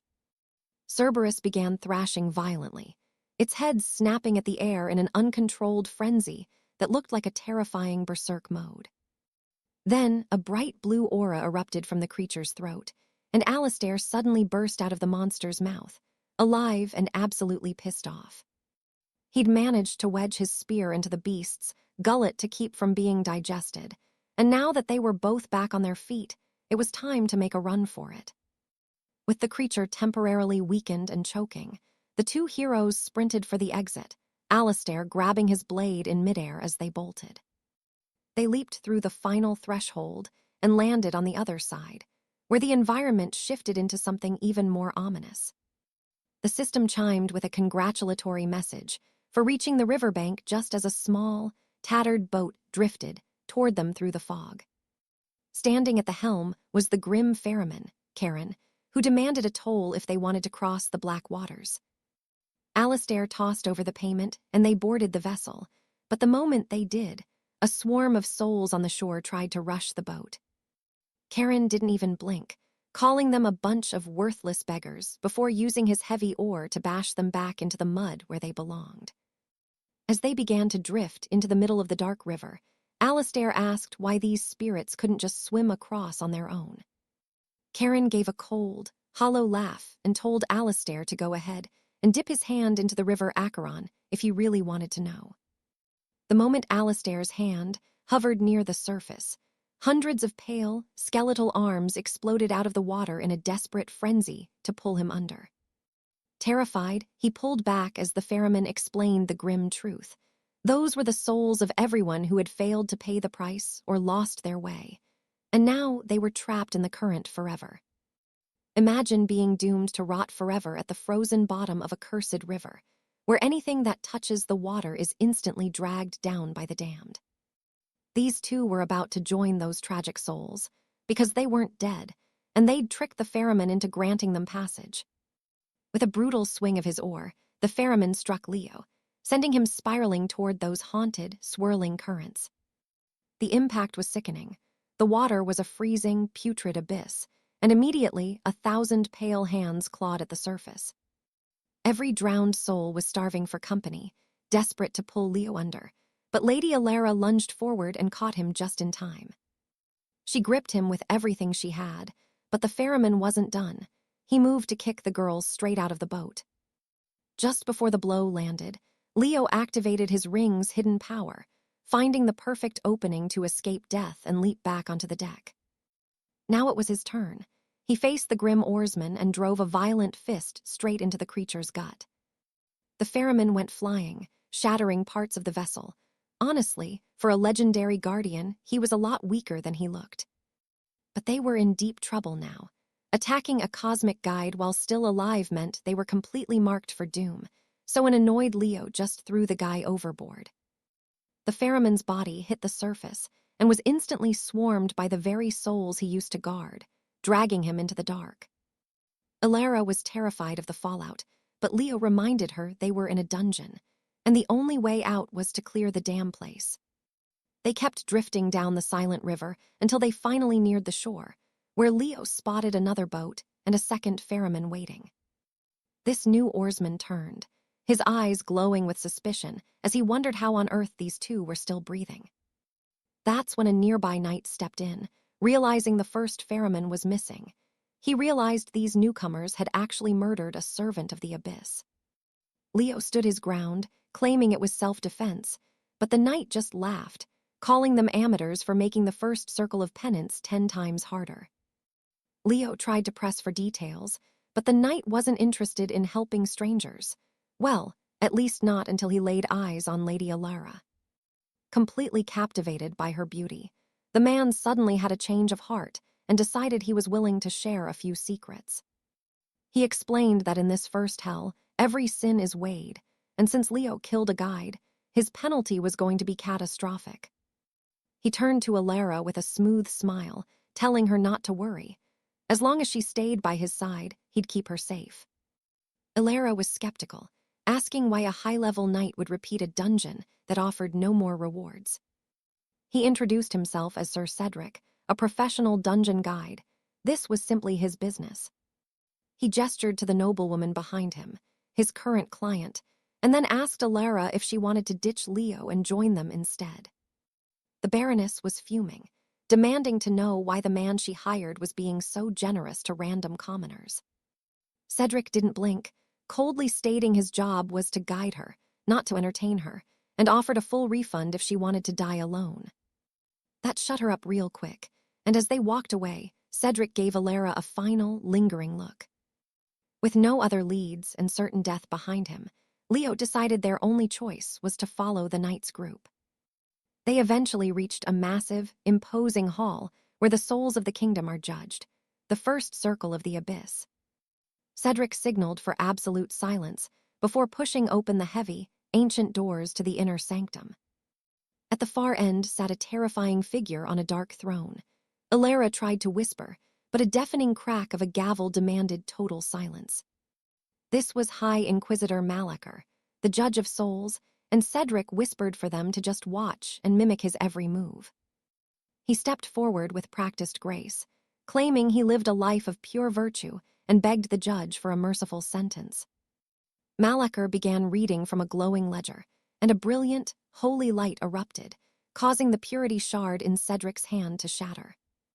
With no sins detected, the judge declared him innocent, and Cedric quickly handed the next shard to the Baroness. She passed the test just as easily, and Cedric noted there was only one shard left, offering it to Alara if she agreed to follow his lead. Seeing the stakes, she realized she truly needed his help to survive this trial. Then it was Leo's turn. He stepped toward the throne, claiming he'd only done what was necessary and hoped to be a better man. Cedric just smirked, knowing that the blood of the ferryman on Leo's hands was a one-way ticket to the bottomless pit. The judge found Leo's name in the Black Book and growled that he was a sinner beyond all forgiveness, starting with his disrespect for the dead. The list went on, disturbing the eternal rest of souls, showing zero mercy to beasts, and the horrific defiling of fallen bodies. Even Sir Cedric looked shocked as the judge read off the boy's monstrous list of crimes, but the final sin was the heaviest of all. He had slain the guardian hound's head and murdered a ferryman. For a soul that thrived on such violence, there was only one destination. 𝒉𝒂𝒂𝒏𝒄𝒆𝒓 sentenced Leo to the pit of sanguine vengeance, a place of eternal agony within a boiling, scalding sea of blood. As the floor vanished, 1,000 rotting corpses reached up to pull him into the red waves, the judge screaming for his sins to burn forever. But as a crimson glow filled the chamber, Leo didn't scream. He leaped forward, straight into the heart of the chaos. Straight for the High Inquisitor. Outraged that this man-shaped monster actually thought he could judge him, 𝒂𝒏 decided to update the charges. He added a fresh sin to the Inquisitor's record, the sin of getting absolutely wrecked. With one bone-shattering punch, the judge was sent flying across the hall, slamming hard into the stone. Alaric, the group's guide, stood there completely speechless. He'd never seen anything like it. He couldn't tell if this boy was just a suicidal fool or if he actually had the stones to pull this off. The Inquisitor hauled himself up, spitting blood. He admitted it had been ages since someone had the guts to try that, and even longer since someone actually had the raw power to make it hurt. A blinding light began to gather at the tip of his fingers. Suddenly, he was armed with a legendary spear, his eyes burning with the singular goal of condemning 𝒂𝒏 to eternal suffering in the abyss. Consumed by holy rage, the creature lunged at our hero. His first strike missed by a hair, but the sheer force of it completely obliterated the marble floor beneath them. That's when the Inquisitor realized the truth. 𝒂𝒏 had somehow stolen his speed. Looking him dead in the eye, 𝒂𝒏 just smirked, remarking that this stolen agility was working out pretty well for him. Both of them launched into the air, taking their brutal dance to the sky as the duel intensified. Another massive blow shook the foundations, but 𝒂𝒏 was already 2 steps ahead. He dodged the impact, vaulting off the stone surface to halt his momentum. Alaric watched with bated breath, certain the boy was about to make a fatal mistake. Even the guide's noble client thought 𝒂𝒏 was finished. Despite his massive defensive stats, the sheer shockwave of that last attack had already done some serious damage. Honestly, if his defense was still at base levels, he'd be a corpse right now. The Empress of the Dark Dungeon noted that the judge's spear had a nasty trait. It completely ignored armor and shields. 𝒂𝒏 asked if she was going to jump in, but she shook her head. As a boss of a different realm, stepping into this dungeon would literally erase her from existence. But she had a workaround. She offered to teach him a secret skill, though there was one tiny problem. 𝒂𝒏's body normally couldn't process traditional skills at all. The Empress told him not to sweat the details, promising that her very heart was with him. Back in the real world, the Inquisitor was screaming for 𝒂𝒏 to repent for his crimes. He declared he would personally drag 𝒂𝒏's soul down to hell. Suddenly, a terrifying, massive aura began to flood the entire hall, vibrating with pure, destructive energy. Even the ancient spirits recognized this as top-tier power. The guide's client panicked, asking Alaric if they should help, fearing they were next if the boy fell. But Alaric wasn't in a hurry to risk his neck. He decided to wait and see. Meanwhile, Cadden didn't look intimidated at all. He was just getting warmed up for the next round. Lady Alara was trembling with worry, while Alaric began to suspect that Cadden might actually have a secret ace up his sleeve. The Inquisitor didn't care about tricks, he just wanted blood. He launched a final, desperate lunge at the protagonist. For a split second, Alaric actually thought he might have to intervene to save the kid, but then he saw it. The situation wasn't what it seemed. In a move that defied logic, Cadden caught the spear with his bare hands, stopping the god-killing weapon dead in its tracks. He didn't just stop it, he sent the force right back. The judge was catapulted into the wall with such violence that his own spear ended up buried deep in his chest. He was down for the count. Alaric couldn't wrap his head around it. How did a simple player's power level skyrocket that much in mere seconds? The Empress asked Cadden what he thought of his new toy. He admitted it was great, but man, it was draining him fast. It was the ultimate double-edged sword, berserker mode. For every 1% of health he lost, his attack, defense, and speed shot up by 0.5%. It's a beastly trade-off, but the side effects are brutal if he stays in it too long. Still, for a guy like Cadden, this skill was a perfect match. He was actually smiling. Despite his leaking wounds, even the judge found the situation fascinating. He called Cadden a heinous criminal for managing to wound a divine judge. Gripping his spear once more, he charged, but Cadden was already bracing himself with his gauntlets. They collided in the center of the hall with the sound of a mountain collapsing. The judge was putting every ounce of his divine strength into this one struggle. For a moment, it was a total stalemate. Outside the radius of the dust, Lady Alara was blaming herself for being useless, thinking she should have been the one taking those hits. But in the heart of the chaos, Cadden stayed razor-sharp. The creature finally snapped, declaring that as the Lord of the Underworld, he was officially sentencing Cadden to death. A violent explosion of holy aura erupted, blinding everyone. Alara screamed for her companion, her heart sinking as the destruction leveled everything in sight. The air was thick with dust and debris. When it finally started to clear, things looked grim. Cadden's gear was completely trashed, and he was face down on the cold floor. The judge was still standing, looking triumphant. Alara was on the verge of a breakdown, convinced that her weakness had just cost Cadden his life. Shifting his cold gaze toward the others, the Inquisitor announced it was their turn to be judged. But he didn't count on one thing: Cadden was a very bad loser. Our boy sat up, sounding more annoyed than hurt. He was actually complaining that the judge had ruined his favorite equipment. He muttered that there better be a legendary item drop to make up for this, or he was going to come back from the grave to demand some serious compensation. The judge called him a delusional fool, claiming that simply standing up wouldn't change his fate. He launched another strike to finish the job once and for all. Big mistake. Unexpectedly, Cadden snatched the spear out of the air with one hand like it was a toy. He stepped toward the creature, ready to return every bit of that pain.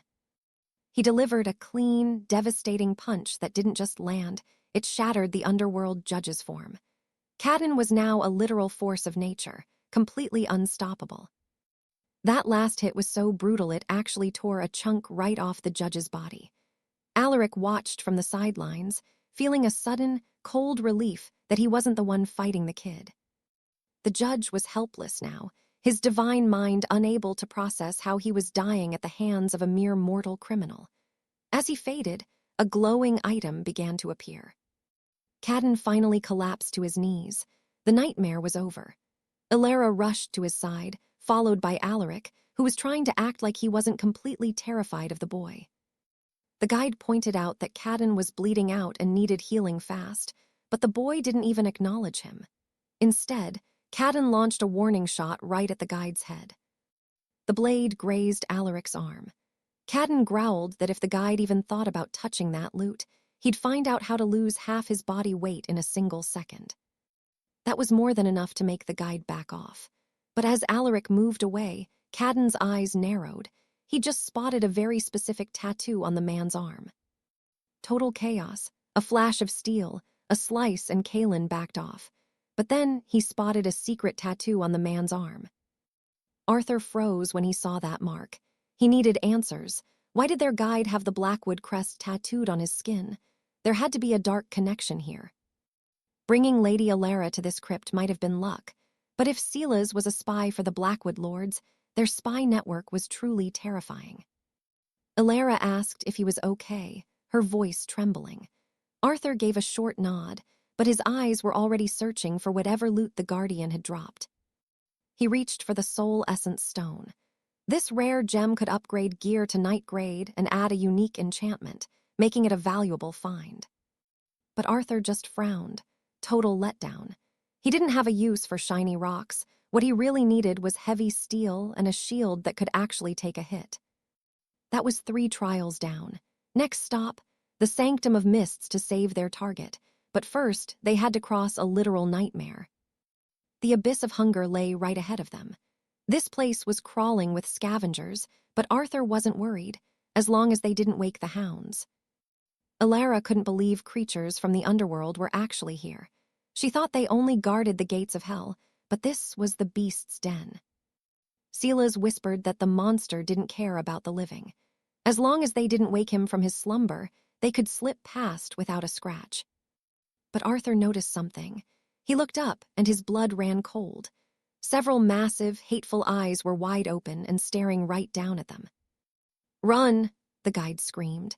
The 3-headed king was awake. The massive hound descended from the shadows like a nightmare falling from the sky. They scrambled to find some distance. Silas was panicking. He'd done this dozens of times, and the beast had never hunted the living before. What he didn't know was that Arthur had already drawn first blood. By taking one of its heads earlier, he'd made himself the most hated man in the abyss. Silas shrieked, asking if he was completely insane for picking a fight with a god of the pit.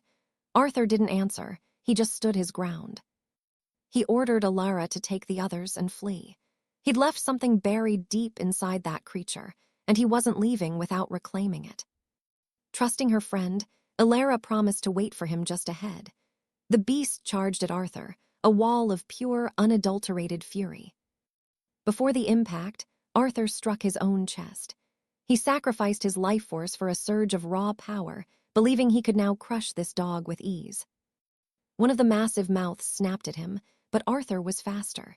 He delivered a bone-shattering strike, dodging the bite by a hair's breadth.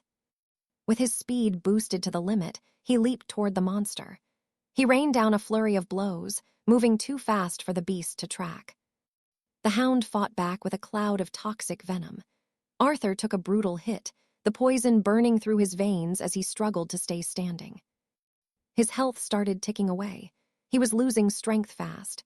Pissed off, he snarled. He wasn't about to be taken down by a mere dog. Power radiated from his body in waves.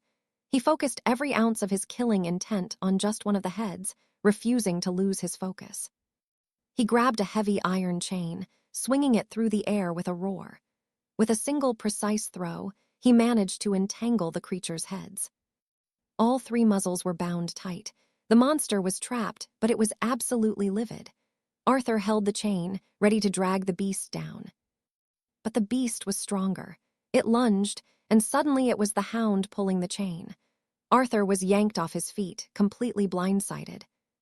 He was thrown to the dirt as the monster thrashed in fury. The creature used the chain to smash Arthur into the ancient stone pillars again and again. Arthur had enough of these games. It was time to tame this thing. He yanked the chain back with everything he had, commanding the beast to stop. The force pulled the dog right into his path. Arthur landed a direct, earth-shattering hit on one of the heads that made the monster howl in agony. Writhing in pain, the beast let out a roar of pure rage. It started sprinting through the abyss, dragging Arthur along for a wild, violent ride. Arthur managed to scramble onto the dog's back, but something was wrong. The creature seemed to have gone completely mad, losing all control. Elsewhere, Silas thought they were finally safe. He started hitting on Alara, convinced that Arthur had already been turned into dog food. Alara was disgusted by the man's pathetic flirting and told him to shut it. Then, her eyes widened as she saw a massive shape approaching. It was Arthur. He was literally riding the three-headed monster like a demonic stallion. The enraged beast thundered right past them in a blur. Silas had no clue what kind of insane strategy this was. Alara was terrified for her friend, but Arthur just gave a grim look of determination. He shouted that everything was under control. They were just taking a little detour. Ahead of them lay the very brink of hell. With a massive surge of power, the monster leaped over a lake of liquid fire and brimstone. It slammed down on the other side, unscathed. They stopped before a giant gate. Arthur had no idea where they were, but suddenly the ground began to glow with an ominous red light. A mysterious pressure crushed the air around them. Suddenly, the chains binding the beast shattered, and the hound was finally free from its cage. It didn't waste a second, throwing Arthur far away. Before he could even hit the ground, the creature struck him again, sending him tumbling. Arthur crashed into the dirt, more injured than ever. This dog was hiding some serious power, but as he looked up, he saw a glimmer of hope. His spear was still stuck in the creature's throat. Just as he reached for it, the same head that had swallowed him once lunged to finish the job. He was swallowed whole again. The beast stood tall, ready to finally digest its enemy. But then, something went wrong deep inside its chest. Arthur burst through the monster's ribs, aided by his glowing blade. He growled that for trying to eat him twice, the dog was practically begging for death. The beast fell still, but something felt off. There was no victory message, no loot. Arthur realized with a chill that the dog might be immortal. He barely had a moment to think before the massive shadow started to move again. The three-headed king was rising once more. With the beast wounded, Alaric didn't give it a second to breathe. His plan was simple: take all three heads at once.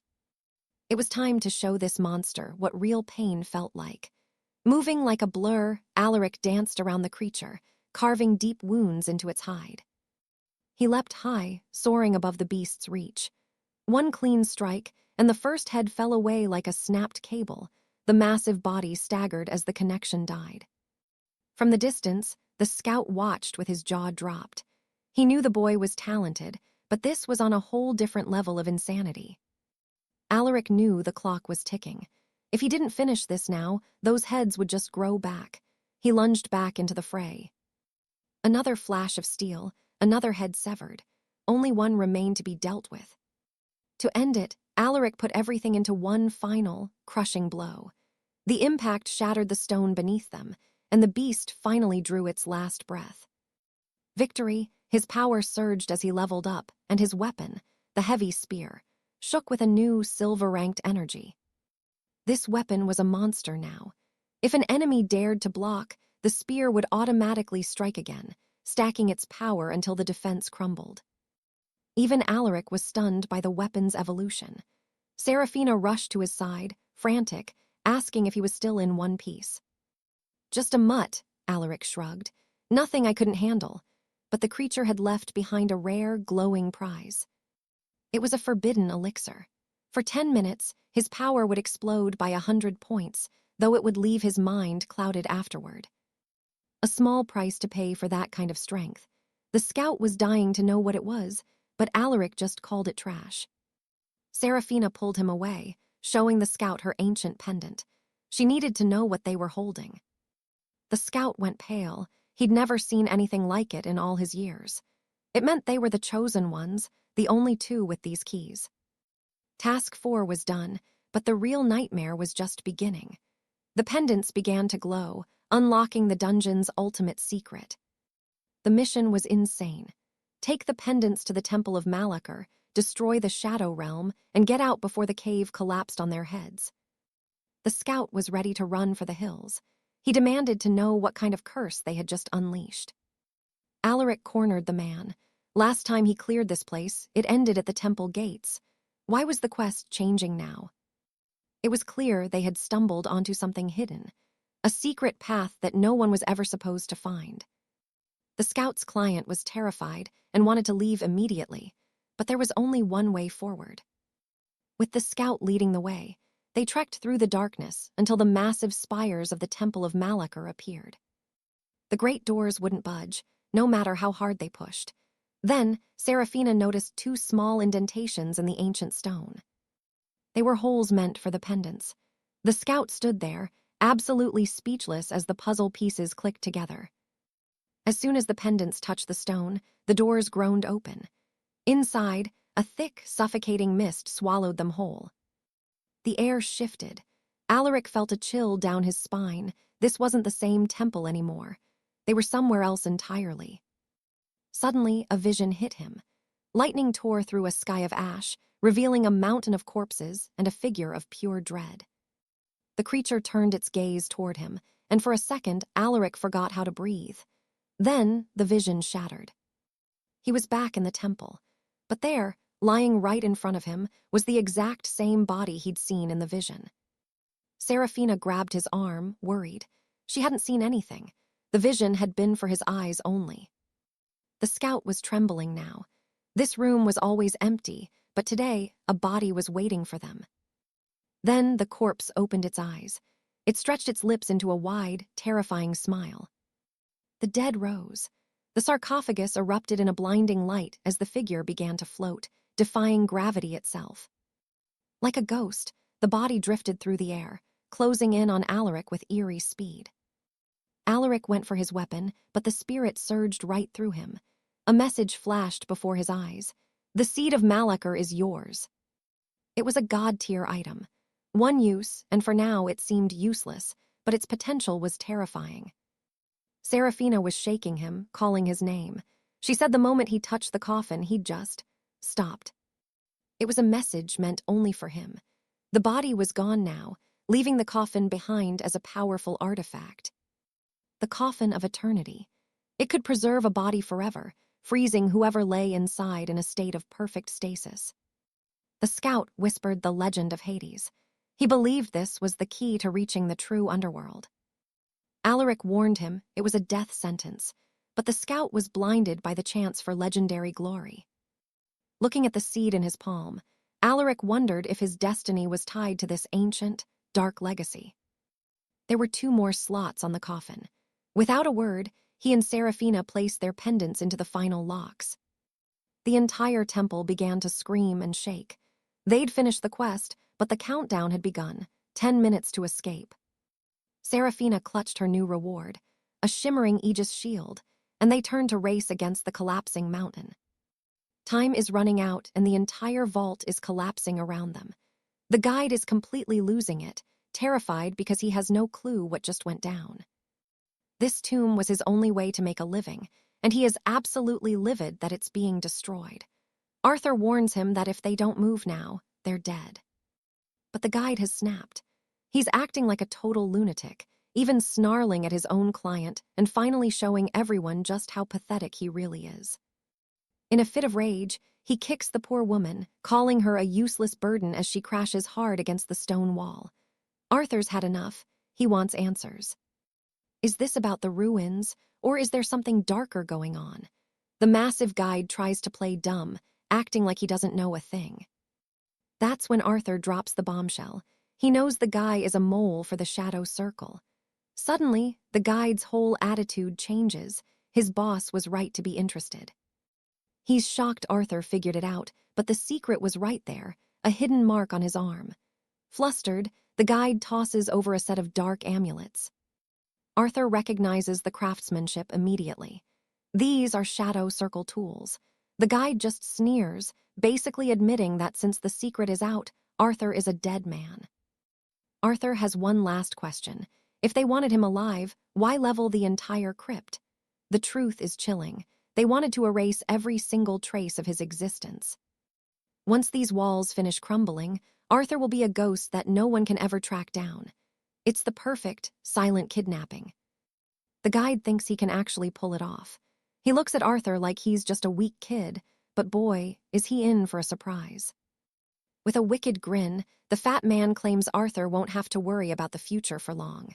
Then, bam, he moves with impossible, blinding speed. Arthur can't even track him. This guy is a high-level assassin, and before Arthur can react, the brute is already positioned right behind his back for the kill. He's convinced he's won, but then, clash. Lady Alara leaps in, her brand-new enchanted shield glowing as she stands like an unbreakable wall between them. That shield is an A-rank masterpiece, and thank goodness they found it earlier. It completely repels the assassin's strike like it was nothing at all.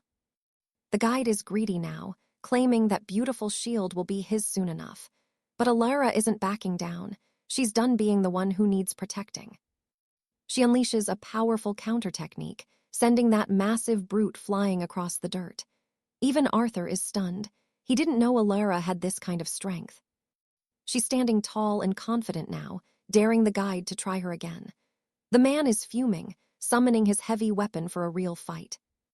He thinks he's got the edge because he's an intermediate knight, while they're just beginners. In his mind, there is absolutely no way they can win. He wants to see if that shield can handle his full power. Alara realizes he's using pure assassin speed, and she knows she has to stay focused. The guide shows zero mercy, unleashing a terrifying flurry of strikes that rain down on her. Arthur sees his friend struggling and knows he has to step in. He doesn't hesitate.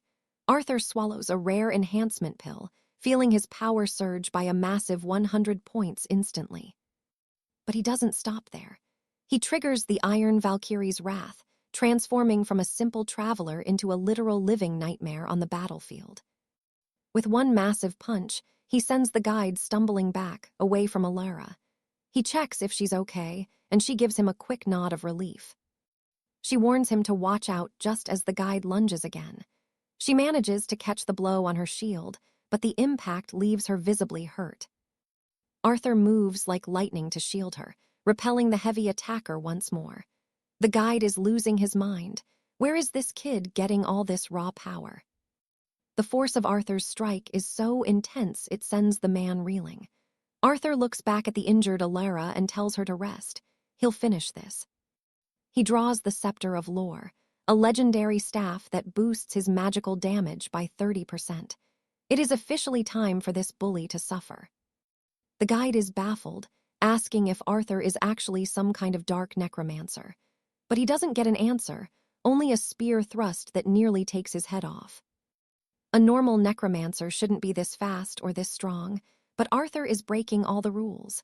He's relentless, striking again and again with his spear. The guide realizes he's in deep trouble. Necromancers are supposed to be glass cannons with fragile bodies, but Arthur is hitting like a runaway freight train. Between his gear and his buffs, Arthur knows he has the upper hand. He keeps the pressure on, not giving the assassin a single second to breathe. Suddenly, a red aura erupts. The guide feels his limbs grow heavy. His speed has been slashed. Now he's a sitting duck and he knows it. He can't dodge anymore. All he can do is raise his sword and pray it holds. Arthur's attacks are coming in faster and heavier than ever before. Arthur stays on the offensive, pouring every ounce of his rage into the fight. The fat man is desperate now, barely clinging on as the pressure builds. The barrage is too much. With a deafening crack, the guide's sword finally shatters into pieces. He's cornered, defenseless, and absolutely terrified. He starts begging for his life like a coward. He claims he has secrets about the Shadow Circle and Arthur's missing parents, anything to stay alive. Arthur doesn't even blink. The guide tries one last time, screaming that the circle has spies everywhere, but the momentum has already shifted for good. The prophecy was right. Arthur's brutal strikes actually beat the weight right off the guy. The fight is over, but Arthur is still shaking with adrenaline. He actually regrets killing him so fast. He wanted that information, but his spear's bloodlust ability wouldn't let him stop the execution. As the dust settles, a shadow watches from the ruins. It's the woman from before, and she's smiling. She calls the guide useless and wonders why the boss ever trusted him. Spies everywhere. And get this, the prophecy came true. The heavy knight lost half his weight under Kaelin's relentless, crushing blows. Finally over, but Kaelin was still fuming. He wished he'd taken the earlier deal, because his spear's bloodlust simply wouldn't let him stop. A a cold smile from the shadows. A voice mocked the fallen knight as useless, wondering why the High Lord ever trusted such a fool. It was her, the noblewoman who'd hired the guide, the one pulling the strings the entire time. Alara stood over the captive Gwendolyn. She never expected Gwen to be in league with Lord Baron. But then, things got weirder. The mask fell away and Alara's blood ran cold. That face, he would never forget those eyes. It was her. The same girl who nearly butchered him at the altar. And that is where we leave it, if you want the next chapter. Hit that notification bell and subscribe. I will see you in the next one right here on Toby's channel.